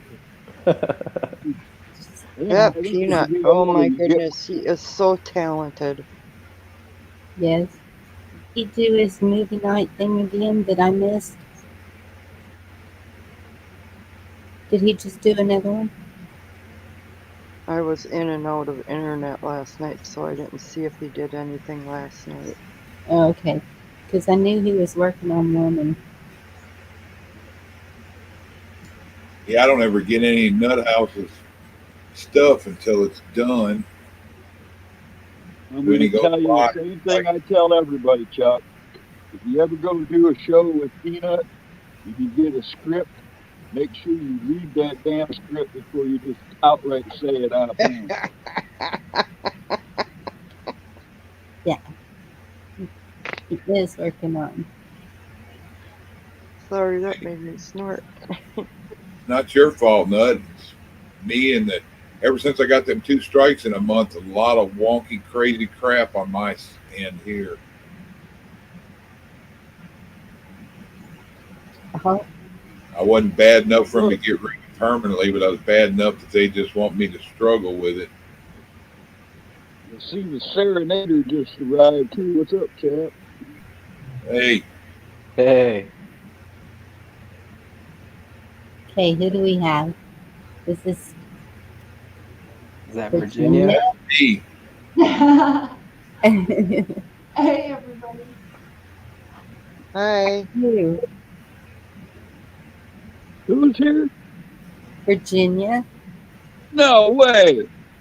Come Virginia, on, what are you Echo. doing? Well, I saw some of my favorite people up here, and I was like, man, I want to go say hi. So, Aw, all I right, appreciate it. hi. All right, back to the rose. How are you doing? I'm good. I just Good. got here. What are you guys talking about? Oh my goodness, we've talked about a whole bunch of things. Why? What you Random. got? Shit, where do we start? We've talked about how it would look rebuilding, or how we can make it better, how we can persevere and come out on the other side. We talked about marriage. We've talked about Yes, I love it. everything. By the way, I don't think I've ever been on with Ronan before. Maybe once, but I think this is a first. yeah, dude, we've known each other for about 2 years, and I don't think we've directly intersected. I'm pretty stoked right now, Ronan. It is cool, I do have to admit. It is pretty cool. And Echo too. I haven't been with Echo, but I I think love all of that you. Good to see you. Yeah, It's I think I definitely good to was see on you. Ron's with you one time. Yeah, I think so too. Maybe Ronan, maybe Echo with Ron, but um, One and only time I was ever on Ron's panel is for you told him to send me a link. I never really went up on Ron's panel. I was always just hanging out in chat mostly. I know yeah, this is kind of a new venture for me, a Ronan panel. never went on, but Ronan was always there. And yeah, you're, I was up on that panel a few times. oh yeah, Yeah. absolutely. Anyways, Ronan, you would remember me as Anna Marie Kimball in chat then. I oh, shortened Or it to under the Echo. panel name, it would have been Dragonfly. all right, hold on a second. Echo is Anna Marie Kimball. Yeah. yes. No freaking way. I Yep. I did not know that. I didn't know that. I didn't either. Holy shit. Okay. All right. Okay. I did not know that. Rock I on. figured Anna Marie Kimball is a lot to type, so I was like, I'll shorten it up for people. Oh, But when you went on panels, you came on as Dragonfly. Yeah. Yes, sometimes. Well, yeah, back then you did all the time. Dragonfly. huh. Yeah. Anna Marie Kimball. No way. All right. That's awesome. It Hell is. It's good to see like the good people still around and hanging out. Well, I don't know about that. yeah. Yeah, and then we have Carl, you know. I think Carl, the only one up here that ever remembers. A few people, maybe from Ron's, remember when I was Monkey Bone. Then I went to Chuck C, and then 75 others since then. Same channel, Well, just that's good different on name. you, because that's a pretty obscure Brendan Fraser movie. I got accused the other day of starting troubles. Why I changed my name again. They were saying I was somebody else. I'm like, nope. You know, I'll tell you something though. Somebody that's trying to find you, they ain't sub to you. That's a biatch. I, I haven't been able to sign on to YouTube. Google has got the control thing going right now, so I've had days without YouTube. But having to search it up, Chuck, now every time you change your name, you're probably making it harder for people to find you. Yeah, especially now. It's harder when I got the Chuck C on the end of it. I just did that so people knew where it was for a while, and then I'll drop that off. Ridge Runner didn't even know that. What's up, Sandy? So you stay in Psychobilly? Yeah, I even found me a little icon. See, You know what that makes me think about that song, Pissed Off and Mad About It? The word psychobilly. That, where did that come from? That's got some years on it, don't it? Right? Right? Where does that come from? a lot of that falls in the genre of music, kind of like um, I can't think of the damn name now. What was White Rob Zombie? Oh, That, and also you can look at Billy Idol, Stray Cats, that kind of shit falls into rockabilly too, or something which is psychobilly, and psychobilly is the heavy metal end of it. There's a there's a fashion statement called rockabilly too, where it's like the Yeah, girls dress up like the old pinup gals, but they're covered in tattoos instead. yep.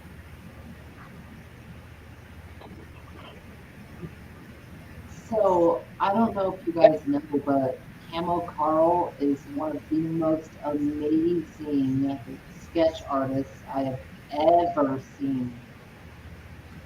Yes. Well, how many have you seen?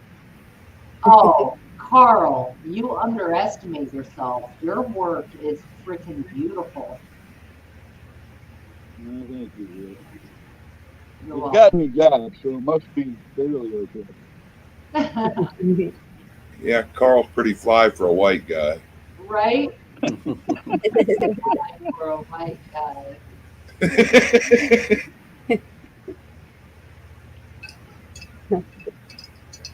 Tennessee Ridge Runner, I thought you knew that I was Echo and Anna Marie. They didn't know. No. Anna, you remember all the time we were all in that little circle forever. Then when you changed your name, got rid of Dragonfly, I didn't know who you were for the longest. Right? Oh, really? Yep. I knew the voice and was like, I'm not even going to insult her by saying thinking she's somebody else. When I used to do a lot of art and stuff like that, and I would put pieces out and everything. Dragonfly Boom was my artist name, but What's your I'm favorite thinking about going back and doing a lot of my art and stuff again, but that's what's your taking time. what's your favorite medium? Like what's your favorite type of art to do? I do a lot of different stuff, pretty much whatever comes to mind, but I have my own swing on doing some Native American type art. Hmm. Here's a good name for you. Why don't you do AMK Design? AMKW was AMPKW used to be what I used years ago. I just thought they would have known you by your voice. Right? I thought it was like, I think Bonnie, you're the one that told me who it was. Yeah. My daughter had a conversation with me a couple weeks ago, and she said, "Mom, you know, people used to pick on me when I was growing up because I talk so slow." And she said, "Do you know that that's part of our Native American way? It's just something that we do." And I was like, "No, I didn't realize that." Because I always thought I was a slow talker. Talk slow, hold your composure. It shows wisdom and patience, which I have neither. I try. I've just got that one fine line every once in a while. I just kind of snap. Sometimes I talk slow. Then sometimes I talk really fast when I'm trying to get it all out before I forget. So are you saying you would have had one of those Indian names like Tiptoeing Turtle or something? Me? Yeah. No, I call myself Itchy Knee. Huh. I had a deep scar on my knee for many, many years that every once in a while it still starts to itch. had a stone stuck right into my knee. And so I called myself Itchy What Knee. happened? Like, how did the stone, like, tell the story? What happened? My brother wiped me out on a bike. Shit. I think that's what happened to my daughter when she had that. Thankfully, I had long fingernails and I was digging those pebbles out of her knees. Oh, it was a pretty big rock. It was actually like larger than a silver dollar, Oh, wow. and it You know, the more was stuck stories I right. hear about brothers, I'm so thankful I didn't have one because if I had a brother, one of us would have died. I'll tell you what, I have brothers and sisters, and my sisters were 10 times worse than any of my brothers. Mhm. Ruthless, heartless, beat on you middle of the night. Didn't matter. Now, are they listening now, Ronan? Are they listening? Because it's really not fair unless we know they're listening. It was so bad, Carl. Like, even to this day, when we come together for like Thanksgiving or whatever it is, they still apologize to me. Like, man, we're so sorry. We were so mean. Like, so there's three that are just older than me, and they'd have this thing called the three ladies. And they'd turn the lights off, and the three ladies, these witches, would come and they would torture me. They'd pull my hair, they'd pinch me, they'd pull me out of bed. Oh no! And if I was a bad little boy, I didn't go to bed, the three ladies would show up. Oh So, no! Love that. Well, I Well, had no three wonder you're brothers. fucked on hanging out with us. now, now you know why I don't sleep. And that could be a thing because I had three brothers. And if I'd be asleep on the couch, I'd wake up with a cat butt in my face. Yes. They were Oh, mean. That wasn't the only thing, but it was one of the worst. Yeah, I didn't have any brothers or sisters, so if I was off playing in my room by myself and mom and dad started hearing me go mine, they just send me away. You fool me. That's how you got your size. You probably ate them.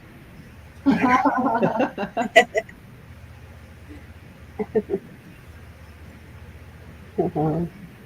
oh, I think the worst thing I ever did to my brother was he wouldn't share a bowl of popcorn. I made a bunch of popcorn up, and he just decided one day he wasn't going to share. So I went and I spit in the middle of it. And I got the whole bowl to myself. That Uh-huh. wouldn't have stopped us. That wouldn't have stopped you. Nah. Oh no, you were really crude. Big chat. And that was the worst thing you ever did to your brother? Yeah. I paid mine back really bad one time, and I apologized for years after that. And he's like, I don't even remember. I can't believe he didn't remember. So what did you do to him? It's really, really bad. Oh, well, I mean, bad is relative, you know? Like, If you knew the punishment my parents would give me, that's the only reason why that was the worst thing. There was no parental guidance at that time, no parent around. You have to share, Bonnie. right. I'm dying to know. Ronan has to know now. Okay, y'all, this was the really bad side of me at that time. It was a really bad time. Okay, And all right. How about a year? What year was it? oh, goodness, like 70 Okay. something, somewhere around in there. All Well, he right. threw a uh, alarm clock and hit me in the head with it. He rung your bell. What? He rang your bell. Yes. And so I just grabbed whatever was closest to me. Happened to be a knife in the kitchen and chased him down and got him on the ground. And I said, "You ever do that again, I'm gonna." and let him up. It was horrible. I mean, it tormented me It for sounds bad to you, but at least in the real world there was no blood, right? So Right, you didn't even cut him. No, I didn't, but Shoot. still, the thought was there. So y'all were young. You were super young. Like, Yes, we were young. yeah. Or, hey. It's like 12 or yeah, it 13. doesn't count. She murdered her brothers when she was only 6. Right. Sounds like they had it coming. He did. I mean, I just snapped that day. Bonnie, Vicky's brother used to hold them down, and he'd lean over the top of them. And he'd like let the spit come out of his mouth, and he'd slurp it up and down. And she said one time he did it, and it fell in her mouth. Oh, God. Again, I'm telling you, if I had a brother, one of us would have died. Okay. Held She my almost brother. killed him over that. I can't Held see my Vicky brother in a allowing full. that. Oops, go I'm ahead. sorry, Anna. That's all right. I guess I held my brother in a full Nelson a little too long one time. Oh, my goodness. I used to wait till my sisters would have the barn boots on, those big rubber boots on, and they couldn't chase me down, and I'd fling manure balls at them. Wait, hold on. Did you just say manure balls? That Yeah, electric cigarette machine sounds like a robot servo on high. Right? That's me. Do y'all see these stories? What do you mean by manure balls? Like straight cow? up, I grew up on a dairy farm, Uh-huh. so there's the perfect consistency when you can make a manure ball that splatters perfectly, not till it impacts. Wow. There's a science behind it. So straight up cow Ew. shit. Straight You up played cow with shit. poop. Yeah, word. Yeah, my buddy used to say the secret is get some of the mud that's got manure and mud and milk in it. Huh. Did you know about that one, didn't you, Ronan? Not the milk, but I mean, it was definitely muddy and manure, and it was just nonstop war. I think really, when I look back at it, it was kind of preparation for what's going on in the world today. Really, always on your toes because they would take the boots off. They wouldn't forget.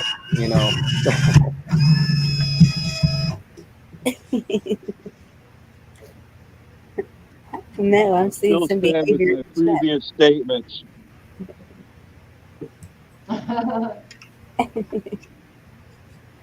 All you guys were angels. All of you growing up. None of you were juvenile delinquents. Oh, whatever. I guess I did all the bad stuff when I was way young because I used to steal my brother's bottle. He was 11 months younger than me. Well, you got to get all your yayas out when you're young. I'm a firm believer in that.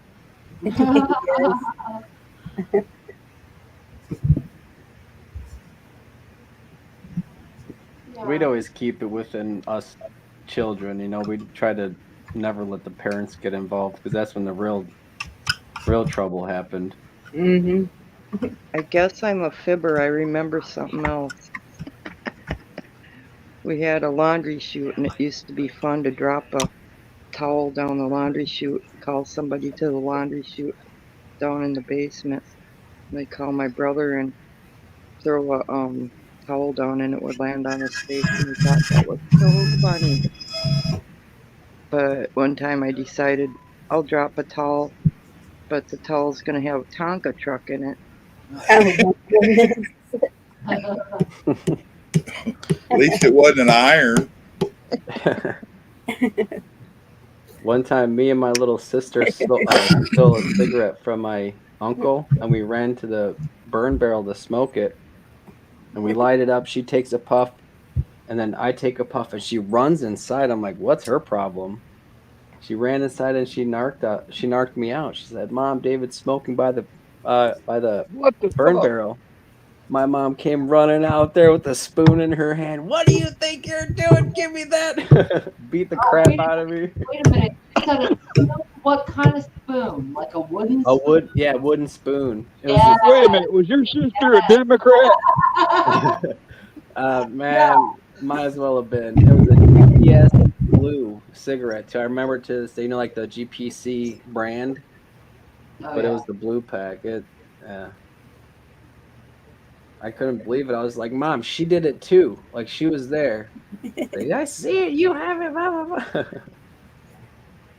We lived in a really, really old house when I was a teenager, and the bedroom door locked on the outside on my bedroom, just the way it was. I don't know why.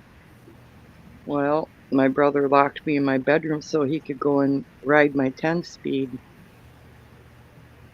Well, he didn't know I was going to get out of there. It was on the second story, and I took a chair and I put the chair outside the window on top of the roof of a porch, got down onto the roof of the porch, put the chair down on top of one of those big old oil drums that you put the oil for your oil burners in, jumped down on that, and then down onto the ground and came around the side of the house, and he ran. He didn't come home for 2 days.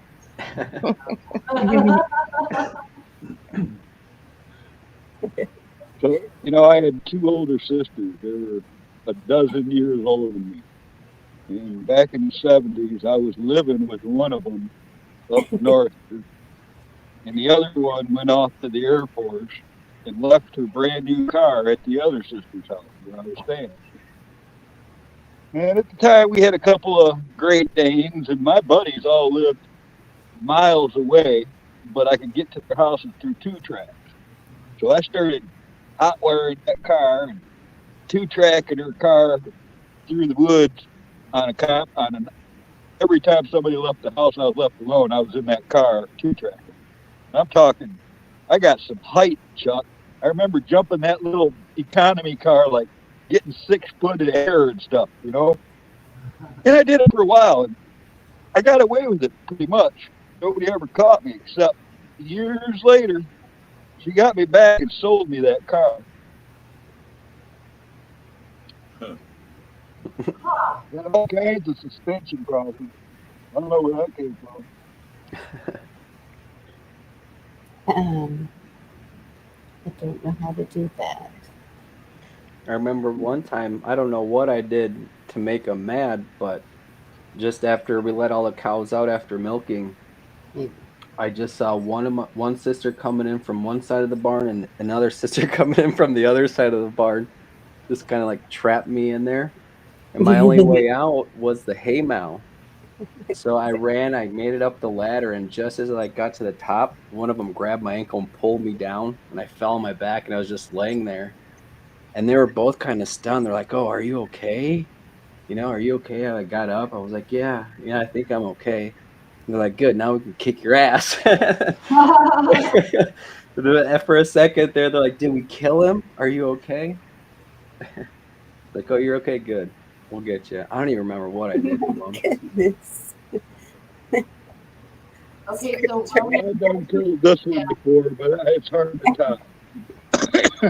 Every day from grade school, I'd get home on the bus, and I'd get out of the bus, I'd run through the front pasture, and go through the front of the barn, and run the whole length of the barn, go to the staircase and climb to the second story, run through that part, and go up and jump right out the hayloft, because there was always a big pile of hay out there. And then I'd get, from the hayloft, I'd run around the back of the barn and go in the house. That's how I came home. Well, not saying it was intentional, but everybody knew I did it. The one day that I jumped out of that hayloft, my sister had left an 8-prong pitchfork in that hay, and it perforated me where it counts. I've got scars across the nether regions, and it was bleeding pretty good, ripped up. And I was so embarrassed to where it got me that I buried the bloody pants and that from them all slopped a bunch of bag bomb on it, and walked around 20 for days. Ouch. The back home is so weak. Okay. Everyone in chat has made me feel like I wasn't the devil child.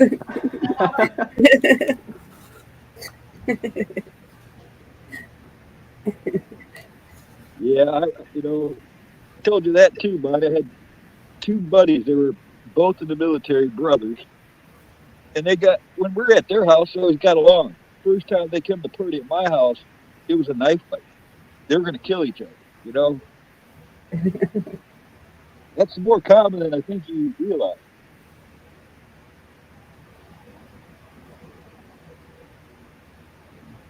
One time, one of my sisters was chasing me around the table. Oh, sorry.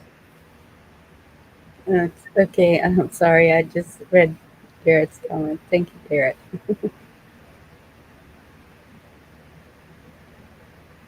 You said something about it. I think you blinked out for a second. They're renaming the title, the name of the channel, and they're giving me nicknames. Circle back. Sorry. They're making me laugh. I mean, I think David Ann's has the best one where with his dolls, where her From the dolls. that one's so weird.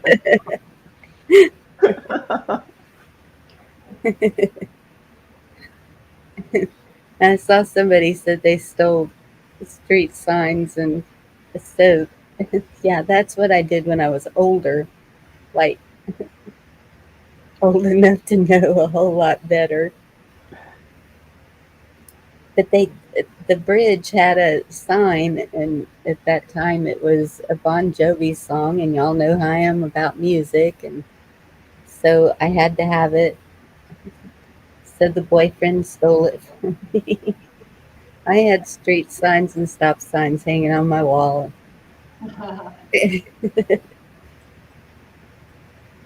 We used to hide the porta potties, and we used to hide the horse on top of the restaurant.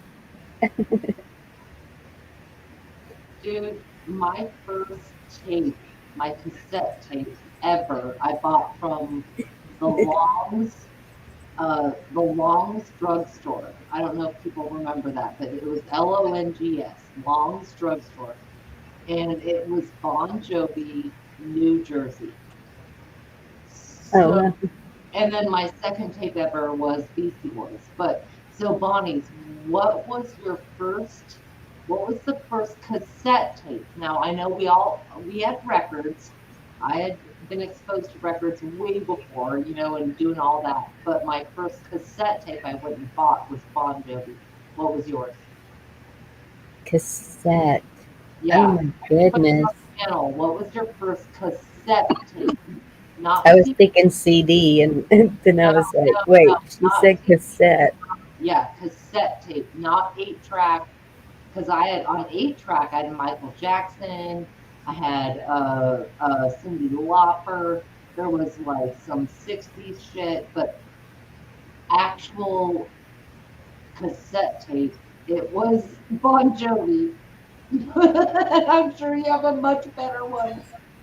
Actually, I don't. When cassettes came out, I had a recorder, and so I was making my own of whatever music I wanted on it.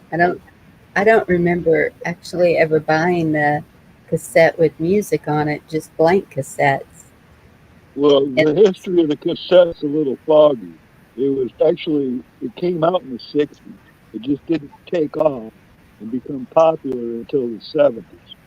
And if you were somebody that was into high fidelity, you were still buying your 33s. You didn't want that cassette because you couldn't get the same sound quality on it. Right. So you only really started to buy the cassettes for the portability of it. If you had a car with a cassette deck, or you had one of them, little jam boxes or something, then you'd want it on cassette. Let's see, and I remember even whatever was in the car was made for the, oh gosh, what were they called? 8-track. 8-track or 16 Yes. track even. Yeah, the 8 tracks. I had that with Cindy And Lauper, so Michael Jackson, all that shit. Like yeah. yeah. But And I so mean, like, then they made a converter that you could plug into that to right? play the Yeah. cassettes. Yep. And I those bought suck two of too. my first with Van Halen, Diver Down, and Charlie Daniels' Greatest Hits. You Yeah. guys are all youngsters. My first cassette was like Aerosmith. The first Aerosmith or something. Right. Aerosmith is a good one. Yeah, that would have been a Mine was great set. like Right Said Fred Up, something like that. It's like that too sexy for my shirt. You remember that song? Yes. I don't know how I got that cassette tape. It must have been one of I'm my there trying to siblings or forget something. that song. You just aged yourself, Ronan, like 15 years younger than me. Mine was Steve Miller Band and Kiss. Yes. Yeah, the Joker. Yes. I'm a I'm joker. a space cowboy. A midnight joker. Yes. Joe Walsh and the James Gang's another one I love. Huh. Yep. Love a mixtape. 8 tracks were not Steve Miller, Crosby, Stills, Nash and Young, and pretty much anything that era. Well, I was already married by then, so it could only be the Beatles. Oh shit. I had so much But Beatles he stuff at did that like time. Jethro Tull too. Oh So yeah. I What's think there your was one of those. album, Bonnie? I'm sorry. What's your favorite Beatles album? Mine, Yeah. I think because I had to listen to it so much, I didn't like the Beatles. But Oh. they, My favorite Sergeant Beatles song is the Pepper's birthday Lonely song. Hearts Club Band. The birthday song. I need a fix 'cause I'm going All down. right. So Chuck is saying, Gonna all right, be the birthday song. very All right. So sad. Bonnie, though, I didn't hear your answer. What is your favorite Beatles album or song or whatever of all that experience, good or bad?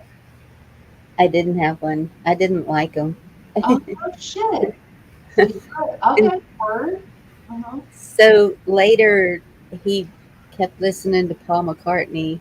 My second son, um, he wanted him to be named Paul McCartney with his last name.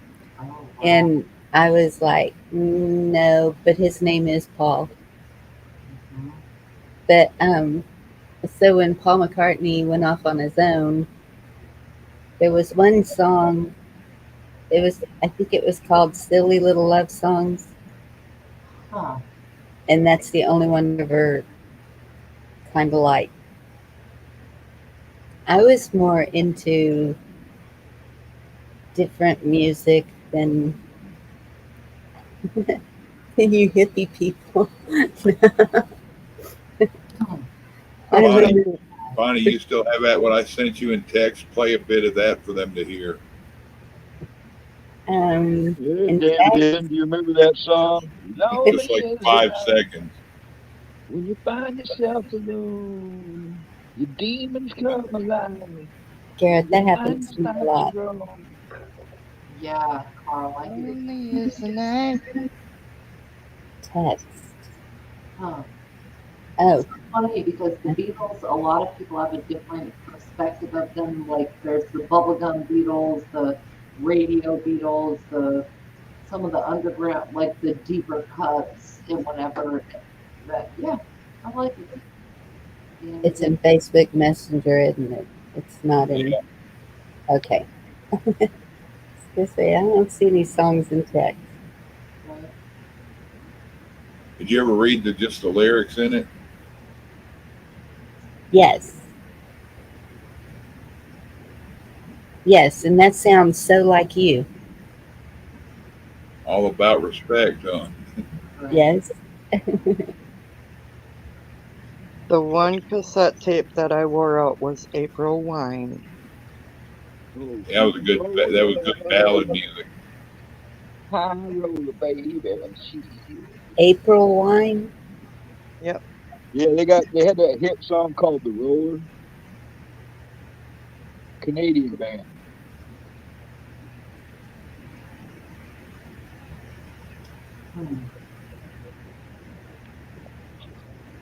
Yeah, Yeah. my favorite of all music, my favorite song that I sent to Bonnie last night is Pantera Walk. Huh. Ooh, I like that song. I do. Yeah, That's a that's a good good song. song. And Walk.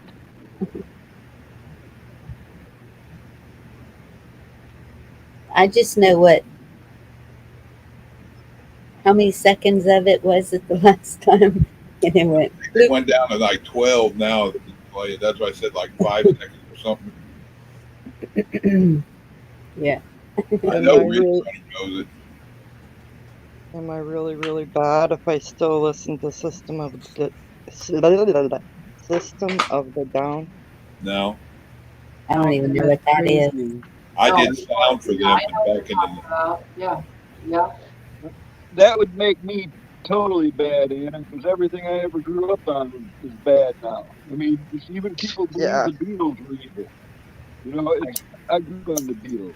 I know everything they did back then. You know, it's hard to erase that from your Did y'all memory. ever You know, get laser discs? You know how there was like cassette tapes and then CDs and then laser discs. They were the size of records. Yeah, Yeah. yeah, I remember the laser disc. I was Yes. Like, talking what were they thinking? Mm. and they weren't cheap. Those laser discs were big money when they first came out. There was a big karaoke phase.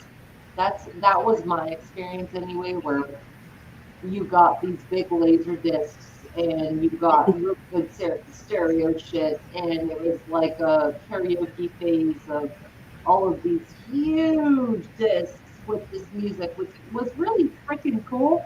But then it didn't make sense size wise to keep these huge discs, and then it phased out. You know, the only thing older than me is Thomas Edison cylinders. All right, because we had 78s, we had 33s, we had 45s, we had reel to reel, we had 8 track, we had CDs, we had the laser disc, we Yep. had the regular CDs, we had the tiny CDs. Right. hey Ridge Runner, me and Vicky's song is Peter Gabriel's Sledgehammer. Oh, I Sled. love that song. Oh, there's a song for you by Peter Gabriel. Kings Without Frontiers, War Without. My first CD was Soul Asylum and Oh, Joan Jett. no shit. It Yeah. looks to kill, they probably Hey, did. y'all don't fall down, but I even liked Pat Benatar back in the day. What? Yeah, I went and seen her in concert. I sat 5 feet away from the edge of the stage with her when the power went out, and the girl I was with, me and her, were the first to walk up to the stage because she's calling everybody up to talk. And she Did you sat have down right in front talent? of me and her, and there was the crowd just gathered around her. And she called people up on the stage. We all sat there and bullshitted in like a powwow, Indian style, with her for like an hour until they got the power up. Huh. I'll bet you don't hear that one song the same no Yes, more because Runaway Train. hell is for children. You know that the little lies can become such a mess. Carl, that was one of my favorite songs when I was growing up. Runaway Train. No, Hell is for Children. Kinda Oh, kinda was a motto song or whatever you want to call it. Huh. It was like Pat Benatar's hardest rock song. But when I moved to Wisconsin, they always wanted me to sing, go up and sing Joan Jett songs, and I was too shy. But I would sing it around my friends back when I had a voice. I love Def Leppard. Hell, look at Joan Jett back when she was with the Runaways in the 70s. Virginia, guess in there's gonna be a concert like a little over an hour from me, or maybe a little more than a little over an hour. Willie Nelson and ZZ Top, and I am trying Oh. trying my hardest to get somebody to go with me here. And my granddaughter's like, ugh. And I said, this could be their last concert ever. You never know. True. I think I almost have her talked into it. That's fantastic.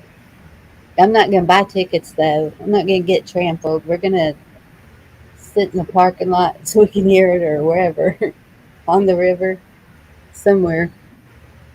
Well, shoot, all the girls used to have to do is show their boobs and they got in free. Yeah, well, I don't want to go in there with that mob of people because I know it's going to be packed. Right. ZZ Top, Willie Nelson, yeah. Imagine all the weed smoking. Yeah. Yeah, we'll just sit up there and get contact. So what's the best concert y'all have been to? Bonnie, I can bring that. Like the I best couldn't hear Virginia. Sometimes it sounds like she's in a big giant tin can. Yeah, She said, well, I am. I'm in a small bathroom, so it's an echoing room. But for real though, what's the best concerts you've seen? I think the best concert I've been to is the OAR concert. I had really good tickets, and there was like it was at Red Rocks, Mm, and like the tickets I had, there's like some. It's not like really backstage, but it's like side stage, and I got the tickets from my boss. It was just a really cool, jam band, good music, right? a lot of different instruments, good vibe. I think it's impossible for me to answer, Virginia. that's what I'm sitting here like. Um, Yeah, it's hard. I've seen a lot of bands like it is hard to answer that I for sure. think because of the atmosphere and where it was, and it was small and personal, it was Diamond Rio. Ooh, okay. Word? I know that's way off from No, anything. not at all. Especially with the personal, like the enjoying it front up. Yeah, My my favorite was probably back when I used to do sound for concerts, and it was Three Doors Down back in the '90s. Huh. Why do you say Yeah. that? I don't know. I think a series of concerts. My favorite series of concerts was Whiplash and Passion. It's where Ted Nugent would do the big auditoriums on New Year's night in Detroit. And it was Right. like whatever bands that were touring with him at the time, they would all get together. There'd be other bands invited, but it was like a 4 hour concert on New Year's Eve. I Oh, was only ever to two concerts, Cheap Trick and Warrant. But Oh my God, she's my cherry pie. yep, yep. And then but the Cheap Trick crowd was a lot more fun. I bet. Going to a party well, and down after school. yeah, Joan Jett was pretty good too at the rodeo because she was right there. And Chuck, when you talk about the Runaways, you said look at Joan Jett. I would have rather looked at Lita Ford. uh, I would have rather looked at Lita Ford when they were in the yeah, Runaways. Lita Ford. She was kind of heavy back then, but then before they come out really popular, got famous sort of with that. They were all skinny. That's because they were starving to death. Yeah. Yeah, no doubt. That's what music back then did to you. If you were a fat musician, you either already got famous or you're just starting out. Did you see some of those videos from the '70s of them? You are not kidding, man. They're like sticks. Yeah, but Cherry Bomb. Yeah. Well, I think it is like that on there. Yeah, the reason I like Three Doors Down is because I met the whole band and they come over and talk to me before they go up on stage about their sound, and they were all cool as shit. Now Creed, that's a whole another thing. That little short ass damn singer for Creed, he's an arrogant piece of shit. Huh? All Really? those bands are after my concert years, man. I did all He, my concerts in the 70s and 80s. he talked to his whole band like they were trash. Okay, so what's the worst performance you saw live? Like a band that more or less you Ooh, know, but it was like ooh, the I worst got one. you ever saw. I got one. I got a good one. It was Pied Knob Music Theater, and it was Guns N' Roses and Aerosmith. And Guns N' Roses opened up for Aerosmith, and Axl Rose started to sing, and he sounded so shitty that it pissed the whole 30,000 people off. So he started cussing at 30,000 people, threatening to kick their ass and throwing shit at them from the stage. And the whole, well, Detroit was going to kill Axl Rose, probably the rest of the band too. And it, so to save their lives, Aerosmith came out and played 2 hours early. So No we got shit. we got like a 5 hour Aerosmith concert because of that So shit. first of all, you saw Guns N' Roses with Aerosmith. That's fucking bomb, Yes. And I can't right? imagine Guns N' Roses being bad. I'm like, Right? The He worst sucked. performance He I ever sucked. saw was Not only did he suck that night, Bonnie, but he pissed 30,000 people. I swear they were going to kill him. Oh wow, wow. worst worst band I ever saw was Kenny Wayne Shepherd in a bar in Shreveport. He was in there singing Blue on Black, but that was after a little while before that. Some of his old band members was in there talking about how dirty he did them, and he dropped his whole band to prosper because his daddy was going to pay for his way to get into being famous. But excuse me. I lost any bit of respect he had. And he did that, and he walked around. You don't know who I am. You guys need to back up away from the bar. Kenny Wayne Shepherd's here. Huh? Yeah, Tina Turner always put on a really good show Uh, yeah. from everything I've seen on TV of her. Poor girl, old Ike used to beat the shit out of her. Oh, Cindy says her least favorite was John Cougar Mellencamp. I love John Cougar. Interesting. So that sucked, huh? John Cougar Mellencamp, my least favorite concerts. He took a break in the middle of the concert to talk about farming. Huh? Saw Oh, In the Hank middle of Williams Jr. in Socrates, the eighties, but he saw Hank Williams Jr. in sorry, the Chuck. eighties, but he passed out and fell off a bar stool in the middle of his concert. Who did? See, and that's what I was thinking, Farm Aid. Why aren't these musicians doing something now for that with everything that's been going on? very good question. Very good question, Bonnie. Legit. Because the Crossroad Demon don't want them to. Hmm. Yeah, they're agents of the other side. Right? Yeah, but they were always rebels and did what they wanted to back Yep. in the day. What's wrong with that? Nothing. That's what I'm saying. Willie and Waylon, they did what they wanted to, and um, now we have Hank Williams Jr., we have Struggle Jennings, there's so many of them, Aaron Lewis, all of them could get together and do something like that. Right. If they're Kid, on Rebel Radio. Kid Rock and Hank Williams Jr. still do a lot of stuff. They have a lot of private parties or just city Yes, parties where they live down there by you. I know. And I love Kid Rock. He went through a really hard time.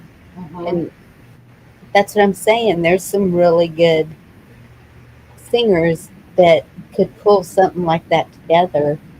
And I have been, and if we could just get them together to do that and help these farmers out to replant their crops and get things going again. Hey, I got to taste some of Kid Rock's whiskey. Has anybody had any of that yet? That stuff was like candy. I only had a few shots, so I didn't get no buzz, but it was tasty.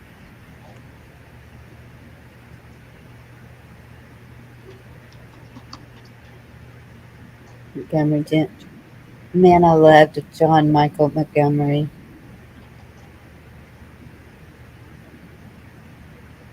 Well, and then that's kind of hard too because George Strait. Uh, Oh, Ooh, there you go. Virginia. Well, who is MCA? You talking about the record company MCA? say it again. Say it again. You just put a comment in, rest in peace MCA, as in the record company MCA? No, no, no. Beastie Boys. One of the best concerts I ever saw was Beastie Boys live before MCA passed Oh, away. all right. There's a song by Leonard Skinner called "Working for the MCA." That's what Oh made me think. no, no. I'm talking about MCA, Mike, uh, Adam Yauch. That was one of the best concerts I ever saw in my freaking life. Like, it was raw done. Everybody was engaged. Um, and I just don't know what to say, dude. Like, I love Beastie Boys. And when you're in that crowd and everybody, when they did Paul Revere, like, now, here's a little story I got to tell about three bad brothers you know so well. Started way back in history with MCA, might see and me, might be whatever it. Like 40,000 people sing every word to that song, and it was one of the best freaking concerts I've ever been to in my life. All No of us. sleep in Brooklyn. It oh was. my It was. goodness. MCA My, passed away of cancer, so I say RIP MCA, like he freaking died. But I'll tell you something as far as concerts go, right? I've seen many bands, Pearl Jam, lots of bands, right?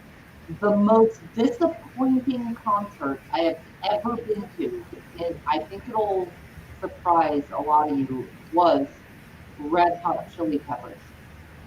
I never have Oh, liked them. me, It was one of the get worst away now. concerts I've ever been to in my life.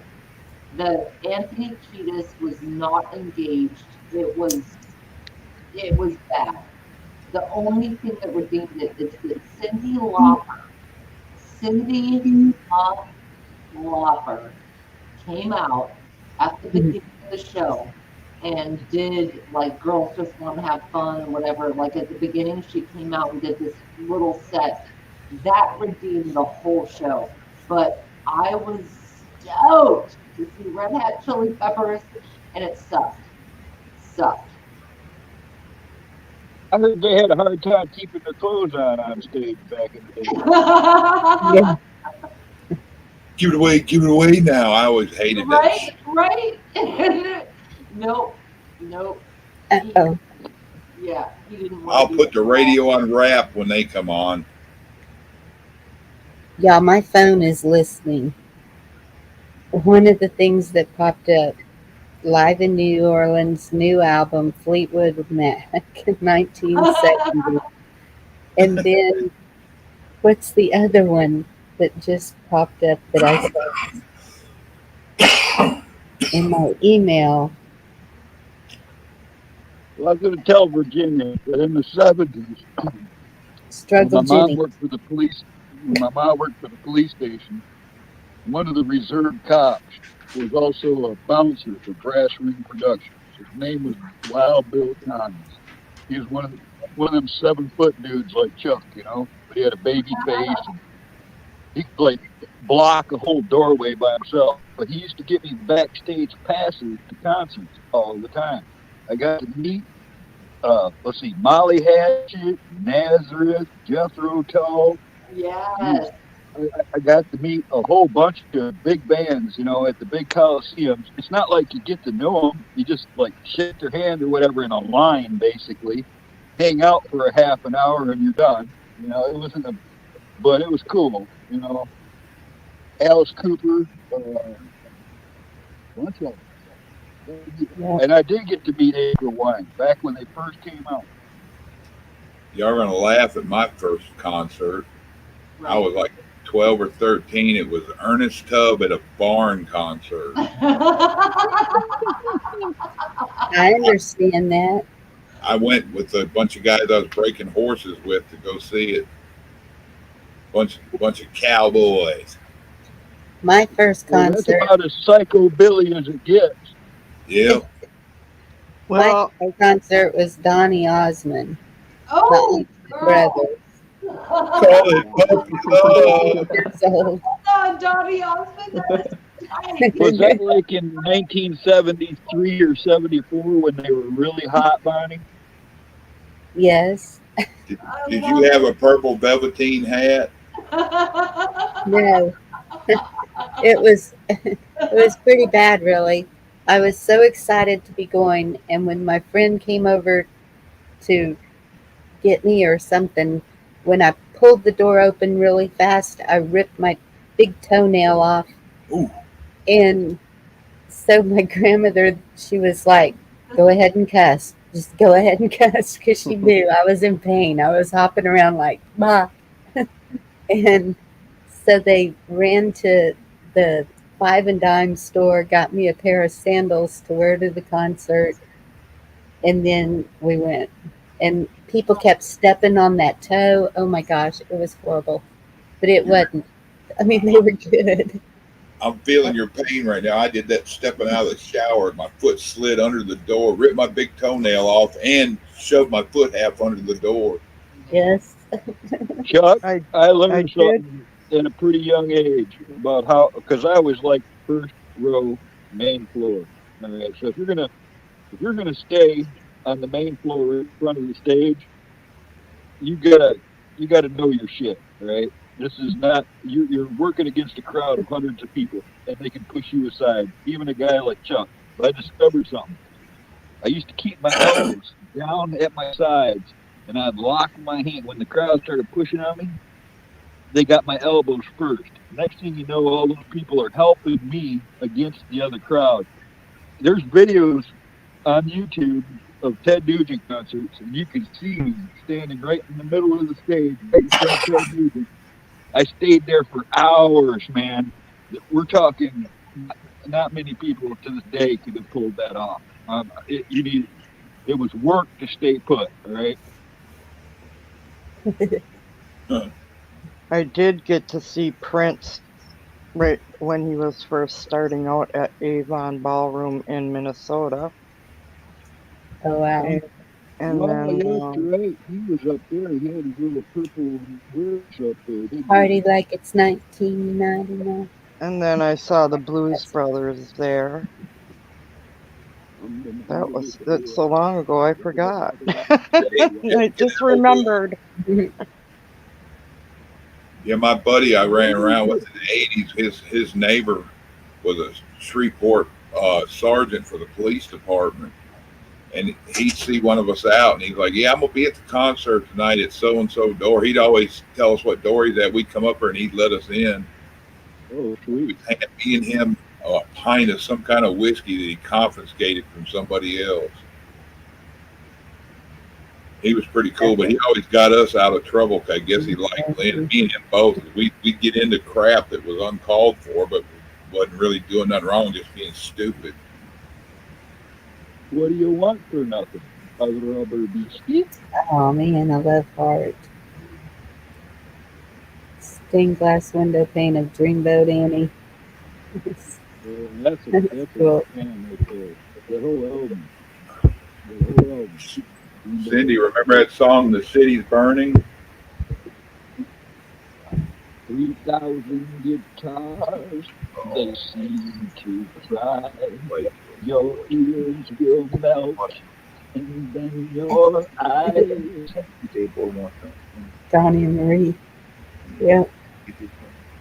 When they were leaving in the limo, I don't know whose hand grabbed mine. So Marie's hand might have grabbed your hand, is what you're saying? No, it was the boys. That was before Marie started singing with them. I'm old, remember? Oh, And so I don't know. Donnie was the one sitting right there, but they all had their hands out. So I don't know who grabbed my hand when they were going back to the motel. Hotel. that They didn't took me stay in back, motels. Bonnie. Too I what? can't remember That took how me back. old I was. My stepmom got me a Donny Osmond record for Christmas, and I cried because I hated him. I couldn't stand him. I was like, you could have got I me couldn't some handle I it either. like. I couldn't. I could not handle it, Anna. I was right there with you. But I knew a gal back in them days that I had a crush on, and her whole family liked the Osmonds. If you went over their house at the right night of the week, it was like Donny Osmond night. Everybody sitting around the TV watching that shit. Well, it wasn't that bad, but It could have been worse because she said she was thinking about getting me. What was that, the Boone's family or whatever? I know Bob, exactly how you Bob, felt, Pat though, Boone, Anna. Pat I Boone. didn't cry, but somebody bought me an Earth, Wind, and Fire album back in the '70s for Christmas, and I was like, "What? You know, do you even know me at all?" Hey, Um, Carl, you know it was my cruise control back in the '80s when I'd go out bar hopping and partying and I'd get too trashed to drive. I had a Lionel Richie cassette tape that I'd put in and listen to all night long, and that would guarantee me to make me throw up. I'm serious as a heart attack. Vicky would remember. She goes, "What in the hell is this?" She's looking through my tapes. I said, "That's my sober up medicine." She goes, "What do you mean?" I said, "That song will make me fucking puke." Fiesta okay, my forever. aunt, my aunt got me an album one time.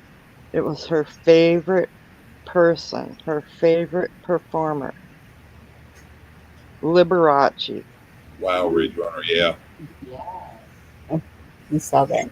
I he can was one of the remember Little watching Rascals too. Liberace with my mom. I remember my mom watching Liberace, and the whole time I'm thinking, "What is wrong with this Twinkle Toes?" The whole time. I mean, I couldn't get past it. Who was that group? Uh, oh my goodness. That was the one that I don't know who kept it on the radio like all the time. They thought it was just great. The, the Temptations, that's what it was. Which song? The Temptations. Which Do you song? remember them? Yeah. They Oh, were, yeah, yeah, yeah. But which of their songs?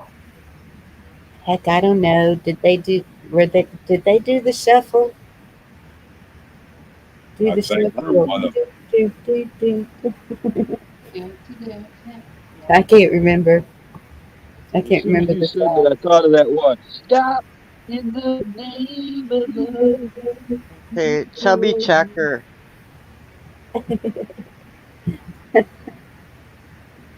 My birth mom played Chubby Checker all the time. Yeah. Oh, my mother, goodness. Cleaning day was, she would turn on the music because we loved music while we were cleaning because we hated cleaning. But it just made it go by quicker and it was more fun dancing while you're cleaning. And Hey, Jeannie, she would go back and forth. It unspecified. was 50s rock and roll, or it was Charlie Pride, or Jim Neighbors, or Tijuana Brass Band. She had them all. You You ever know, heard of Roger Whittaker? Mm-mm. There was one I'm called The freaking her out. Whistler. Look at that. here y'all go, Mott the Hoople. Oh, yeah. All the young dudes, man. All the young Yep, dudes. What's up, unspecified B? Hey, Nora, No, Eddie, Elaine. I'm just looking at chat. so many Cindy. great people in late there. night chat. Well, we just never ended. Yeah.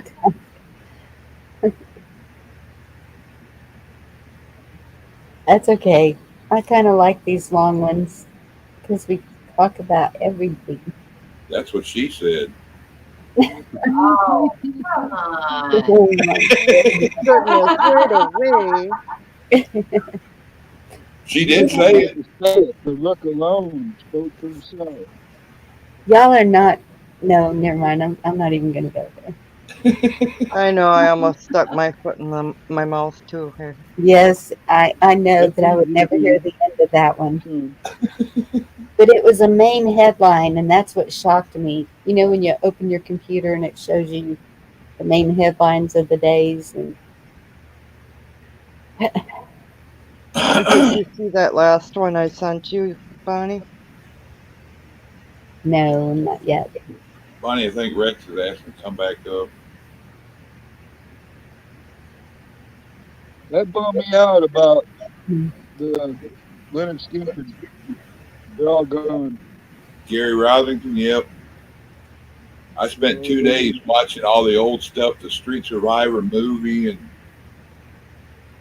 First song I thought of when I heard Chuck was the Ballad of Curtis Boat. yeah, Okay, I think Ed D's related to me.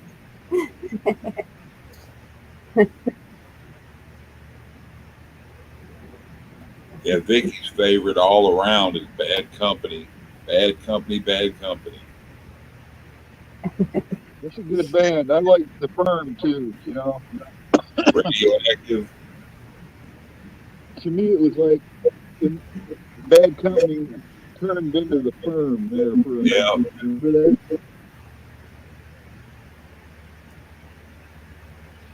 You never that I love Bang a Gong. All versions I've ever heard of Bang a Gong, I love. I wish I knew what happened to my Def Leppard hat. It was a Western hat, and it was like they had tie dyed it. It was straw, and it was purple and white, and it said Def Leppard across the front. I loved that hat. I wore it everywhere. the first album, Bonnie, when Def Leppard came out, I think it was 1978 or 79. Their first album was called High and Dry, and it was raw and all heavy rock. And I loved that album. And then when they came out with their newer stuff in the 80s, it was like commercialized to me. I mean, I still was okay, but I much preferred that raw original sound that Def Leppard had in the beginning. Yeah. I've seen them a few times in concert too. They were another one that went to Detroit all the time. Well, I've seen that happen with a lot of artists too, though. Like Yep. um, Motley Crue's Shania first Twain, album, totally when she unlike the first rest of started. When Shania Twain first started, I liked her. She was like natural, normal, and then they bought her out. And Yeah, but she's actually country sounding. them. Yeah, yes, you're right.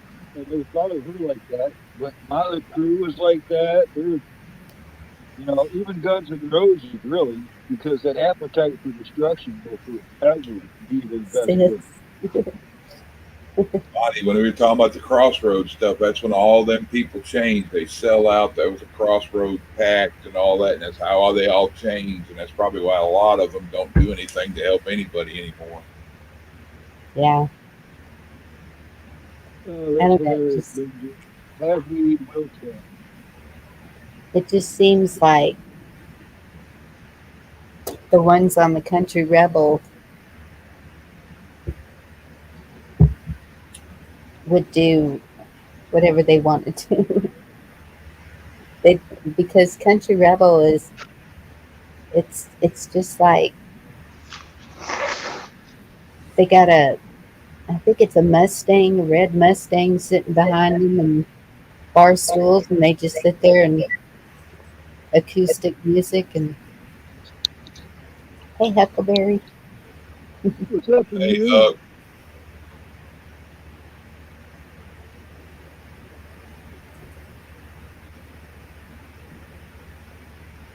Are we talking I crazy like the Rex? deep cuts. All those albums we grew up with, I like the deep cuts. It's like Leonard Skinner. You say something about Leonard Skinner, somebody's going to go, Freebird, Freebird. I don't want to hear Freebird. I've heard Freebird no, 9,672 times. I want to hear something else off that album. Yeah. And yeah, if you listen to the whole thing, you're like, wow, there's some good songs there. How come I never hear these on the radio? Or what's up with that? That's why I always like the greatest hits because it usually pulled all the best songs. It wasn't the popular ones, but it's the best one. Yeah.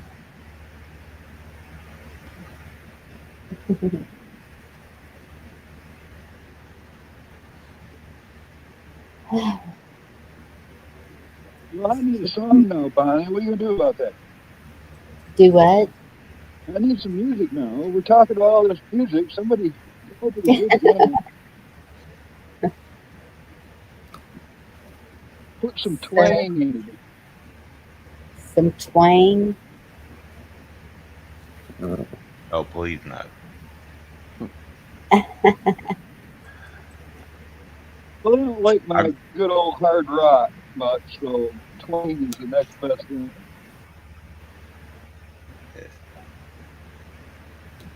I'm okay, if you say looking. so. Yeah. I grew up listening to heavy metal. That's me. Black Sabbath, Aerosmith, AC/DC, Ted Nugent, Deep Purple, all that I good can stuff. barely hear you, man. I mean, I heard Black Sabbath. That's all I heard. That's all you needed.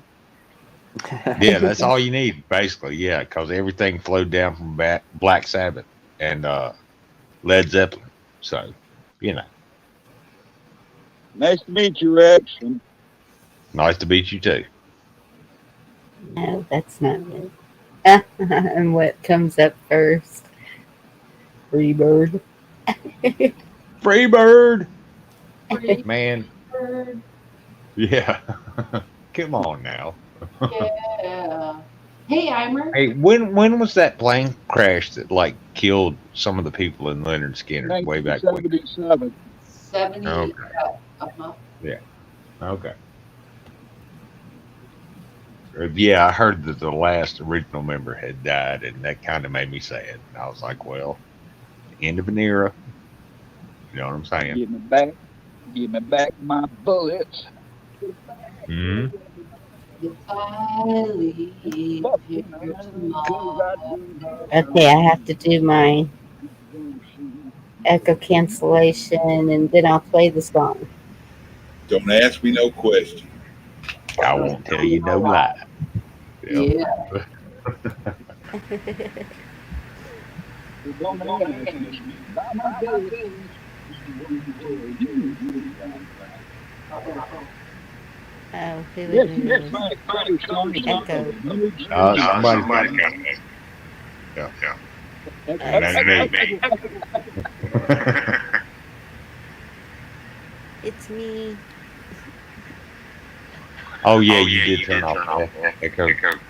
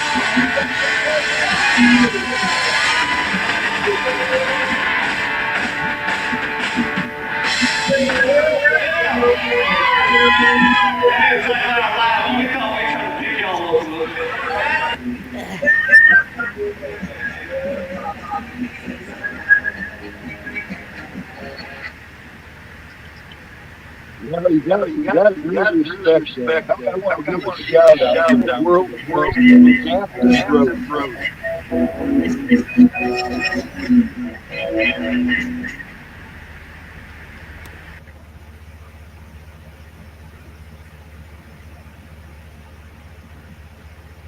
That Okay. reminds me of a meme. Now the echo's gone, right?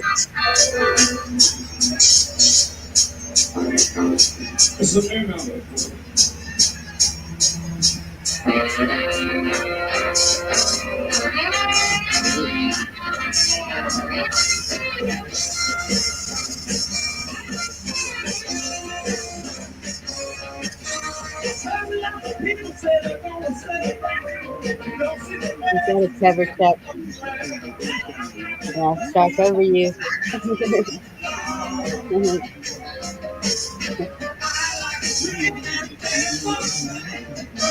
Okay, stop. Hate to do it. I just know what happened last time. Do what? Yeah, I don't like to talk over people either, but it happens sometimes. Well, But you played that AC/DC song, and that reminded me of a meme I saw once. There are two guys walking down a road, and they get to a point where there's a stairway to heaven and a highway to hell, and he's like, "Well, I guess this is where we part ways." Because one I guy's got wearing a Led that. Zeppelin jacket, and the other guy's wearing an AC/DC jacket. I have that meme saved somewhere. It's yeah, I've seen it a couple of times, but yeah, I saw it and I was like, aha. So I I remember thought it was John, when Bon Scott died, that one broke my heart too. But I was oh amazed that a roadie yeah could step up and become the lead singer and of change that ACD. band in a way where it was not the same, but it was still good. It was Hmm. good in a different way. That Back in Black album rocked the world when it came out. yeah. Oh yeah. Well, what broke my heart is I was a bass player. I learned how to play the bass, and I modeled myself after Cliff Burton. Mm. And when I heard that the way he died, man, that crushed my heart. I mean, he got crushed by a bus, but I mean, hearing the way that it happened, they almost got him out from under the bus, and then the crane slipped and it dropped back on him and killed him. He was dead. You're a bass player, Yeah, I used to be. I used to be. so you do you know NIE? NIB by Black Sabbath. Yeah, Yeah. Oh yeah. yeah. Right? That's like my favorite bass riff on the planet, right there. Yep. It's really good. Yeah. It's hard to play, but it's really good. Well, back in high school, we had a little garage band. There was a guitar player, then there was me that was the bass player, and then there was a drummer. And yeah, we played a couple of parties. We never really went anywhere, but we were good. We played good together. We meshed. You know. I read in this, remember Hi-Fi magazine in the 70s? It was for music enthusiasts who want to spend big money on stereo equipment. It was kind of like a rich guy's magazine, you know?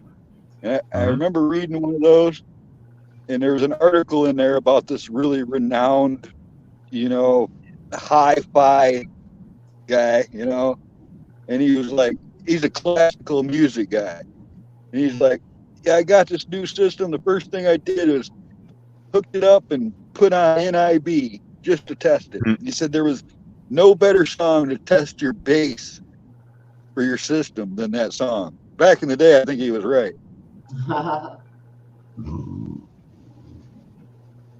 I do think he was right. Yeah.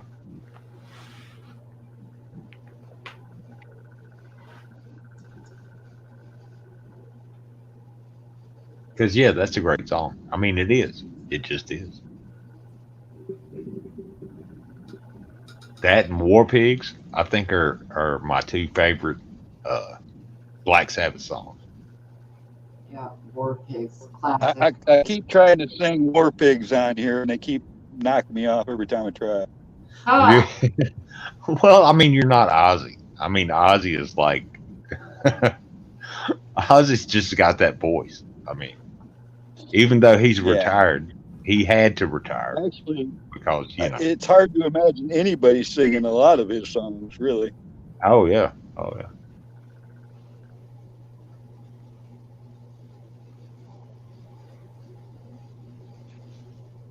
Do you Oh, ever, one of my favorite. Oh, go ahead, go ahead. I didn't mean to step on you.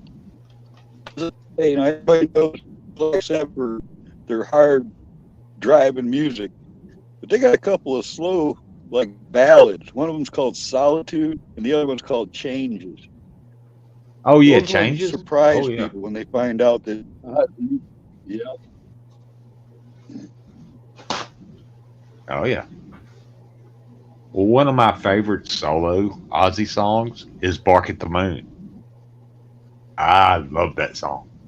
yeah, but that was a weird video and concept, Oh yeah, he's but a I agree, it werewolf. was I good. mean, what? Good Yeah.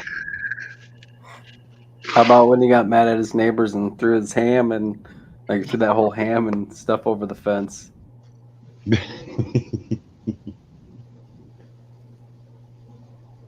But yeah, it was a weird video. Yeah, yeah, I will give you that. He like made a potion or something in his lab and turned into a werewolf, and yeah, it was weird. Real campy, you know. Oh yeah. Boy, I miss Headbangers Ball. Those were good times. Oh, when Randy Rhodes died, that kind of broke my heart too. When he You crashed know that what's plane. weird about that is when that happened, the story came out and whatever it was, and that story gained mythical proportions throughout the years. And then the Oh yeah. internet happens, and you start reading about what really happened. I must have heard 20 different stories about how Randy Rhodes died. Not many of them much crazier than the truth of the story, but I watched enough on actually from Ozzy and witnesses and the survivors and stuff. It's still messed up. That's why rich people shouldn't get planes and helicopters and stuff, you know. But Oh yeah, exactly. I mean, I live on a military flight path, and I have jets and helicopters and Chinooks and what are those things? Ospreys. That the yeah, Marines they fly yeah, past my house all the time, and it sounds like they're going to land in my yard, and I'm like, my yard is not big enough. I get that all the time too. Sure. It's Yeah. that's what I was Or saying. you link a bunch of Leonard Skinner stuff. That's where I was quiet. I had the audio turned off, listening to checking out Leonard Skinner 25 greatest. We know you Oh need your yeah. beauty naps too, so if you take a nap, it's all right. Well, I mean, and you can go on YouTube and find like old, like from '81 80 and 81, live versions of Ozzy and Randy Rhoads playing on TV or whatever. And if you just watch the guy, watch Randy Rhoads play the guitar. How the hell do you do that? I mean, I'm just Yeah, how do you make it sound like that? Yeah. yeah.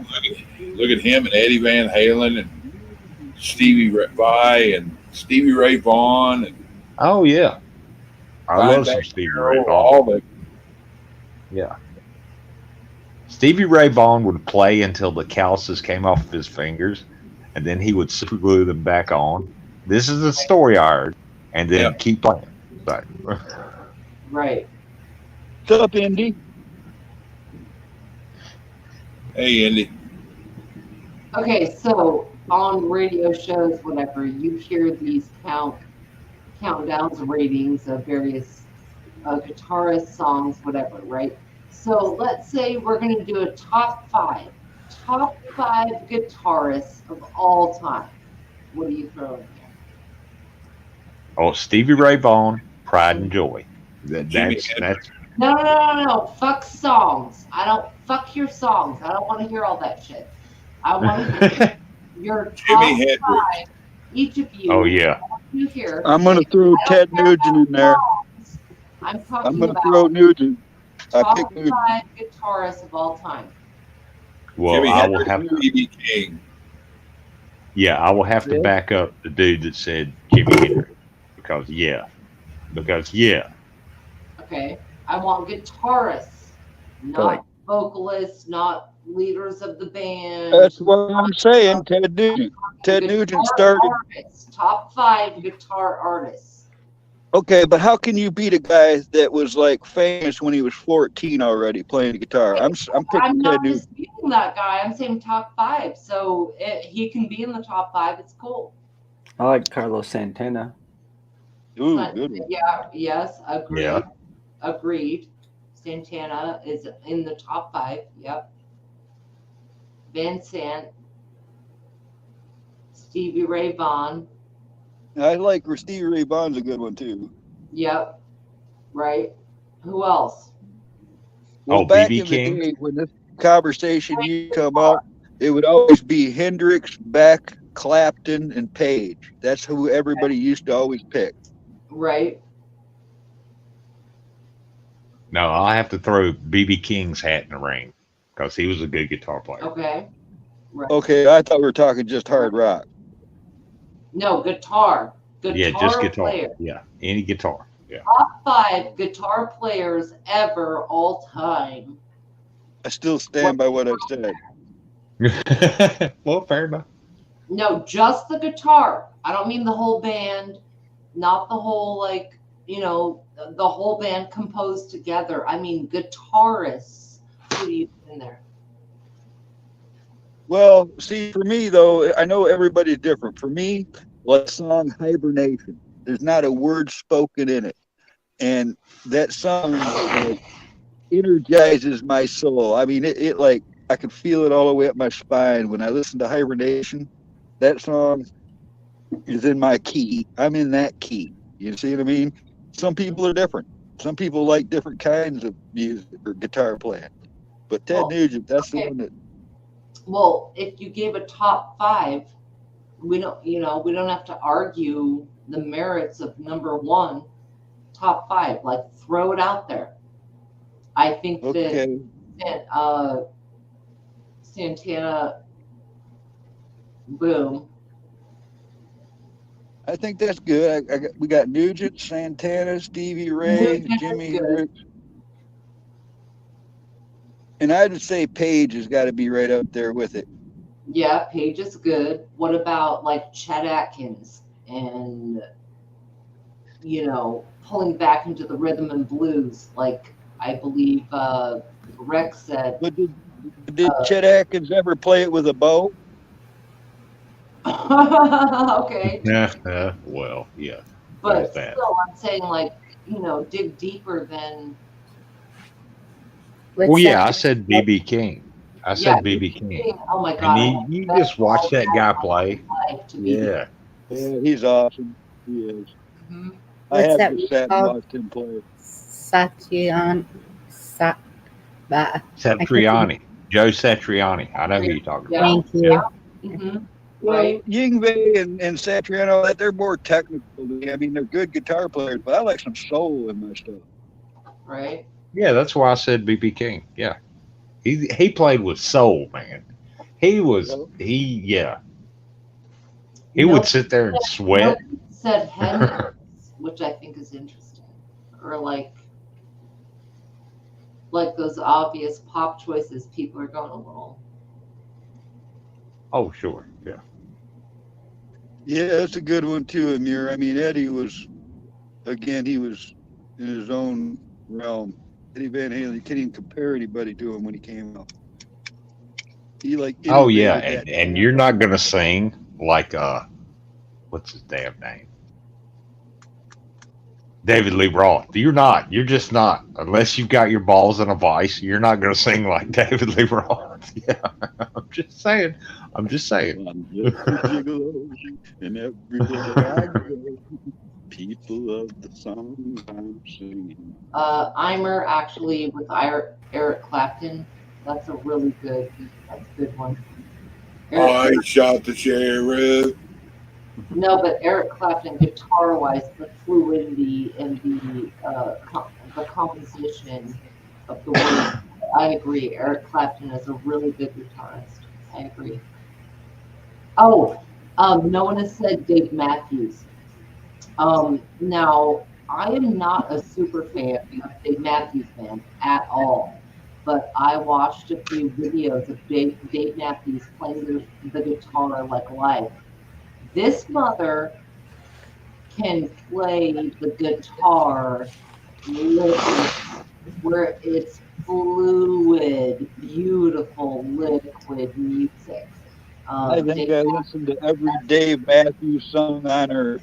He was a good. That was a good band, but Yep. it's like preppy rock to me. When I worked at Yeah. a sail off, Agreed. they used to, sit and sew all day at the sail off, and there was a bunch of young people around. They played that Dave Matthews to death.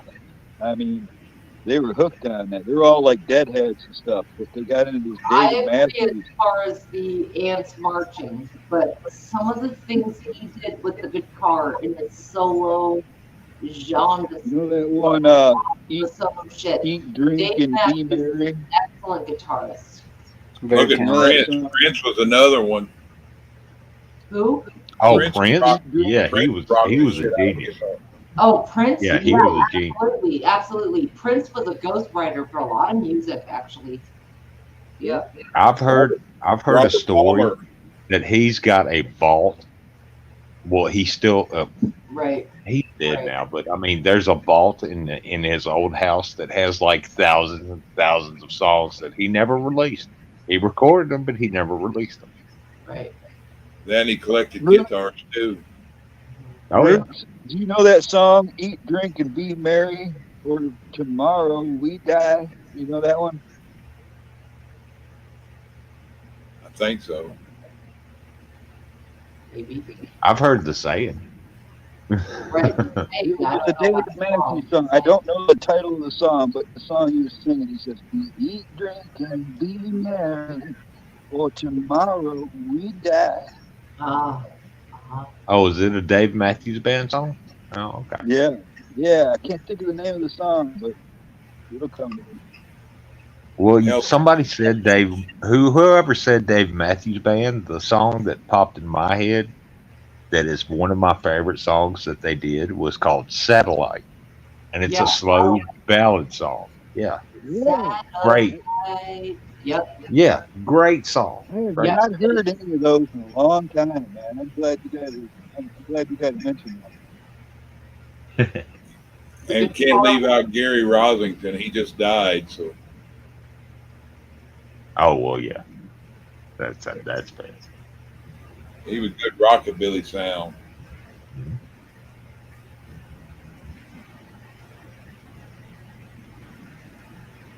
That does You right. guys- Rush. Rush is good. Oh, Rush. Oh. Yeah. Yeah.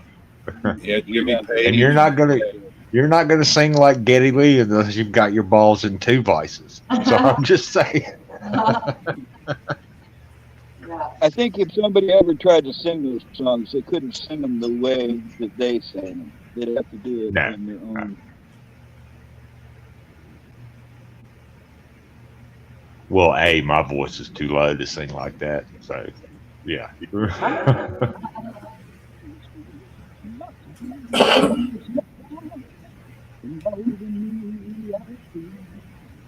Hell, I forget his name now. Cheap Trick's guitarist. That damn, what was it, 6 string or 6 neck guitar he had? Oh, I know who you're talking about. Yeah. And what, 2 basses and 4 guitars, lead, rhythm, and something. I forget what the others were. Who are you talking about, Chuck? Cheap Trick guitarist. Oh, Yeah, the yeah. guy from Cheap Trick. I saw him on a episode of Pawn Stars, and he was selling a bunch of his stuff that he wanted to get rid of. Yeah, I remember that. And they I think he wasn't getting like half of what he wanted out of it or something. Something like that. Well, yeah, they're gonna lowball you.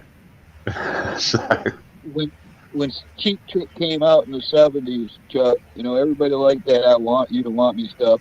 But there was a song on that album called Big Eyes. And you could hear him when he was playing that song. Big Eyes.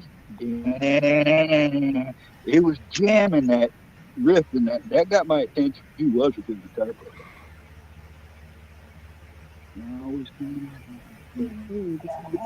You guys ever hear of the Moron Brothers? What'd you call us? The what'd Moron you call Brothers? come on. Oh, you gotta look them up. Those are some great musicians. If you like strings, banjos, and guitar, look up the Moron Brothers. Bluegrass. I love bluegrass music. I guess we lost Virginia too. My internet just kicked out. That's the second time tonight. Mine blinked at the same time. Well, that's why I left earlier. I was on here earlier, and my whole internet went out, and then the power blinked, and I was like, "Oh crap!" So I just laid down, and took a nap. I was like, "It'll Just come talked back on to if a it comes guy back on." about that song by Cheap Trick. Remember the one that goes, "Going to a party, meet me on after school." Remember that? I remember that Dream Police, the one you said earlier.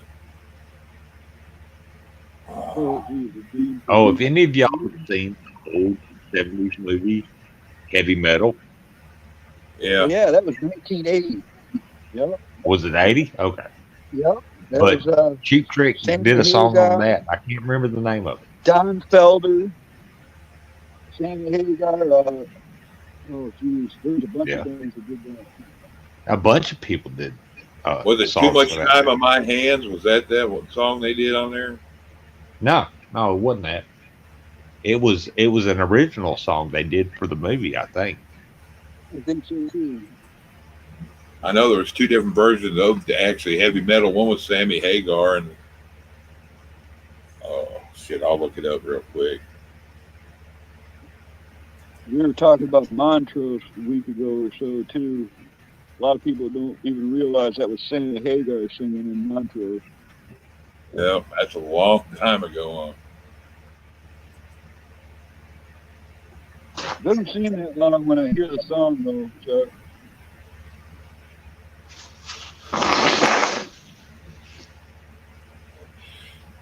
Oh shit, excuse me.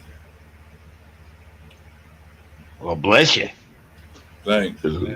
You might want to catch your nose before it runs off. Reach with Cheap Trick on there. I'll reach out and take it. Yeah, Yep. yeah. There you go. That's it. That's the one. Queen Bee, Grand Funk, Don Felder, Take a Ride, and that's a Heavy Metal song, one of them. Nazareth did Crazy. Mhm. All of you, Don Felder. Let's see. Sammy Hagar did the actual heavy metal. Oh yeah, yeah. There you go. See, bands like Nazareth, when we were kids, they had hits overseas that we didn't really get a lot of. Then they had hits here that we would, we'd only hear some of the songs. Actually, Nazareth had a bunch of hits worldwide. Just we only ever got Hair of the Dog and 75 and stuff, and got to hear that all the time. We missed out on a lot of music, that good music. Didn't play it Oh, on the radio. Nazareth did Son of a Bitch, didn't they? Yep, Hair of the Yeah, Dog. Hair of the Dog. That's Yeah, the that. Hair of the Dog album. Every song on there is great, But they did a bunch of other stuff. They did Razzmatazz, They did um, Malice in Wonderland. There was a whole bunch of other albums, and there's some good songs on there. It's just people don't know them because they never played them on the radio. Oh yeah, Kiss was kind of like that. They were really big in Asia, really huge in Asia. Very few of their songs got played on the radio over here. You heard Detroit Rock City and stuff like that. But yeah. I was never a Kiss fan. I don't know why. I was when I got my first Columbia House stuff. I ordered 2 different sets. And the first one was everything on Kiss had on vinyl. If I was going to listen to a Kiss song, the number one I'd always go to is Strutter. For some reason, I just like the rhythm of that song. Yeah, that was a good song. Yeah. And I mean, Beth is okay for a ballad. Well, Beth got played to death on the radio. Yeah. So I mean, it's a good song, but yeah, it got played to death. Ooh.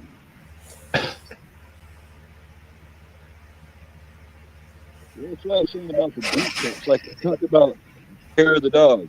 That album has Miss Misery, Whiskey Drinking Woman, Changing Times, Please Don't Judas Me. I mean, it's full of great songs, but people usually only know how you're messing with her.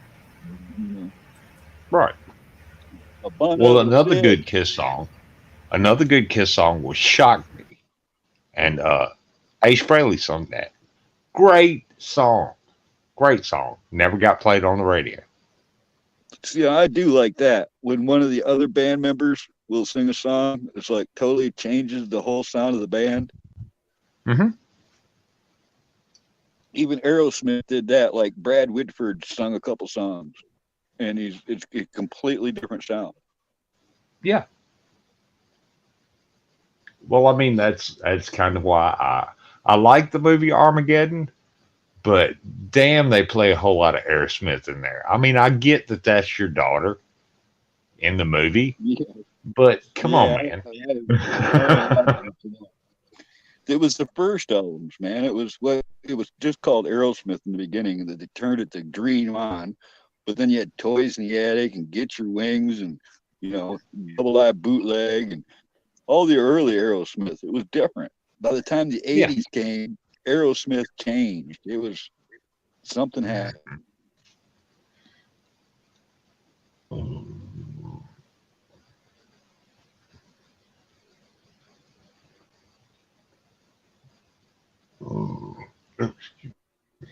Snorting whiskey, drinking cocaine. I think I heard you mention this band before too, but it's like I can't remember the name of it, but it's like Steven Seagulls or something like that. They kind of Stills? Oh no, they do like it's kind of a comedy thing, but they redo popular music. They do cover stuff. Yeah, cover stuff like that. Yeah, they did a version of Thunderstruck that's really good. Dude's standing there playing an anvil in Thunderstruck, and I'm like, what is this? But it sounds good. Another weird thing. Like if you mention AC/DC, people only seem to know. I mean, most people only know the '80s AC/DC. They don't know Down Payment Blues and Sin City and like the Power Age album or TNT. It's like there's two different completely band. It's the same band, but it's like two different decades of music that's completely different from each other. Mm-hmm.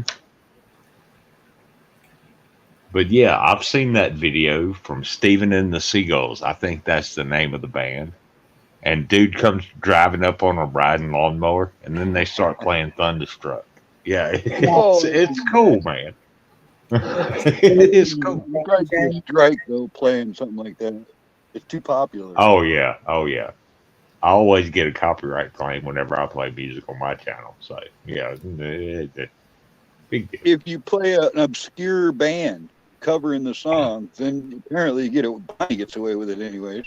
But Played that song y'all were just saying by that group. yeah, Oh, Thunderstruck by Yeah. Steven and the Seagulls. Yeah, that's Maybe that's that's how I right. found them. I found that video and I was like, "What is this?" And I was blown away. Yeah. I really was. That's pretty creative, you know. It's talent. Definitely talent. Yeah. Bonnie, I just sent you something Vicky sent me in Facebook.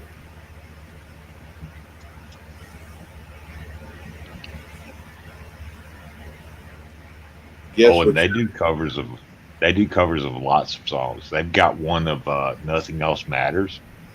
He comes riding up on a motorboat and gets out of the boat, and they start playing Nothing Else Matters by Metallica. That's a good one too. Yeah. it's a good song. Steven and the Seagulls. I think that's the name of them. I'm on my tablet, so I can't have like more than one window open. But yeah, Steven and the Seagulls is the name of the group. I think they do a bunch of cover songs. Oh, so you can't see the private chat. I put a link in there, but I think Oh, you I would can see enjoy. the private chat. I just can't open it. Oh, If I open it, my tablet will freeze because it's a Kindle. I mean, it's a little piece of crap. So. I've had like 4 songs run through my head ever since you said the Metallica song. I'm hearing Creeping Death in my head right now. Oh, Creeping Death, that is a good song. That is one of my favorite Metallica songs, is Creeping Death.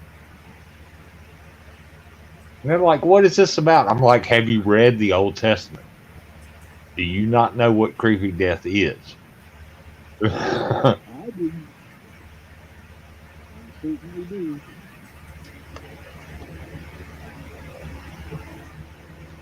Do you not know why they painted lamb's blood above their door? I mean, come Now I'm on. hearing the Four Horsemen. Oh, the Four Horsemen? Oh, that's off Kill 'Em All. Yeah, that's the first Metallica album that they released.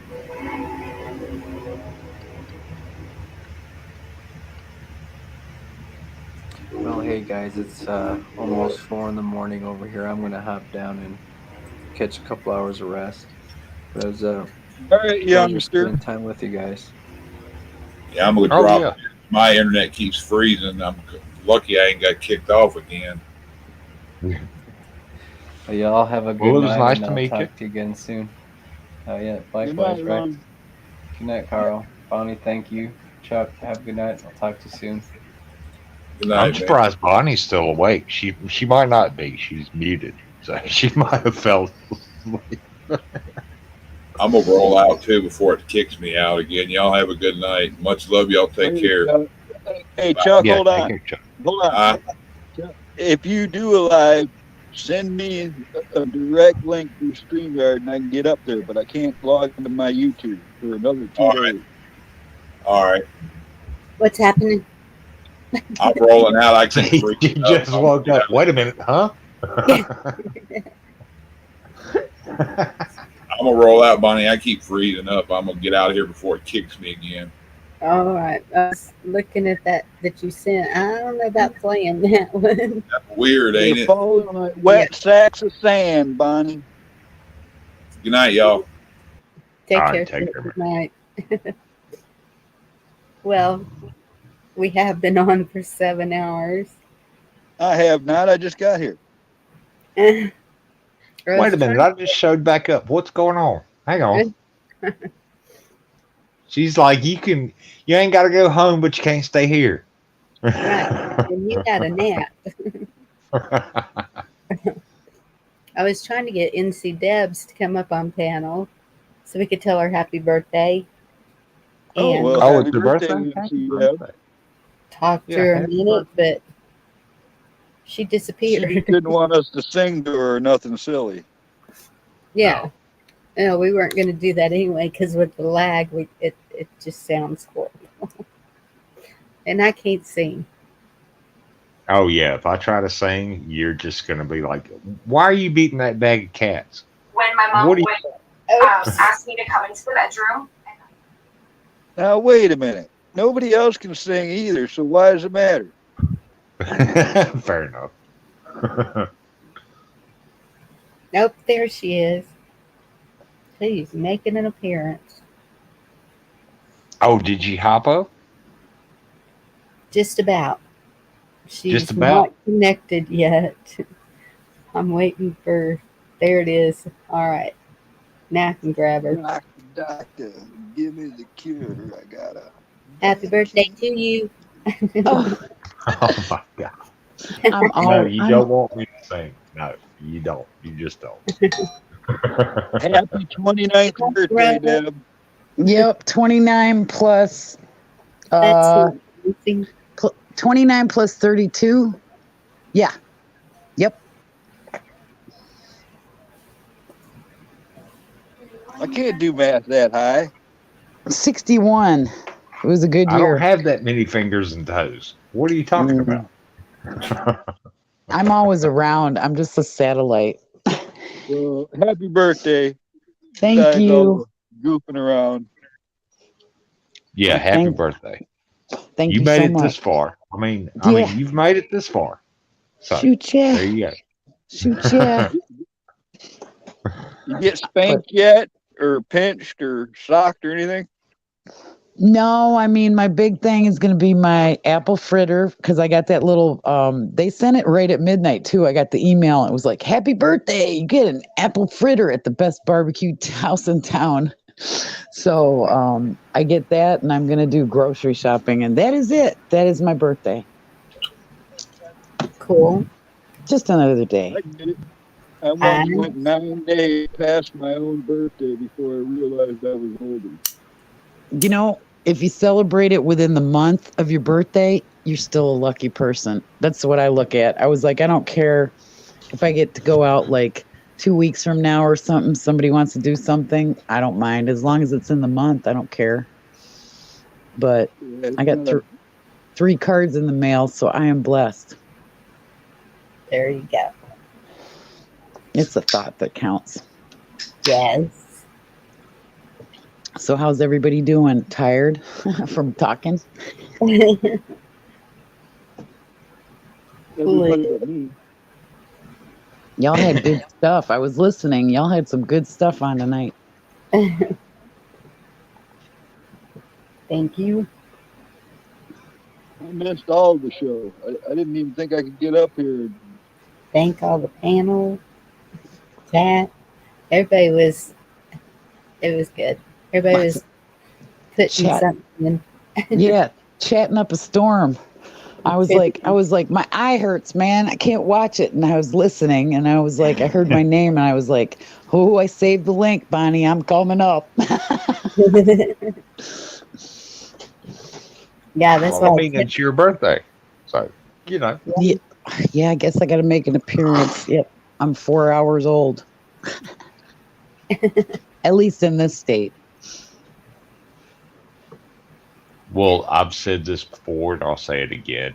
It is better to keep having birthdays than to stop having birthdays. True. Even if it comes quietly, like so many have, I've had like, you celebrate them in your 20s and stuff like that, or you're at an office and you get taken out to lunch or something. But then when you get older, it's like just another day. So anything that you get is great. Like any little call or text or letter or whatever, it just means a lot. Yeah. that's true. Yeah, I don't Sometimes it's nice when people just leave you alone too, though. Well, that's what I mean. Sometimes you can just let them go right on by, but I figured I'd just say it in chat and say to the people that I love, hey, man, I made it another year. Yeah. Yes. Hey, if I can make it till May, I'll be 50. So, there you go. Oh, that's a cool May 50. That's nice. Right when the summer comes. Yep. hopefully the summer will get here. It's supposed to snow and shit this weekend, so we'll see what happens. But What state? What We're state are supposed to you be in? getting hit with something. Virginia. Oh, okay. Yeah, you guys are getting pounded. Hmm. We're But getting rain now, and it's supposed to turn to snow either Saturday night or Sunday, and we'll see. We'll see what happens. I mean, the weather's been weird for the past year or so. So it's a delayed winter for like there's still green grass up in upstate New York, and I have a friend who's growing like potatoes and all the stuff in his mudroom, and I'm like, what is wrong with this picture? Because when I left 3 years ago, he said to me, he goes, you know, the weather's going to change. And I said, what do you mean? And he goes, the north is going to have the south weather and the south's going to have the north weather. And I'm like, yeah, BS. And I had to actually give him a go ahead, say I told you so. And he goes, I told you so. well, I mean, I've got flowers blooming, and I've got my peach tree has got the buds or whatever you want to call them on it. no. Yeah, and it's gonna gets like it's supposed to get this weekend, all that's dead. So Yes. it's gonna be a restart Yep, my wildlife whenever is spring gets here. So yeah, my I'm just wildlife is all confused because it's like we're freezing out, you know, and then we're like 78 and then we're like freezing out and then so I was looking for wildlife tonight and I was like I didn't see any. I mean, I saw deer that were eating out of a little like or drinking out of a little pond and that's the only thing I've seen in the last like 3 weeks. And I've only heard birds chirp a couple times and I'm like, man, everybody's confused. All oh you yeah. states need to just give Michigan back our winter. That's all. No kidding. You guys got everybody got an easy winter, but don't speak too soon because there's still time. You could have snowbanks in Well, June. You we've never gotten hit know. a couple times. It just doesn't stay like it used to. It melts away after it hits. We got one coming in today, hours away. We have seen snow here in April, and that's what I'm afraid is going to happen because we've been Yeah. at 85 degrees like for the past weeks. Just and okay, it's It spring, but This is the way it used to be here in Michigan. I've been here a while. It used to snow in early November, and it would stay on the ground until March, maybe even later. All right. And now it'll snow, it'll rain, the snow's gone. You will get 2 weeks of rain. You get another snowstorm. The snow on the ground 2, 3 days, and the rain will melt it away again. It doesn't stick. None of the snow stays here. The weather's drastically changing so much this year. I've been telling people the geese don't know what to do. They're flying in freaking circles. I got people telling me the geese never left their lake. They stayed all winter long. You know, I've seen geese flying literally in all four directions in the last month. They Yeah, don't. no It's geese. screwed up. They didn't come down here, Carl. They didn't come down here at all. Well, they used to leave in November, and we wouldn't see them until March. Yep. Yep. In winter, I mean, in New York, we started in October with rain. We didn't come out until May. So you basically had like, 6, 7 months of crap weather. And now Animals that they're, normally hibernate aren't even hibernating this year. yeah, the wildlife is messed up. understandably so.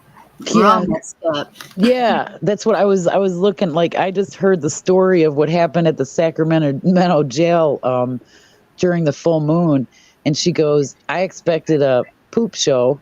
She goes, "But I had no idea." And she goes, "I'll give you the highlights." And the highlights were like chasing this guy up the stairs.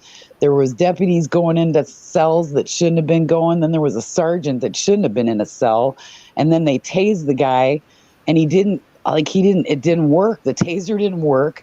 So, and then this other guy, I guess, threw his tablet down on the floor and the lithium battery or something caught on fire.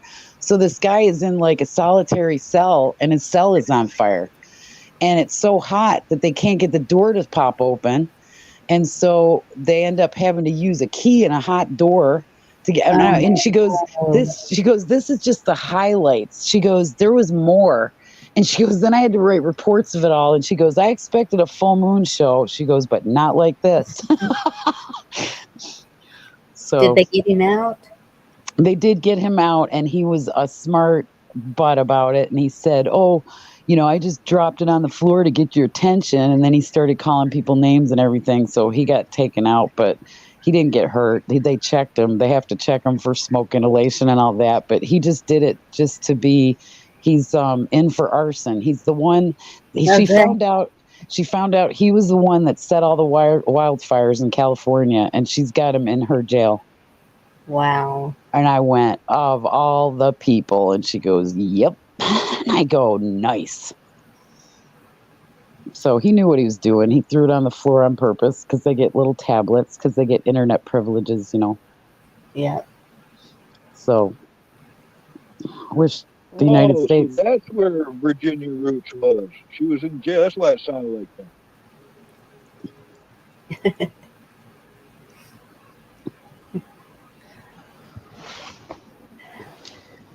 Well, I'm going to close the live down. It's been 7 hours. Thank you, everybody that has hung with us and stayed through all this craziness. Good night. 10. Darn it. Y'all have a good night. Try to get some sleep. Hey, Tim. God bless. Love y'all. Good night.